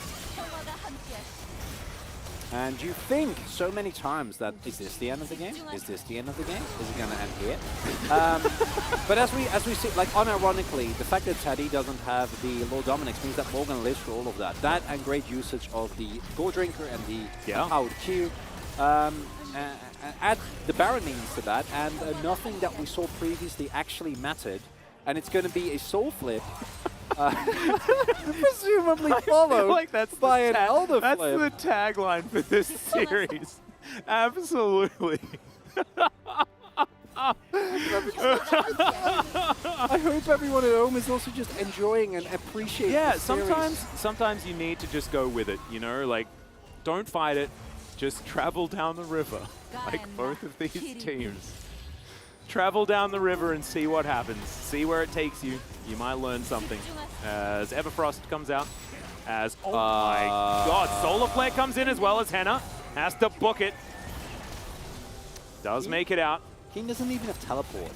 Like, King can't join these fights. He's just snipping in the side lane. Yeah. He doesn't want a team fight. That's not what it's about. Hasn't worked out for him so far. Hasn't enjoyed it. Here's a Destiny. Gives full information of what's going on here. As now Delight might be the target. And honestly, any pickoff is a good one. As Fate looking for it, stacking the deck up, finds another gold card as Keen finds the flank. It was all for the team fight in the end as Ellen dives on in. It's him and the Gwen and they're getting the work done. ㅅ is going to be taken out and Kwangdong Freaks, I think they have finally done it. They have said goodnight to Fred Brion in their first 3-game series. They are going to be able to win this one. And of course, it takes a little bit longer to get there as the gold card is going to be distorted. And now Morgan going for one last-ditch effort. Don't know whether the Lord is going to be the savior this time, though, as now the LeBlanc is going to be taken out. It's a great stopwatch there from Fate. His Twisted Fate has actually been fantastic this game as well. And Kwangdong Freaks, one last Nexus turret in their way. 45 minutes once again. And Kwangdong Freaks take down Fred Brion at their own game. Sometimes when it comes to games, we kid ourselves. We tell ourselves we want clean gameplay, we want well thought out, executed draft. No, sometimes you just want to see 5 guys take on 5 other guys in an absolute bloodbath. In the river! In the river, in the base. And that's what this was. It was. I don't know how many Drakes were taken over the course of this series, but what a series it was. Yes. It was it was some Drakicide happening in this particular series. So many, but it was definitely entertaining. We didn't even get to an Elder. Didn't get to an Elder that game. Didn't even get to the Soul Flip. It was so lightning fast. There was no Soul Flip. This is truly what it must be a 30-minute game, right? Right?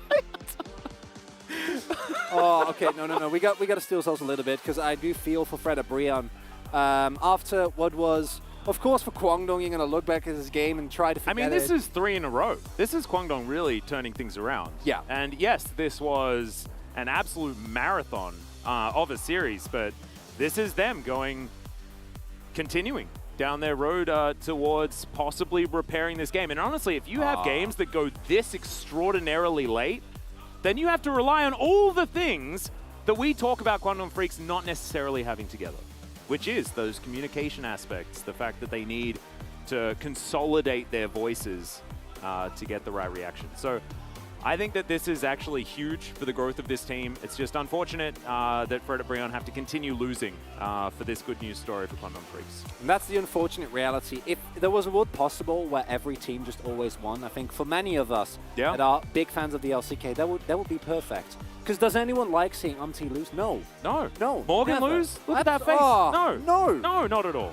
It's unfortunate, but I do think that, especially in this final game, as many angles were found, I do think that going in the later stage of the game, it was always going to be an edge for Kwangdong Freaks. Yeah. And for Fred Brion. I just like that the way that this game played out, it was Kwangdong Freaks making the right team decisions in order to get the game into their corner. Because the way that last fight was orchestrated was actually fantastic. Because we saw Keen, he was super far away. But then the Destiny allows the sandwich to come in, and then Gwen comes through from the flank at the right time with the volley bear, and actually the plan just comes together as it didn't here. Teddy was just left by himself and dies. But Gale forced in Atlas. I mean, yes, he Gale forced in and dies. He could have fled. But he chose the path of war, which was a common theme in this game. It was, yes. For the Kwangdong Freaks, I'm really happy that you highlighted because this is a really big difference. Is this game the cleanest? No, of course not. And that's fine because this is a team that up until a few weeks ago looked completely lost. There was no synergy. Everyone was going in one by one, and I think the only one that truly looked like himself was Teddy. I don't think Keen played as well as he normally does. I don't think Fate played as well as he normally did. And to see this Kwangdong Freaks And I actually think that, like, this series, it was Teddy that didn't necessarily look as much like himself, right? It's not often that you'd see Teddy make the mistake of standing in that that captive audience and falling down, right? Like, yeah. I think that Teddy had a slower game, as that combination was just beautiful. The way the coin fell out of the sky and into the palm, and then was flipped so expertly onto the back of the hand. Beautiful. Yeah. I mean, that was a flip from Kwangdong, right? Because like Fred Abrion, that was 100% the right play. Considering 100%. That Yeah. I just want to reiterate, we need to be careful with our no, absolutely. What are flips and what not. As this is just beautifully done. Keem doesn't need teleport to find the flank when the entire team is being corralled into him. Him and LM doing a great job making sure that Hannah can't really play the game. And whereas Lava does a lot in terms of burst, not enough to take down all these carries. And I actually went for Teddy in this game because I did think that his Aphelios was insane. I'm pretty sure that Faye's going to end up getting, and that's a win-win for me. No, I think that that's absolutely fine if Faye picks it up, if Teddy picks it up. I mean, we know that Kwangdong Freaks, they give it to Teddy, right? Because all of them were just getting behind him or getting in front of him to say, like, no, he needs to carry this for us. We trust in Teddy. And when it comes to people that win games that go really long, Teddy is literally, well, actually, Umpty is too. And Umpty made the game-winning play in that series, so I take it all back. That was the worst example ever. Dang it, Umpty! We also got to talk about players like Lava, right? Because while Hannah had very minimal impact on this game, normal considering the Jin and what he was playing into, Lava was, to me, the main reason that this game stayed alive for as long as it did. I think his LeBlanc was an incredibly valiant effort, but can't do it by yourself. And Morgan also caught in multiple awkward situations, which makes sense because he was the frontliner, right? Like, of course he's going to get caught by all those TF gold cards because, like, who else is going to walk up to Kwangdong?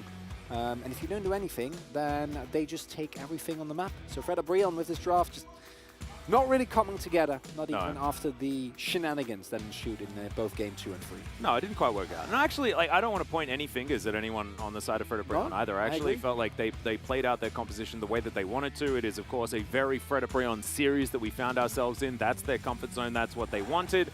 But now it is time to hear what Valdez and Wolf thought about this absolute marathon of a series. Take it away, boys.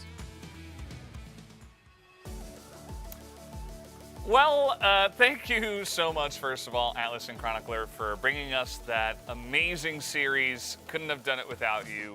Absolutely wonderful.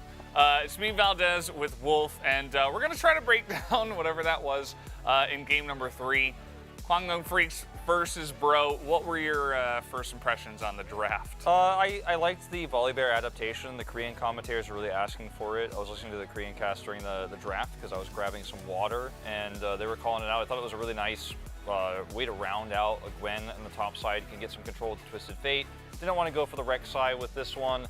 And it looked like Kwangdong Freaks were set up to actually play top side and let Aphelios sit bottom and absorb that pressure with the Karma to carry later. It didn't actually work out that way. I'll be totally honest. I think there were some words kind of be thrown around. Looks like we're seeing some better coordination from Kwangdong Freaks in a series like this. I thought they regressed big time in the series. Maybe it was the nerves. Maybe it was the 2 back-to-back 45-minute games that really did them in. But there were moments where you and I were watching and, like, they're 5,000 gold up, and I'm like, where are their wards? They don't have a single ward on the map. There's like, if you took a picture of the minimap, I'd be like, if you told me Kwangdong was ahead, I would not believe you. If you took a picture of the minimap only and showed it to me, they're just not playing around vision. A lot of errors in the mid to late game, but you know, they do end up winning in the end. I just have to put out some frustration here because I think Kwangdong were really like going on the up and up in terms of playing the late game, and maybe just again how stressful this series was and how long it went. Some of those mechanics started to fade away, and some of the shot calling maybe getting a little bit muddied. Yeah, I think that's the biggest thing, right? The fact that we went, you know, we were in the madness with them, kind of, but imagine trying to play in 3 games that were like that. It's incredibly difficult, actually, to keep your focus and not mess up. There were a lot of weird picks and lack of vision, as you were mentioning, so it was kind of all over the place. We're going to take a look at highlight number 1 and kind of see how Fred Abrion highlighted this comp right from the get-go. Yeah, it was a power farm choice here on the side of Kwangdong Freaks for LM to actually try to get level 6 faster and try to farm through the jungle, but as a result, twice they were slower to the top line, and you know, bit of a Edgar punch, you know, after the double kill there. I just wanted to add that to the highlight because we were pretty desperate after this game. But yeah, it was surprisingly, even the Twisted Fate Volibear was not the duo getting kills on the top side of the map, because before Volibear hit 6 and had the opportunity to disable turret to dive that, they ended up losing out twice in a row there. So early game, very good for Fred Brion. Yeah, absolutely. They got that going and it ended up not mattering. We do have highlight number 2 as we are going to jump into that. And honestly, this is when we are just in the thick of it.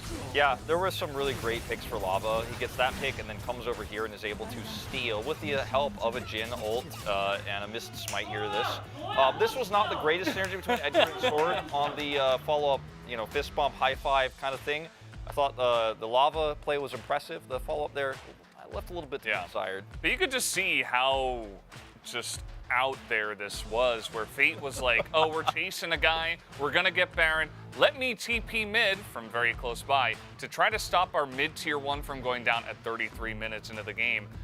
And I don't have vision in our jungle because Kwangdong Freaks had 0 vision anywhere. And then he just walks in and immediately dies. And it's like, this is how this steal happens partially, because if the TF is there, you're zoning, you're over the wall, you can stop the LeBlanc from getting there, and at that point, Kwangdong were just like, oh, I guess we gotta flip. And this is how this happens, right? Yeah. Because of unclean plays like this. Even having an ultimate on the TF at least lets you know where the LeBlanc is, so you could try to block this from happening, or set for a better punish, be over the wall, like you said. I think everybody was a little bit tunnel vision on this one, Valdez. Not a great game for anybody, but at least the win streak for Kwangdong continues. It does, and that is the one positive we can garner from this, I suppose. Guys, we're gonna take a look at the POG for game number 3. It will be Fate. He 5 for 5. Yeah, he had that one mix-up, and that was his one death, right? Other than that, a very strong game of TF. Yeah, he did not have the opportunity to control tempo in the early game because of those 2 picks topside, but the mid game, he did pretty well, and then in the late game, I mean, you and I were kind of joking about it backstage, but he had rapid fire cannon, which gave him ultimate control over how these fights could be dictated later on. And in a very timid Fred Brion is not pushing their advantages when they have a lead, and it gets to chaos, and we talk about these flips on objectives. It was often Fate who actually pulled the trigger on a very squishy Twisted Fate, but you know, you end up getting a pick like this and it's all over, right? You can actually push the end. So yeah, I think the reason why he picked up the votes was because he played clean with the exception of that death, as you said, but also dictated the final moment in this game right here onto Delight. And sometimes that's all it takes to win the game and end it. Yeah, and a lot of the nerfs for TF seemed pretty early game focused, right? Hitting his wave clear and hitting his attack speed passive. But this is the LCK. And at the end of the day, it's like, okay, we did have one vote for the bottom lane. I think Chronicler, you know, he had to cast that series. So, you know, things happen. Get a bit loopy, you know. Yeah, it's understandable, honestly. But he's still TF with RFC, and he's still going to catch you from miles away, and he's still going to have tons of map control. Even with the lack of vision, you know, he presses his R button, and Fate was able to get it done when it mattered. 5 of our 5 POGs stay in the mid lane. Still pretty crazy to me that actually happened. Yeah, I mean, it's pretty strong. It was a mid-dominant day. Yeah. A lot of mid laners like to talk about how it doesn't matter, but we feel like it does here, at least in the LCK for today. We do have the interview ready to go. I'm going to hand it over to Ji-sun for the translation. Thank you very much, guys. This is Ji-sun for the POG interview translation. Another solo mid laner POG interview of the day, joined by Fate from Kwangdong Freaks. A perfect bounce back from Kwangdong Freaks, and you guys are on a winning streak now. How do you feel? Early on, we lost a lot, but throughout this winning streak, you know, I think we are building a really great momentum. And now that we are on a winning streak, it feels great. Speaking of winning streak, I heard, you know, Keen having some smile on his face. So how's the atmosphere on the side of Kwangdong Freaks right now? We're always, you know, playing around with each other, you know, making jokes, playing silly. I think maybe that was why Keen was smiling on camera, and I think it's also from, you know, having a lot of wins these days. Well, Freddy Brian was the one that secured a comeback victory in round 1. So how are you guys able to pick up a, you know, revenge? After the previous series, you know, we didn't really have too much time to prepare, so fundamentals were pretty much similar. And I think Brion definitely has their own style and color, so we wanted to adjust our strategy off of it. And this was your first game 3 of the split. Guangdong Freaks never had this kind of a long series, so were you kind of worried about this? Well, I didn't realize until the game got extended, and then later phase of the game, in game 3 we made a lot of mistakes, and yeah, it's been so long since we played game 3 and we were heading to the very late game. We were kind of losing it, but we were able to close out the game before it was kind of went too bad. Fate, what do you feel about the uprise of Guangdong Freaks? I don't think my form has evolved much. I think we are pretty much similar. I think you just found better synergy and teamwork and communication. And we're having better chemistry right now. Then let's get back to, game number 1. You decided to play Ignite Unsealed Spellbook Zoe. What kind of power does she have into Ahri? I didn't really practice Zoe a lot. It has been a couple of days ago, and watching, Damwon Kia series, I saw Showmaker playing this matchup into Ahri, and looking at the opponent's comp, I kind of thought, yeah, Zoe might be, doing a great work into their comp. But still, I played Zoe a lot, I still have those muscle memories, so it was alright. And then in game 2, you were able to make some sick outplays on Akali. The game lasted until 45-minute mark in the game. So did you feel that you guys could turn the game around? The beginning of the game was pretty bad. We were so worried, but then I was like, guys, as soon as the opponent takes the Elder, the game is over. So I just had to go in for some play, and then I was able to find some great play. So things looked pretty good after that. In game 3, we had the most decisive one of the series, and as soon as TF was let through, you guys locked it in. I heard some of the people saying TF got some significant nerfs, but do you think this is pretty viable? I don't think that nerf was too critical, and in competitive games, he is still a really good champion. And we were able to see why TF is still good in competitive matches. And at the end of game 3, I heard you saying to the teammates, I told you I'm going to do this for you. I'm going to carry you guys. So what did you tell them exactly before game 3? Well, this was not my favorite matchup, looking at the draft. So throughout the pick and bends, coaching staff were a little bit worried about the pick, so I was telling them, I got this, just trust me. Game 3 was going back and forth, and then Fred Brian stole the Baron away from you guys as well. At that moment, I was dead, I was so sorry for my teammates, and then Teddy was like, uh-oh. It was a little bit funny for a moment, but we wanted to just focus up and get back onto the game. However, Fate, well, you promised your teammates and coaching staff that you're going to carry your team, but in this matchup, especially the mid laners, had so much things to do for the team. So what kind of mindset did you have heading into the later phase?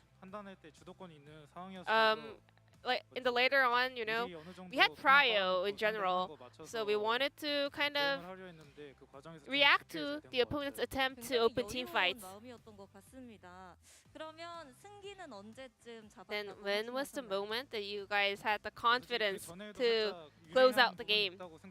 I mean, even prior to that, I thought we are having a decent lead, but after the Baron play, I was a little bit worried, especially LeBlanc was so fed, and she even 100-0 Leona, so I was pretty concerned. And then we were able to get a pick onto the LeBlanc around the top side of the map, and that was the most significant moment for sure. And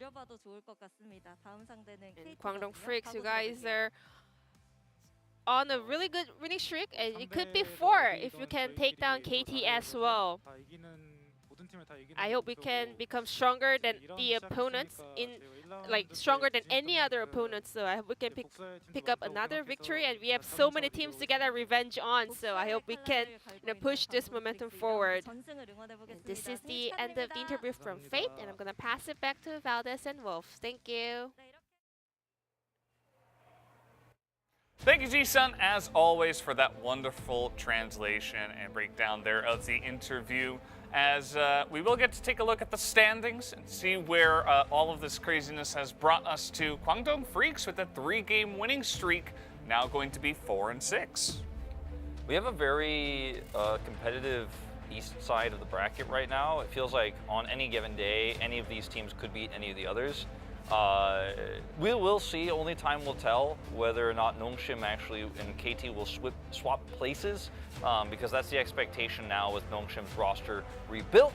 But only time will tell, like I said. It could be anyone's game down there. Like, it's very, very volatile. Let's hear tomorrow's games. Yeah, tomorrow's game's actually really great, right? It's going to be 4th versus 5th at the top side, and then it's going to be T1 in 1st, obviously still undefeated, versus a Nongshim again, like you said, now with their full roster, expecting a lot out of them. So a great day of games tomorrow. Make sure you guys are tuning in for that. But that's going to do it for us here tonight. Was a fun one here for sure. But join us again tomorrow for the LCK, and have a great night.